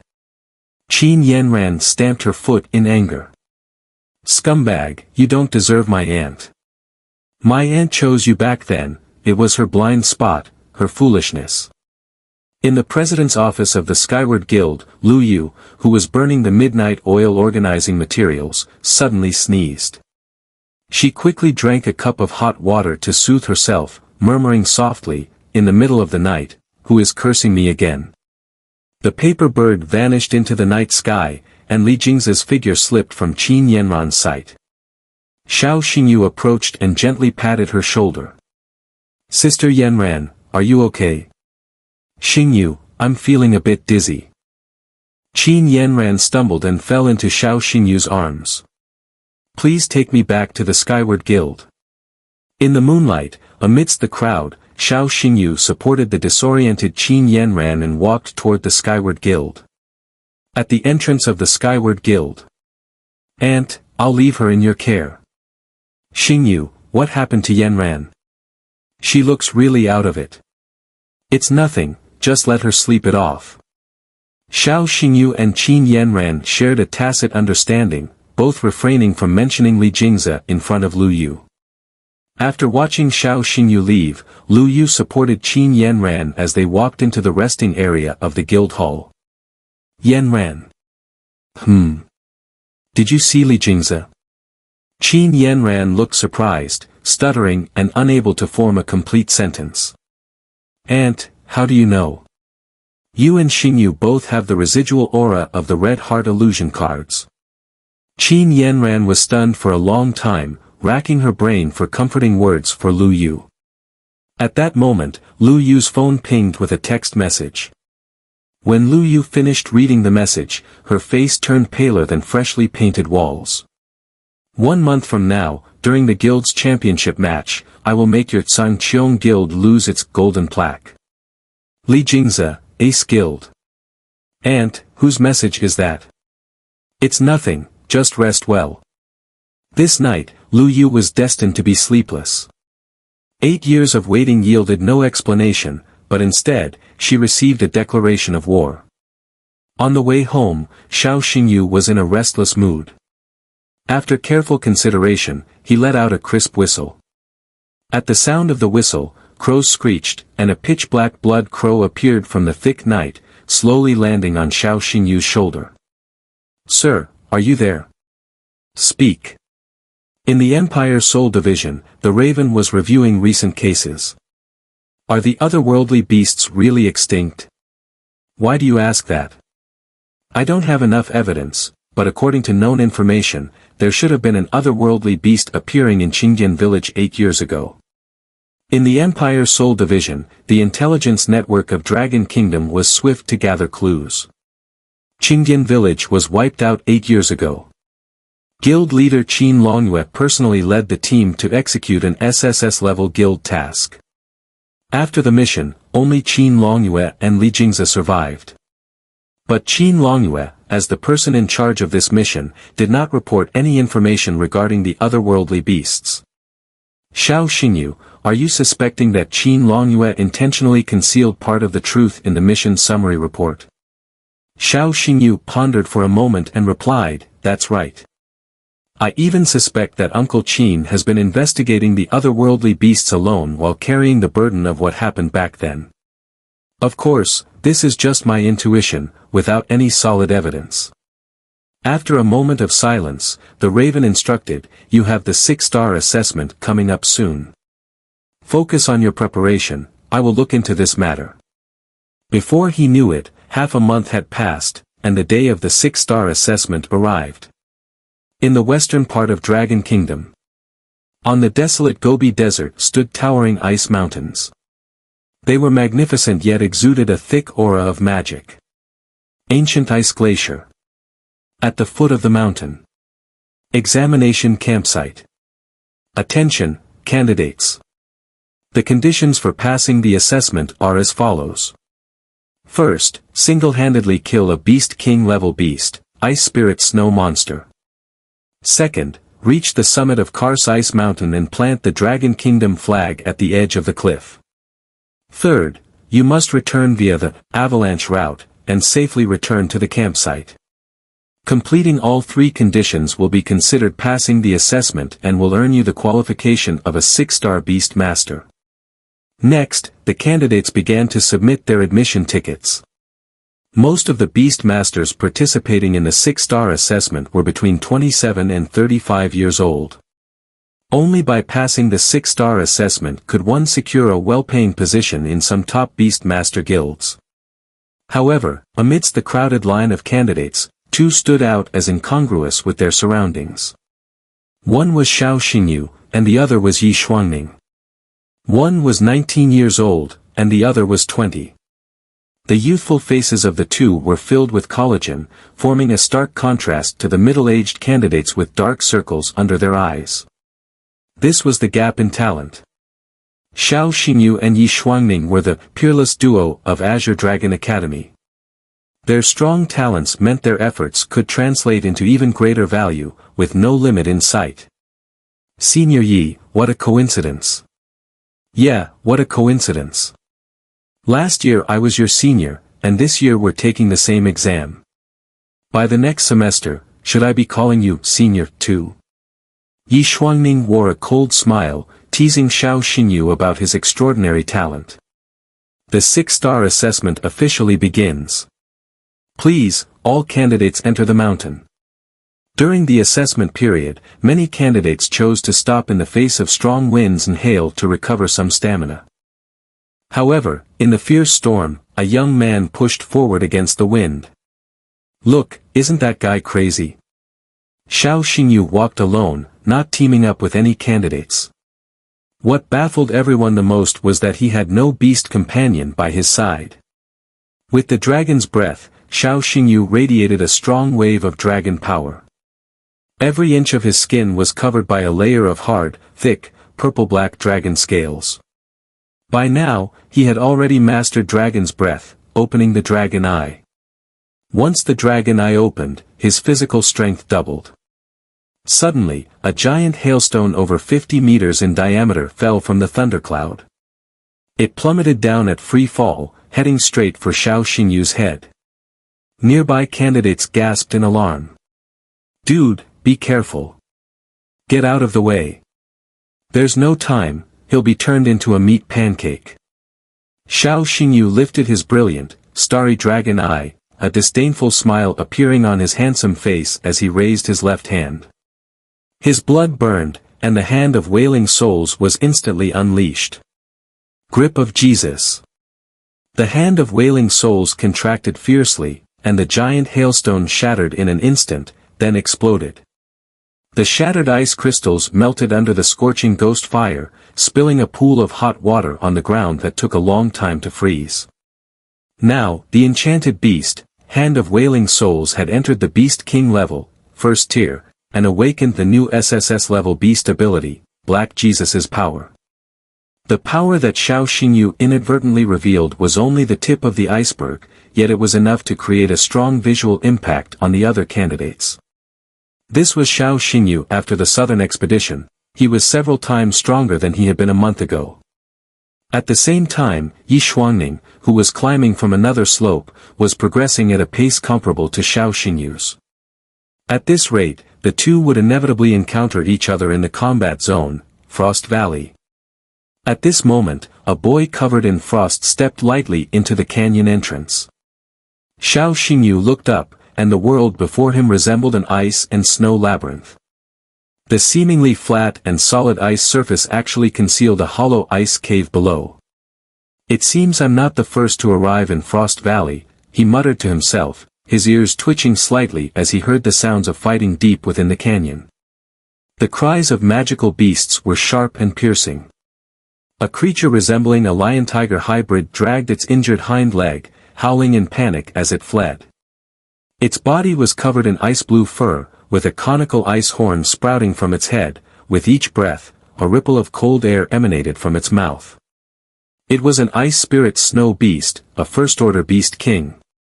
This type of magical beast had a legendary quality bloodline and excelled at manipulating the powers of wind, snow, and ice. In such extreme cold regions, their true strength would be significantly enhanced. But at this moment, this exceptionally strong male ice spirit snow beast was filled with fear. Even with its hind leg injured, it dared not slow down for a second and desperately fled toward the darkness of the thorny forest. A phoenix's cry shattered the cold air. The ice spirit snow beast was caught off guard as a feathered knife, burning with purple golden flames, sliced through its back. Its wound tore open, and blood splattered everywhere. The ice spirit snow beast crashed heavily to the ground, disoriented. The flames did not extinguish at its wound but continued to burn its flesh and nerves. SSS level beast ability, Exhaustion fire. This fire was born from the stars beyond the heavens, gathering the power of the stars. While burning the enemy's body, it also triggers the star explosion effect, dealing critical continuous damage over time. In mid-air, a beautiful phoenix appeared as a summoned beast. It wore a crown of colorful jade on its forehead, and with each flap of its purple-golden wings, a sacred halo was generated. Its phoenix eyes burned with Exhaustion fire, and its feathers were as hard as blades, vibrating with a buzzing sound with each breath. Exhaustion Wang, fire-type first-order beast king summoned beast. This was a pure-blood phoenix with a quality reaching the mythical level. A graceful young woman stepped over a patch of thorny ice spikes. With each step she took, the nirvana fire that formed beneath her feet melted the sharp ice spikes into water. She was the daughter of the Phoenix, the most talented beast master in the Dragon Kingdom, Yi Xuangning. She had just entered Frost Valley for barely 20 minutes and, thanks to her excellent scouting awareness and outstanding hunter instincts, had caught the trace of a male ice spirit snow beast. After only 3 rounds of combat, the ice spirit snow beast knew it was no match for this human beast master. Dragging its injured body, it unleashed an unprecedented desire to survive and fled with all its might. The wound emitted sounds of star explosion, and the terrifying Exhaustion fire made it cry out in agony. It was clear that it could not escape Yi Xuangning's grasp. A dragon's roar shattered the ice surface, and the surrounding ice rocks collapsed. The shadowy claw of the dragon, carrying a murderous aura, enveloped the ground in an instant. With a pleasant crisp sound, the ice spirit snow beast's eyes were torn apart, trembling all over.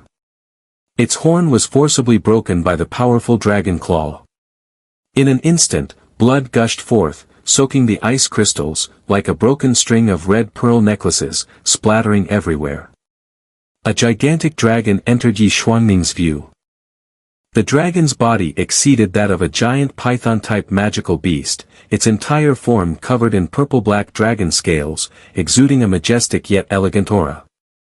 The lines along its back were like burning dragon flames. Its large dragon head displayed both dominance and beauty. The irregular dragon horns resembled artworks from a dark world, emanating a mysterious and eerie aura. Shadow Dragon, First Order Young Body, pure-blood dragon lineage, quality reaching the creation level.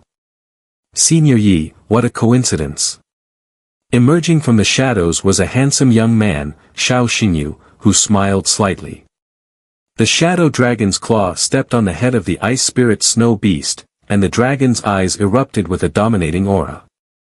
Zai Weifeng Wang floated in the air, its released phoenix feather chains tightly binding the hind legs of the ice spirit snow beast. This was the battle zone, allowing candidates to engage in unrestricted competitions for their own interests. Junior Xiao, are you trying to snatch this ice spirit snow beast from me? There are too few ice spirit snow beasts, and their traces are hard to find. It's a rare encounter to meet one. To pass the assessment quickly, I can only take a piece of meat from Senior's hands. Outside the examination hall, the two shared a deep friendship.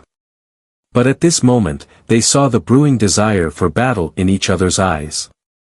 Take this opportunity to test her strength, to see if she has inherited the mantle of the previous phoenix, and whether she is truly the next phoenix goddess. The illusions and nightmares that have haunted my mind, today must have an answer. Their eyes met, sparks flying. The two each had their own agendas and simultaneously activated their spiritual powers. A fierce battle was about to begin. The power of the dragon collided violently with the power of the phoenix, while the shadow dragon flames intertwined with the Zaiwaishan fire. The surrounding space instantly twisted and expanded, then experienced a catastrophic level explosion. In an instant, a deep pit formed in the center of the thorny forest. Xiao Xingyu and Yi Shuangning simultaneously fell to the bottom of the pit, with surging battle intent reflected in each other's eyes. From both of their auras, it was clear that this was not a friendly spar, but a life-and-death struggle. Xiao Xingyu wanted to test Yi Shuangning's depth. Yi Shuangning wanted to measure Xiao Xingyu's length. This was a duel between geniuses, an interpretation of fateful reincarnation. Yi Shuangning's long hair danced wildly, and an icy anger appeared on her beautiful face as her internal spiritual power surged. Phoenix God Technique, Fire Feather Meteor Strike. Zai Weifeng Wang soared into the sky, spreading its wings freely, its form stunningly beautiful. Under Yi Shuangning's precise control, Zai Weifeng Wang dived down, igniting a vast wave of flames, with its wings spinning like two giant fan blades, accelerating in a spiral descent. The Phoenix God Technique series of combat skills was a unique secret technique created by the previous Phoenix. Although the previous Phoenix had passed away, her Phoenix God Technique was of equal value to Xiao Lian's Dragon Breath, created in his day. Although Zai Weifeng Wang was still at the first-order Beast King level, with the enhancement of the Phoenix God Technique, a touch of divine power was infused into the combat skill, doubling the damage while also applying a 90% armor-piercing effect. The Shadow Dragon, riding on the flame clouds, faced the challenge head-on, using its massive dragon body as a solid umbrella to shield Xiao Xingyu from above. The dragon race possesses an incredibly powerful physique. But even the Shadow Dragon cannot withstand the 90% armor-piercing effect of the Phoenix Divine Technique. The Phoenix Divine Technique, Fire Feather Meteor, precisely strikes the top of the Shadow Dragon's head. The terrifying pressure and magnificent Phoenix Fire momentarily overwhelm the Shadow Dragon, leaving it unable to raise its head. Yi Shuangning feels puzzled, why doesn't it dodge? Amidst the golden-purple sea of flames, Xiao Xingyu's voice rings out powerfully. Dragon Escape, Shadow Devour. An extraordinary phenomenon occurs, turning the tide of battle. The brilliant and translucent sea of flames gradually dims into darkness. Yi Shuangning furrows her brow, biting her lip lightly. She sees the Shadow Dragon's horns unleash a black vortex. Deep within the vortex, a raging force of shadows thrums restlessly, continually absorbing the damage from the Phoenix Divine Technique, Fire Feather Meteor. Dragon Escape, Shadow Devour is an absorbing-type combat technique. Once unleashed, it can absorb the enemy's combat technique damage. While absorbing damage, the user must also endure the backlash from the shadow power. After absorbing, it can be converted into the user's strength and integrated into the next counterattack technique. In a duel between masters, everything changes in an instant. 3 seconds is merely the rhythm of a beastmaster's breath. But after 3 seconds, the Shadow Dragon has absorbed all the damage from the Phoenix Divine technique, Fire Feather Meteor. Simultaneously, the Shadow Dragon's body suffers from the backlash, blood seeping from the gaps between its scales. The dragon's breath activates. Xiao Xingyu inhales deeply, his gaze sharp, lips parting slightly. Dragon Phoenix Radiant Obliteration Breath. The Shadow Dragon raises its head, a vast and immense dark energy accumulating deep within its throat. This energy is unstable because, besides its own dragon power, it also contains the phoenix power it absorbed earlier. Yi Xuangning's eyes widen in surprise, fusing phoenix power with dragon power. I think I've seen this technique in my mother's notes. The Shadow Dragon opens its massive jaws and exhales a hot breath. A wave of dark energy shoots forth like a missile, swirling with a hurricane and summoning thunder, charging towards the Zhuang Phoenix King with a destructive force. Yi Xuanning maintains her composure and channels her spiritual power. An explosion resounds, shaking the peaks of the canyon. The might of Dragon Phoenix Radiant Obliteration Breath obliterates layers of icy rock surrounding them, causing the ground to collapse once again, plunging both parties into a deeper underground cavern. As the aftermath of the explosion gradually dissipates, Yi Xuanning lies amidst the icy ruins, her hair in disarray and her clothes tattered. On her skin, purple-gold nirvana flames ignite, the effect of the Phoenix Divine technique acting upon herself. At the same time, a pair of flaming wings unfurl from her back, fluttering slightly in the wind. A phoenix feather-shaped mark appears at the nape of her neck. This is the genuine Phoenix Empress seal, the symbol of her inheritance as the new Phoenix goddess. At this moment, unprecedented brilliance shines in Xiao Xinyu's eyes. He involuntarily unleashes the dragon's breath, dragon horns sprouting from his forehead, his body covered in dragon scales, an evil grin appearing on his lips as he lets out wisps of shadow dragon flames. Yi Xuanning raises her hand and summons the Zhuang Phoenix King to her side. Under the influence of the Nirvana power, the wounds on the Zhuang Phoenix King rapidly heal. Xiao Shuedi, you really are strong. I need to get serious now. Yi Shuejie, your strength deserves my respect, actually, I'm just getting warmed up. The moment of silence is shattered by pure killing intent. The beasts roar, and spiritual power surges. The shadow dragon's horns clash violently with the Zhuang Phoenix King's claws, locked in a stalemate. The air around them spawns web-like cracks, symbolizing the entangled love-hate relationship between dragon and phoenix that destroys the spatial laws nearby. The entire canyon warps and twists. The earth trembles beneath the ice mountains. Xiao Xingyu and Yi Xuanning rush towards each other, both eyes flashing with ferocity, their killing intent palpable. In Yi Xuangning's hand, a short spike made of nirvana flames forms, resembling a sharp nail. Xiao Xingyu's dragon scale-covered fist launches a column of dark flames, twisting and spiraling through the air. This scene appears to freeze in time. It overlaps and merges with that moment from the nightmare. The intertwined and chaotic timelines, amidst the mountains of corpses and seas of blood. The Phoenix Goddess and the End Dragon King, entwined in love and hate, destined for eternal conflict. On the other side of the battlefield, the Shadow Dragon hovers beside the Zhuang Phoenix King, licking the wounds on its body. The dragon's saliva possesses powerful healing properties. The Zhuang Phoenix King's wounds heal at a visibly rapid pace. Simultaneously, the Zhuang Phoenix King releases Phoenix power, countless light particles infusing into the Shadow Dragon's body, aiding in the repair of its damaged scales. No matter how fierce the earlier battle was, it cannot change one fact. The Phoenix clan will always be the most loyal guardians of the Dragon clan. Dragons place their utmost trust in phoenixes. It is this bond that creates the one weakness of the End Dragon King. The weakness is the phoenix wound spike in the hands of the phoenix goddess. In this vast world, only love can inflict the deepest wounds. The invincible Dragon King can only be harmed by the Phoenix Empress, whom he trusts the most. In the snow, the two lie side by side.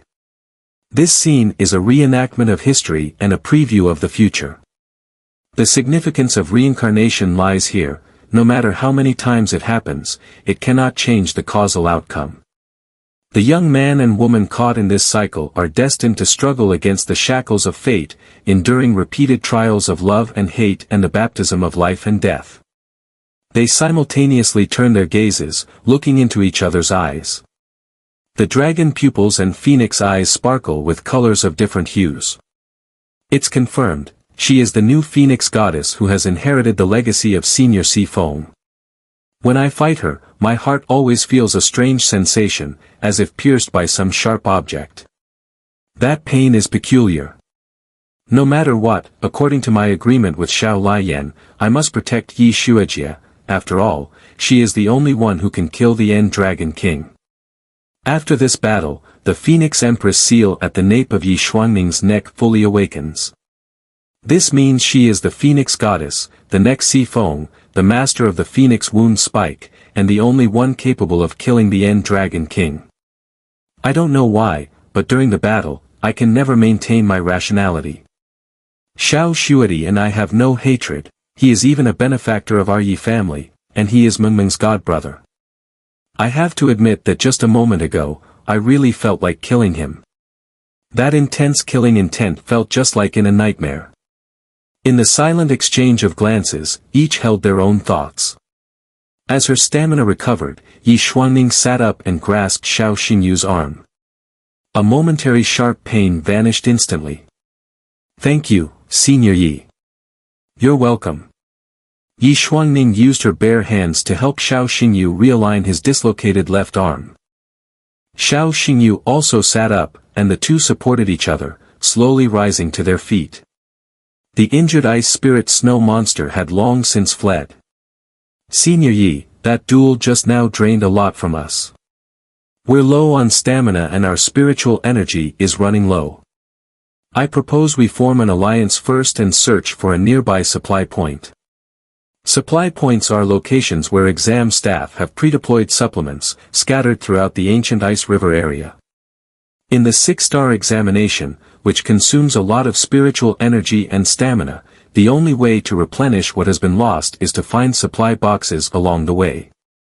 Okay, let's form an alliance for now. Yi Xuanning regained her composure. Given the situation, her only option was to team up with Xiao Xingyu and find a nearby supply box. In the valley where the cold wind howled, all she could see were countless massive ice stalagmites, towering like crystalline ancient trees. Xiao Xingyu and Yi Xuanning supported each other, trudging through the blizzard. With the demon god's eye activated, Xiao Xingyu's perception instantly expanded, his powerful consciousness akin to an endless ocean. At that moment, Yi Xuanning spoke. You are a dragon, right? Xiao Xingyu's heart skipped a beat. What? She knows I'm a dragon. What's going on? I saw you in my dreams. Huh? You dreamed of me. The you in my dream was. Yi Xuanning wanted to describe what Xiao Xingyu looked like in the dream. That image was none other than the endgame Dragon King, Xiao Xingyu. At this moment, Xiao Xingyu was unaware that dark black dragon scales had quietly begun to grow on his back, neck, and chest. The endgame power within him was silently burning. The seemingly colorless endgame fire enveloped Yi Xuangning's head like a pair of invisible hands.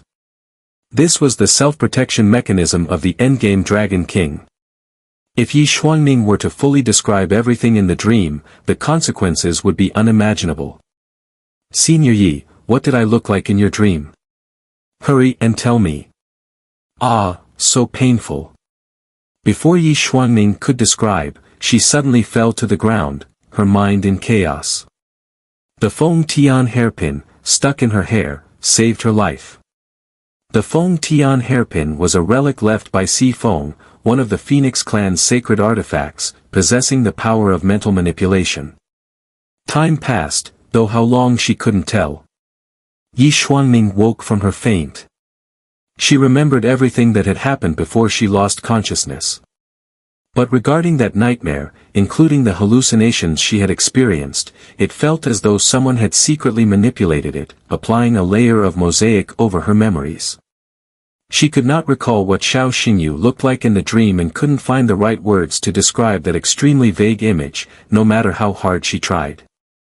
"Senior Yi, you're awake." A familiar voice rang in her ears. After Yi Xuanming fainted, Xiao Xingyu had not chosen to wait in place but instead carried her on his back and set off in search of a supply box. "Junior Xiao, I'm sorry. We agreed to form an alliance, but I ended up being a burden to you. Senior Yi, you don't need to blame yourself. But I'm curious, why did you suddenly faint when you seemed fine?" Yi Xuanming instinctively touched her hairpin. She still remembered her memories before fainting. The Feng Tian hairpin, a relic left by Si Feng, seemed to have released a special power that implanted itself in her mind, causing her to lose consciousness. "My mother passed away, and I have worn the Feng Tian hairpin since childhood. I have never encountered anything like this before. Could it be related to Junior Xiao?"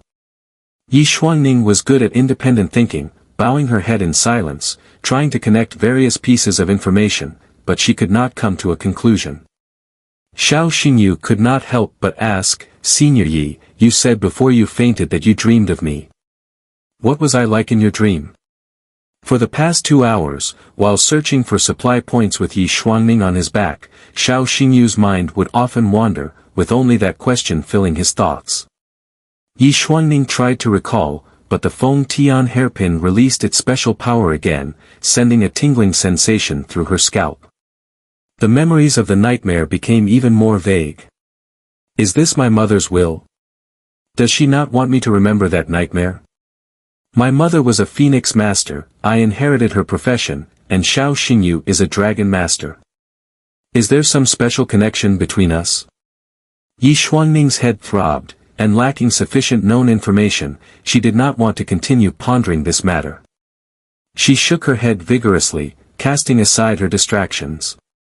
That dream was a long time ago, I seem to have forgotten. Senior.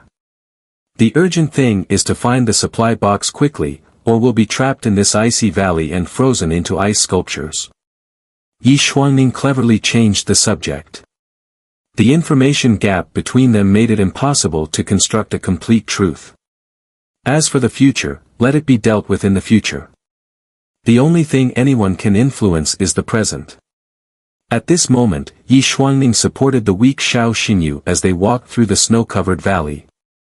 Time slipped away like sand through fingers, quietly draining from their grasp. Night fell, the cold wind grew more ferocious, and the air in the blizzard felt like ice, making it hard to draw in oxygen. Junior Xiao, are you sure this is the right direction? Yes, we're almost there. Xiao Xingyu's condition was deteriorating, half of his weight leaned on Yi Xuanming's frail shoulders for support. Why had this body, enhanced by dragon's breath opening dragon's eye, become so weak? As always, only the Phoenix Queen could harm the Dragon King. Previously, during Xiao Xingyu's duel with Yi Xuanming, her attacks could ignore all his defenses, directly inflicting damage deep into his soul. This was also the fundamental reason why the Phoenix Heart Nail could pierce the heart of the endgame Dragon King. Xiao Xuedi, don't sleep. Xiao Xingyu, wake up a bit. Yi Xuanming's cold and beautiful face flushed with a hint of red, her brows knitted in worry. Xiao Xingyu was in poor condition, and naturally, she was concerned. At the same time, Xiao Xingyu hung his weary head, his hot breath spraying against Yi Xuanming's warm ear. As they moved forward, Xiao Xingyu's lips inadvertently brushed against the side of Yi Xuanming's face several times. Having never been in a relationship, Yi Xuanming couldn't help but feel shy, yet she couldn't push Xiao Xingyu away.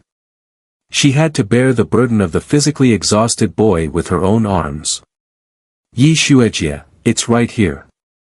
The perception of the demon god's eye wouldn't make mistakes, and Xiao Xingyu came to a halt. Yi Shuangning glanced around, her violet golden eyes locking onto a nearby ice rock. Beneath the ice rock lay a supply box buried under the snow. There really is a supply box here. 5 minutes later. The stamina recovery potions and spiritual power recovery potions took full effect, and the previously lifeless Xiao Xingyu suddenly came to life. Although Yi Shuangning hadn't fully recovered to her peak condition, she was back to about 70 to 80%, enough to complete this assessment. Xiao Shuedi, let's quickly look for the Ice Spirit Snow Beast next. Defeating an Ice Spirit Snow Beast was one of the assessment criteria. Suddenly, Xiao Xingyu frowned, his demon god's eye glowing a blood-red light. There's a strong magical energy fluctuation nearby. And it has the unique aura of the Ice Spirit Snow Beast. Yi Shuangning nodded, I heard the roars of the Ice Spirit Snow Beast, it's not far from us, and it's even getting closer. The ice rock shattered as a group of Ice Spirit Snow Beasts leapt through the swirling ice crystals. Yi Shuangning exclaimed, aren't Ice Spirit Snow Beasts solitary monsters? Why are they appearing in groups? Xiao Xingyu replied, they are fleeing, a stronger monster is chasing them. The ground shook, and the ice layer tore apart. Strange noises came from beneath the ground. Xiao Xingyu shouted anxiously, Yi Shuejie, the ground is about to collapse, be careful. Yi Shuangning reacted quickly, channeling her spiritual power to summon the ZY Phoenix King. Xiao Xingyu activated his beast tamer's emblem, and the shadow dragon appeared in the air.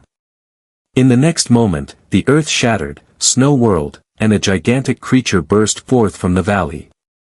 This monster was as large as a mountain, its body merging the characteristics of a lion, goat, lizard, and other creatures. It was covered in dark blue scales, and its huge mouth spewed out icy flames.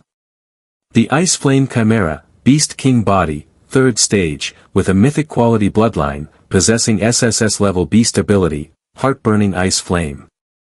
No, it's more than that. It's about to break through to the Beast Emperor body, 1st stage. The Ice Flame Chimera rose from the collapsing ice rock, flapping its massive wings, its 3 snarling lion heads letting out bloodthirsty roars, while the goat horns on its head burned with dark blue flames. A group of ice spirit snow beasts fled desperately, their limbs racing against death, but unfortunate ones fell victim to the Grim Reaper's scythe. In an instant, the storm whipped up countless ice shards. The bodies of 3 ice spirit snow beasts were pierced by the claws of the Ice Flame Chimera. The ice spirit snow beasts that perished under the claws of the Ice Flame Chimera looked like 3 frozen ice sculptures, but their internal organs, flesh, and bones had been charred by the flames. This was the special nature of the SSS level beast ability, heart-burning ice flame. The attribute of this flame was not singular, it was a combination of ice and fire. This beast ability, which inherently possessed the effect of 2 extremes of ice and fire, was the foundation for the Ice Flame Chimera's existence. In mid-air, Yi Shuangning stood on the back of the ZY Phoenix King, her expression serious. Xiao Xingyu stood atop the shadow dragon's head, channeling spiritual power to disperse the surrounding frost with dragon fire. According to common sense, candidates participating in the 6-star assessment would not encounter monsters of the Ice Flame Chimera's level. Because the Ice Flame Chimera lived deep beneath the Frost Valley, ordinary candidates wouldn't venture into this area. Xiao Xingyu and Yi Shuangning's previous duel had caused the ground to collapse multiple times, and they had accidentally fallen into this area, as if fate had played a trick on them. To the Ice Flame Chimera, these 2 humans were unmistakably intruders who had offended its majesty and encroached upon its territory. Even so, the Ice Flame Chimera did not attack Xiao Xingyu and Yi Shuangning, it was chasing after the panicked Ice Spirit Snow Beasts. This Ice Flame Chimera is at a breakthrough bottleneck. Roughly estimating, if it devours this group of Ice Spirit Snow Beasts, the accumulated nutrients within will be enough for it to complete its breakthrough and evolution. Xiao Xingyu's demon god's eye saw everything clearly. After pondering for a moment, Yi Shuangning turned to look at Xiao Xingyu. Xiao Xuedi, we shouldn't linger, so. Yi Xuejie, I understand what you mean. Almost simultaneously, Xiao Xingyu and Yi Shuangning completed the assessment task of defeating one ice spirit snow beast. 2 monster crystal cores fell into their hands. Xiao Xingyu and Yi Shuangning exchanged glances, understanding each other without needing to say a word. Just as they prepared to make a quick escape, a scream came from behind. The ice flame chimera let out a painful cry. The intense pain caused the ice flame chimera to emit a chilling shriek, its eyes ignited with fury, its ferocious gaze locking onto the 2 beast tamers not far away. Yi Xuejie, it seems that the dragon tamer and the phoenix tamer working together can trigger a powerful amplification effect. Yes, it seems that together we can make the formula 1 + 1 greater than 2 hold true. The two looked at each other, their thoughts intertwined. This was not just a simple battle, it was a pure experiment. The battlefield was a laboratory, and Xiao Xingyu and Yi Shuangning were conducting various experiments in their own way. In the midst of the experiment, they sparked vibrant fireworks, creating marvelous chemical reactions. The mysteries between the dragon tamer and the phoenix tamer gradually surfaced. With 3 enormous heads crashing to the ground, the icy ruins fell into silence. At this moment, Xiao Xingyu and Yi Shuangning stood in the snow, both staring blankly at the corpse of the ice flame chimera, their expressions dazed and absent-minded. Xiao Xuedi, just now, did we really join forces to kill a beast king body, 3rd stage, ice flame chimera? Yi Xuejie, my state of mind is the same as yours. I also find it hard to believe right now. Without using external aids like the Underworld Scroll, it was exceedingly difficult to effectively attack the Ice Flame Chimera. But when Xiao Xingyu and Yi Shuangning teamed up, whether it was the Shadow Dragon or the ZY Phoenix King, their strength soared. In terms of basic stats, not only were attributes like attack, movement speed, attack speed, and defense all greatly enhanced, but the probability of triggering high multiplier critical hits also doubled repeatedly. Beyond the amplification of their beasts, as beast tamers, Xiao Xingyu and Yi Shuangning experienced accelerated self-recovery of spiritual power during the battle, and their stamina became more enduring. This battle lasted a full hour. Both of them were surprisingly full of energy and vigor. In the moment they locked eyes, the two shared an unspoken understanding about one thing. When a Dragon Master and a Phoenix Master teamed up in battle, both would expand their power limits, and the synergy far surpassed any combination of Beast Masters. After a brief silence, Xiao Xingyu slowly regained his composure from the shock, stepping across the snow to the body of the Ice Flame Chimera. Schwer, dissect the body. 5 minutes later. Senior Sister Yi, the Ice Flame Chimera is full of treasures. Schwer has extracted all its valuable items. This is beast leather armor, flexible and tough, with excellent cold resistance and high defense. It can be used to upgrade shield-type magical devices. We've dug out all 6 beast eyes, they have great medicinal value. Crushing them to brew potions for beast masters can enhance their eyesight and clear internal stagnation and old ailments. And this beast spine, when paired with fire-fallen spirit grass, can be simmered on low heat to make a broth that greatly boosts a beast master's defensive capabilities. Yi Shuangning looked at Xiao Xingyu with a bit more admiration. Dissecting a large, high-tier magical beast is a technical task, even a small mistake could damage the valuable parts. Under Xiao Xingyu's control, the Shadow Dragon's dissection of the Ice Flame Chimera was flawless. This shows just how precise Xiao Xingyu's spiritual energy manipulation is and how detail-oriented his awareness is. Junior brother Xiao, I won't be able to use most of these magical beast materials, so take them. Senior Sister Yi, these are the spoils of our joint battle, let's split them evenly, half for each. Xiao Xingyu felt embarrassed to take everything and divided all the spoils into 2 equal parts, stuffing 1/2 into Yi Shuangning's spatial ring. However, the most valuable item from the beast, the magical beast crystal core, was only 1. Without hesitation, Yi Xuanning handed the magical beast crystal core to Xiao Xingyu. Take the magical beast crystal core. This isn't a matter of politeness, but rather the phoenix-type beast masters are quite special, you understand. Xiao Xingyu nodded with a smile. Pure-blood phoenixes have a natural cleanliness trait. The nutrients they need for their ascension are all drawn from the wudong tree. To them, a magical beast crystal core is nothing but dust-covered rotten flesh, filthy and foul, making it inedible. Then I won't hold back, Senior Sister Yi. Xiao Xingyu summoned a thread of spiritual energy, calling forth the Hell King. Dark Phone, absorb it.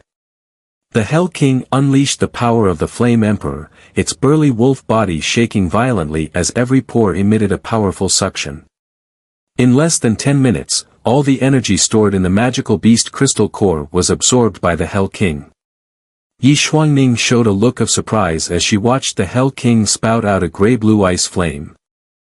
Dark Phone absorbed the SSS-grade beast energy, burning heart ice flame, from the magical beast crystal core. Exactly, because Dark Phone possesses both the God of Death bloodline and the Flame Emperor bloodline. The Flame Emperor bloodline inherently has the power to absorb all fire-type beast energy.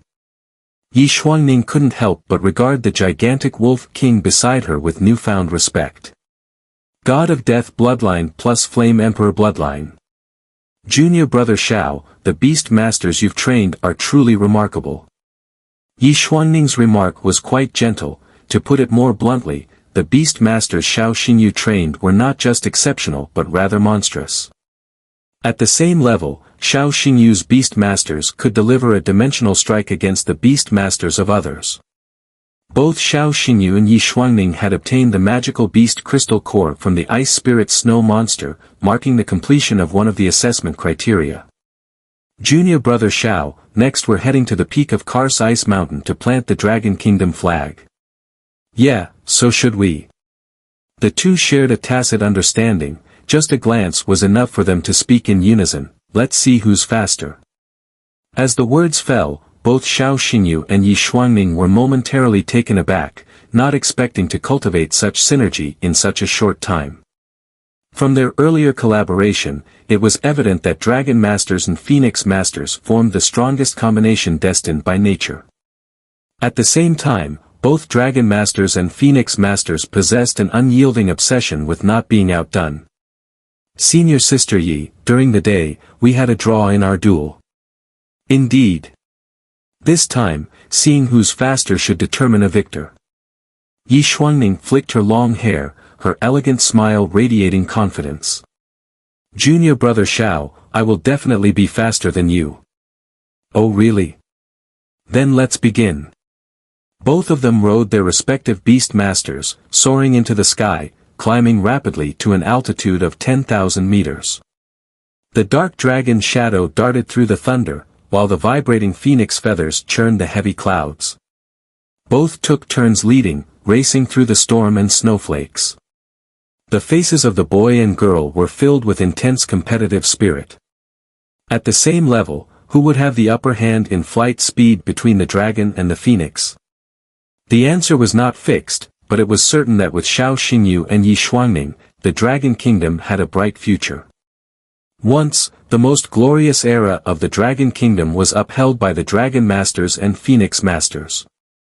Shangguan Lan, Xiao Liyan, Si Feng, and Shangguan Tong, their stories were being replayed in the younger generation. At this moment, atop the Shadow Dragon, Xiao Xingyu rested his hand on the dragon's horn, his handsome face cloaked in frost.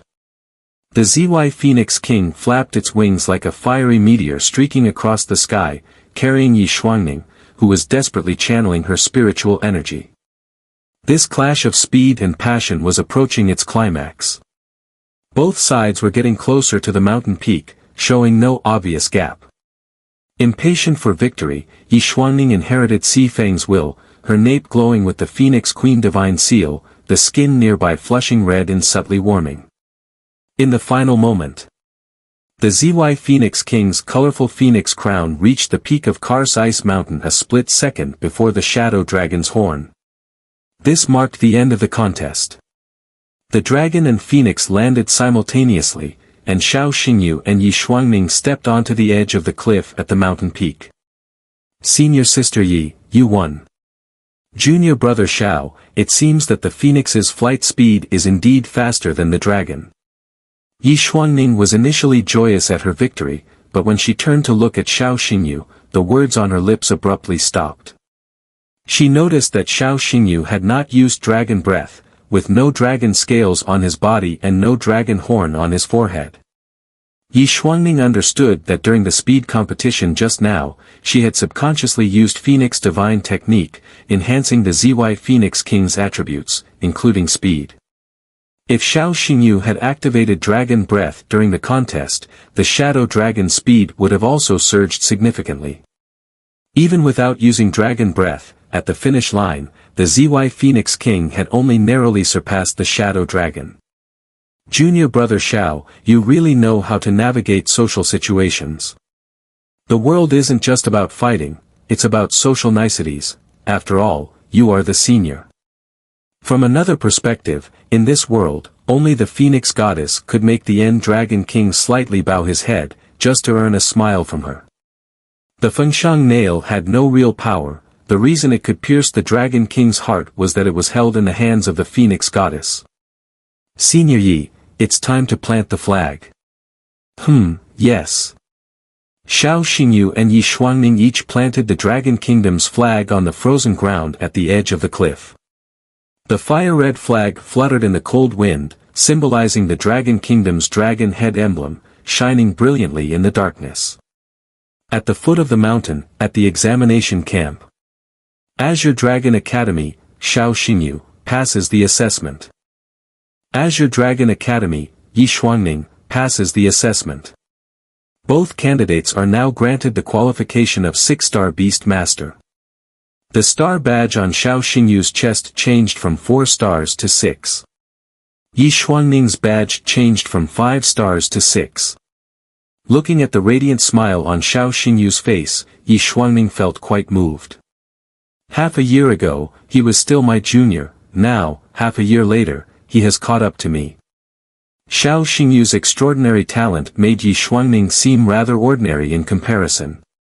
Senior Yi, let's take a commemorative photo. Sure. The young man and woman stood together, posing in a typical photo style, making peace signs toward the camera. The backdrop was the sunlit golden mountain and the snow drifting in the sky. This was a photo of the fallen Dragon King and the Phoenix Goddess. Behind this photo lay long-sealed memories, entwined with love and hate, the passage of countless springs and autumns, and the experiences of many winters and summers. After the 6-star assessment, both Xiao Xingyu and Yi Shuangning had a one-day holiday. This was a small benefit provided by the president of Azure Dragon Academy, Su Ruyan. Besides this small benefit, there were even greater benefits waiting for this newly emerged Dragon Phoenix duo. Star-picking city. The back mountain of the Yi family's old residence. Phoenix King Valley. After the assessment, Yi Shuangning accompanied Xiao Xingyu to the Feng Wang Cliff in Phoenix King Valley. Standing at the edge of the cliff, they could see countless golden phoenix trees shining with holy light, with countless phoenixes resting on the treetops. When they saw Yi Shuangning, they simultaneously emitted crisp phoenix cries and flapped their wings, swiftly flying over. The falling clouds flew alongside the phoenix feathers, and the phoenix flames blended with the vast sky. Under the dusk, Phoenix King Valley was breathtaking, and Xiao Xingyu's heart stirred with excitement. Yi Shuangning showed a puzzled expression, her delicate brows slightly furrowed. Junior Xiao, it's strange. Every time I came to Phoenix King Valley for training before, they weren't this enthusiastic. It's so odd today. Xiao Xingyu smiled but said nothing, knowing in his heart, it's because you've awakened the Phoenix Queen's divine seal. These phoenixes sense a familiar aura from you. The observer was clear, while the one involved was confused. The aura emanating from Yi Shuangning gradually overlapped and fused with that of the former Si Feng, but she was completely unaware of it. Taking advantage of the one-day holiday, Xiao Xingyu had only one thing to do here. That was to contract a phoenix-type beast. Last year, Xiao Xingyu had made a promise here, and now the opportunity to fulfill that promise had matured. Lang Yin. Xiao Xingyu called out loudly, his voice ringing clear but gentle. A powerful phoenix cry echoed from the valley bottom. The connection between human and beast became increasingly strong. A sharp wind tore through the hot air, and a completely black phoenix flew out of the valley, first circling around Xiao Xingyu's head before finally landing at the cliff's edge. This phoenix was unlike any other, its beauty could not be described. Around it swirled the substantial SSS-level beast energy of shattering power. This power was pure spatial beast energy. Lang Yin, do you remember me? The Void Breaker Phoenix emitted a joyful cry, bending its head down, allowing Xiao Xingyu to stroke its crown. Last year, Yishimo had brought Xiao Xingyu to Phoenix King Valley. The relationship between Xiao Xingyu and the Void Breaker Phoenix could be described as, just because I looked at you one more time among the flock.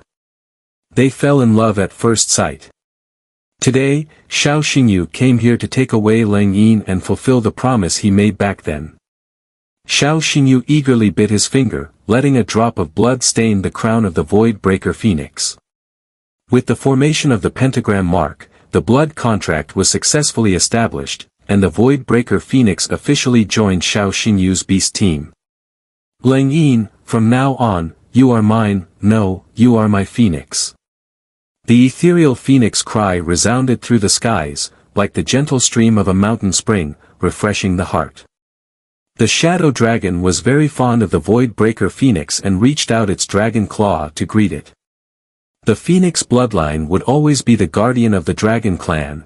Although the Void Breaker Phoenix was aloof, it was very friendly toward the shadow dragon.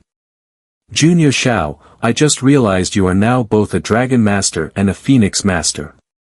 This has created a historical precedent. You are the first beast master in Dragon Kingdom to achieve both dragon and phoenix mastery. Senior Yi, if I control the shadow dragon with my left brain and the Void Breaker Phoenix with my right brain, fighting with a divided focus, wouldn't that trigger our cooperative enhancement effect? Xiao Xingyu, the #1 tactical genius in the national server. Yi Xuanning rubbed her forehead and laughed bitterly, shaking her head to retort, left brain, right brain. Are you trying to kill yourself? Aren't you afraid your cerebellum will shrink? At an altitude of 10,000 meters in Star-Picking City, the warmth of dusk quickly dissipated. The room was shrouded in darkness. Yi Xuanning contemplated for a long time before opening a drawer and taking out a locked wooden box. This was one of the relics left by Si Feng. Inside the box lay an old, yellowed book. The Phoenix Mastery, written with Si Feng's lifelong essence, detailed the art of controlling phoenixes, describing various techniques and insights for phoenix masters in combat. From childhood to adulthood, Yi Xuanning had flipped through the Phoenix Mastery over 1,000 times. Even though the content was obscure and profound, it could not withstand Yi Xuanning's unwavering determination. At 2 in the morning, this was Yi Xuanning's 1034th time reaching the last page of the Phoenix Mastery. Her mind became much calmer as she stared at the blank page, resting her chin in contemplation. Why is the last page of the Phoenix Mastery blank? Regarding this point, Yi Xuanning had tried various hypotheses but still could not understand. Suddenly, a slight burning sensation came from the back of her neck, and the Phoenix Queen's divine seal began to glow. In that instant, a flash of brilliance crossed Yi Xuanning's phoenix eyes, only she could see the blank last page of the Phoenix Mastery, gradually revealing a line of elegant handwriting. To protect the dreamer, this is our mission. A brief line of text conveyed a very clear message. My dream. Under the influence of the Phoenix Tiara, Yi Xuanning's memories of the nightmare were not very clear, but she was certain that the person who appeared in her dream was Xiao Xingyu. Does my mother mean for me to protect Junior Xiao? For so many years, the dreams I've had have either been about beautiful landscapes or cataclysmic disasters. Ever since I met Junior Xiao, my dreams have included specific people, and that person is precisely Junior Xiao. Yi Shuangning felt a chill run down her spine.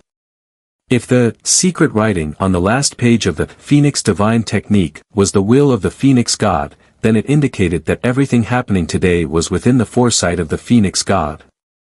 She foresaw that Yi Shuangning would meet Xiao Xingyu. She foresaw that Yi Shuangning would dream of Xiao Xingyu. After clarifying her thoughts, Yi Shuangning was deeply shaken. At that moment, her phoenix eyes noticed something unusual. The animal skin cover of the Phoenix Divine Technique now bore a special mark. Upon closer inspection, one could see that it was a totem made up of a dragon and a phoenix. The dragon's body coiled into a circle, appearing as if it had been injured, curled up and trembling, having lost its previous majesty. The phoenix had a determined gaze, wings spread wide, protecting the wounded dragon. This was the essence that the mark totem sought to convey. It was the same as the line of writing on the last page. Once, Yi Shuangning had been perplexed by the blank last page, but tonight she finally found the answer. After all, she had awakened the Phoenix Empress Divine Mark and become the new Phoenix Goddess, naturally inheriting the complete legacy of the Phoenix God. Yi Shuangning carefully returned the Phoenix Divine Technique to the wooden box and looked up at the drizzle outside the window. "Mother, I will honor your last wish and protect him." At this moment, a seed was planted in Yi Shuangning's heart, taking root and sprouting. This seed was named Mission. To protect the one from her dreams, the mission of her clan. At the same time, the young Dragon King of the End was also tossing and turning in bed, burdened by many worries, unable to sleep for a long time. His father's whereabouts, his mother's life and death, the truth behind the Dragon King's sacrifice. So many things are waiting for me to do, it's driving me crazy. Forget it, let the future take care of itself. I want to live in the present. Now that Senior Yi has awakened the Phoenix Empress Divine Mark, according to my agreement with Xiao Liyan, I must protect her. To protect each other was the destiny of the Dragon King and the Phoenix Queen. For this boy and the girl next door, the best outcome would be that the so-called Phoenix tragedy never existed in this world. At 10 a.m., in the office of the Azure Dragon Academy Dean. Xiao Xingyu, Yi Shuangning, you two truly live up to being the unparalleled prodigies cultivated by my Azure Dragon Academy. A mere 6-star assessment, easy as pie, ha ha ha. Su Ruyan was in high spirits, laughing uncontrollably. Xiao Xingyu quietly reminded her, "Dean, your stockings have snagged, you should change them." Su Ruyan cleared her throat twice to cover her embarrassment. Ahem, that's not the point. The point is, I'm happy today, excited, thrilled. I must reward you both properly. Su Ruyan's tone shifted subtly, her eyes glinting with a fox-like cunning. Xiao Xingyu had a bad feeling and tentatively asked, "Dean, the expression on your face makes me feel like this big reward is a big trap, right?" With a snap, Su Ruyan slapped a registration form onto her desk. The first line of this form read, World Academy Tournament Contestant List, Azure Dragon Academy. To participate in the World Academy Tournament, 2 conditions must be met. First, you must not have graduated. Second, you must achieve a 6-star rank, and cannot exceed 6 stars. At this point, a look of deep satisfaction spread across Su Ruyan's mature and charming face. I thought it would take you both at least until your 3rd year to break through to 6 stars. But your talent is even stronger than I imagined, achieving 6 stars ahead of schedule, thus qualifying you for the World Academy Tournament. Xiao Xingyu pondered for a moment and voiced his concern. Dean, although there are only a handful of 6-star seniors in the 3rd year, they are all seasoned 6-star beast tamers. They have more experience than me and Senior Yi, who just barely passed the assessment as rookie 6-star beast tamers. So why do you insist that Senior Yi and I participate in the World Academy Tournament? Yi Shuangning, clear-headed, chimed in. Su Ruyan smiled and squinted her eyes, not directly answering the question but giving a vague reply. First, signing up for the tournament is not mandatory, if you two do not wish to participate, you do not need to sign this registration form. Second, a third-year senior can help clarify your doubts. His name is Chu Xiaoyang. Chu Xiaoyang, that name sounds a bit familiar, I seem to have just seen it. Xiao Xingyu paused slightly, then lowered his head to look at the registration form again, exclaiming, Senior Yi, this Chu Xiaoyang has already registered for the World Academy Tournament. According to the rules of the World Academy Tournament, each Beast Tamer Academy must send 3 contestants. If there are fewer than 3, it is considered a withdrawal from the tournament. Chu Xiaoyang had completed his registration, and the other 2 slots seemed specially prepared for Xiao Xingyu and Yi Shuangning. Yi Shuangning frowned slightly, wanting to ask further, Dean, what exactly is the World Academy Tournament? Su Ruyan waved her hand, directly issuing an eviction order. After you meet Chu Xiaoyang, please give me a response as soon as possible. I need to continue drinking, I need to get back to work. You 2 geniuses, please take your leave. Xiao Xingyu and Yi Shuangning exchanged glances and could only temporarily exit the dean's office. Senior Yi, based on the dean's expression and tone, I feel this World Academy tournament is not simple, it's probably a big trap. Junior Xiao, to be honest, my intuition is the same as yours. Xiao Xingyu reviewed the registration form in his hand again and sighed, no matter how much we speculate, it's meaningless.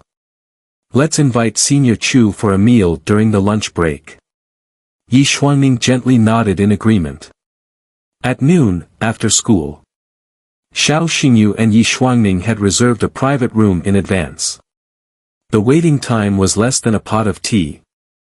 The man who walked into the private room was about the same height as Xiao Xingyu, but his build looked a size larger, giving the impression of a moving small hill.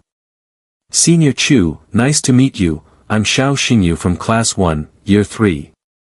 Senior Chu, hello, I'm Yi Shuangning from Class S, Year 2. As juniors, Xiao Xingyu and Yi Shuangning were especially polite. Chu Xiaoyang showed a simple and slightly shy smile, his voice bright, Junior Xiao, Junior Yi, you're too polite. I feel embarrassed that you chose such an expensive place to treat me. After they sat down, Chu Xiaoyang chose a seat by the window, which allowed him to see the LED billboard across the street. At that moment, the big screen displayed a poster of Xiao Xingyu and Yi Shuangning, showcasing their successful completion of the 6-star assessment. The news had created a nationwide sensation, and they were hailed as the unparalleled duo of the Dragon Kingdom's new era, even gaining recognition overseas. Admiration and pride shone in Chu Xiaoyang's eyes. To be honest, I feel incredibly proud to have such excellent juniors like you. One in Year 1, the other in Year 2, and already stepping into the ranks of 6-star beast tamers. Your future is limitless, I admire you both. As Chu Xiaoyang spoke, his expression became wistful, and he lowered his head with a sigh, as if regretting something.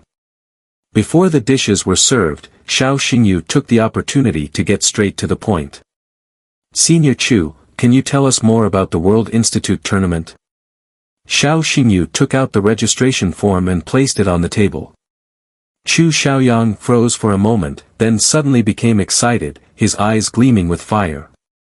Junior Xiao, are you and Junior Yi planning to participate in the World Institute tournament? We. Please, you have to participate.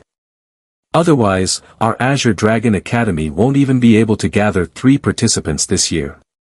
I'm begging you. Chu Xiaoyang suddenly stood up and deeply bowed to Xiao Xingyu and Yi Shuangning.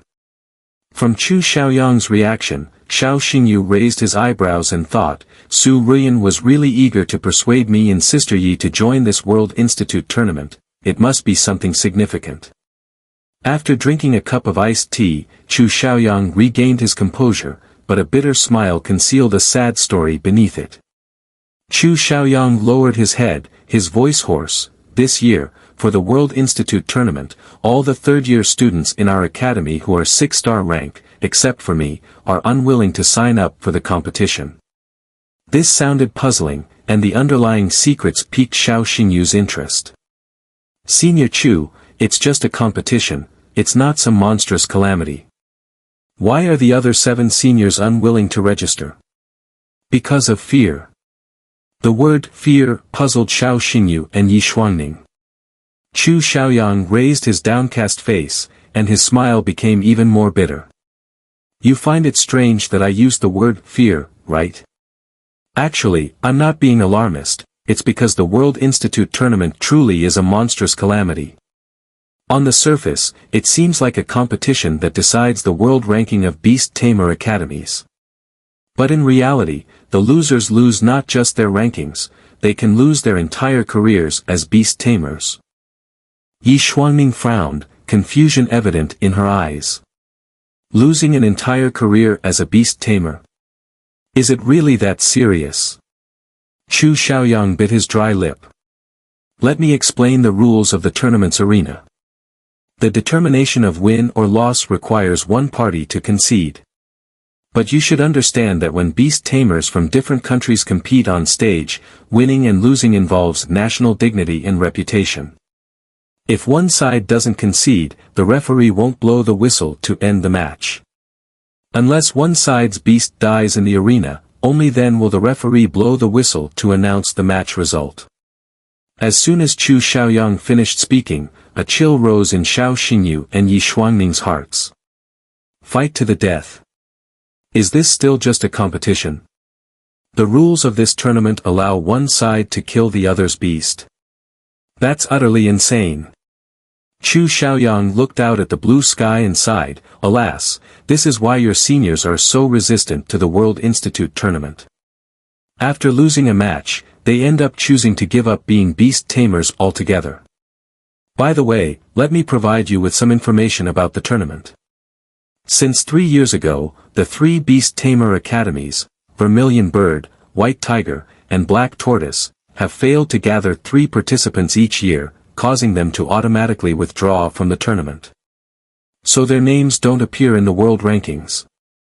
Our Azure Dragon Academy has barely managed to gather 3 participants over the past few years, but with poor performance, our world ranking has dropped to 21st place. Xiao Xingyu's eyes widened in disbelief. 21st. That low. The Azure Dragon Academy is considered a top-tier institution in the Dragon Kingdom. To find it ranked outside the top 20 in the world was shocking. Such poor performance was far beyond Xiao Xingyu's expectations. Junior Xiao, you're surprised, right? Actually, I bear a lot of responsibility. Over the past 3 years, I've participated in the World Institute tournament. My lack of strength has led to the continuous drop in our Azure Dragon Academy's ranking. Chu Xiaoyang lifted a bottle and drank from it, trying to drown his sorrows. Wait. Yi Xuanning noticed something odd and asked, Senior Chu, you've participated in the World Institute tournament for 3 consecutive years. Isn't that strange? I'm a repeat student. I should have graduated 3 years ago. Xiao Xingyu now understood why Chu Xiaoyang appeared so mature and lacked the youthful energy of a student. Senior Chu, your reason for repeating 3 years can't just be for the World Institute tournament, right? Chu Xiaoyang nodded emphatically, yes. I'm only here for the World Institute tournament. Nothing else. Xiao Xingyu and Yi Xuanning exchanged glances, both confused by Chu Xiaoyang's choice. Repeating a year means being much older than other students, delaying graduation, lacking income, and potentially jeopardizing their future and personal career plans. Xiao Xingyu pondered for a long time before seriously asking, Senior Chu, is it worth it for a World Institute tournament? Worth it. Chu Xiaoyang's next words made me regard him with immense respect.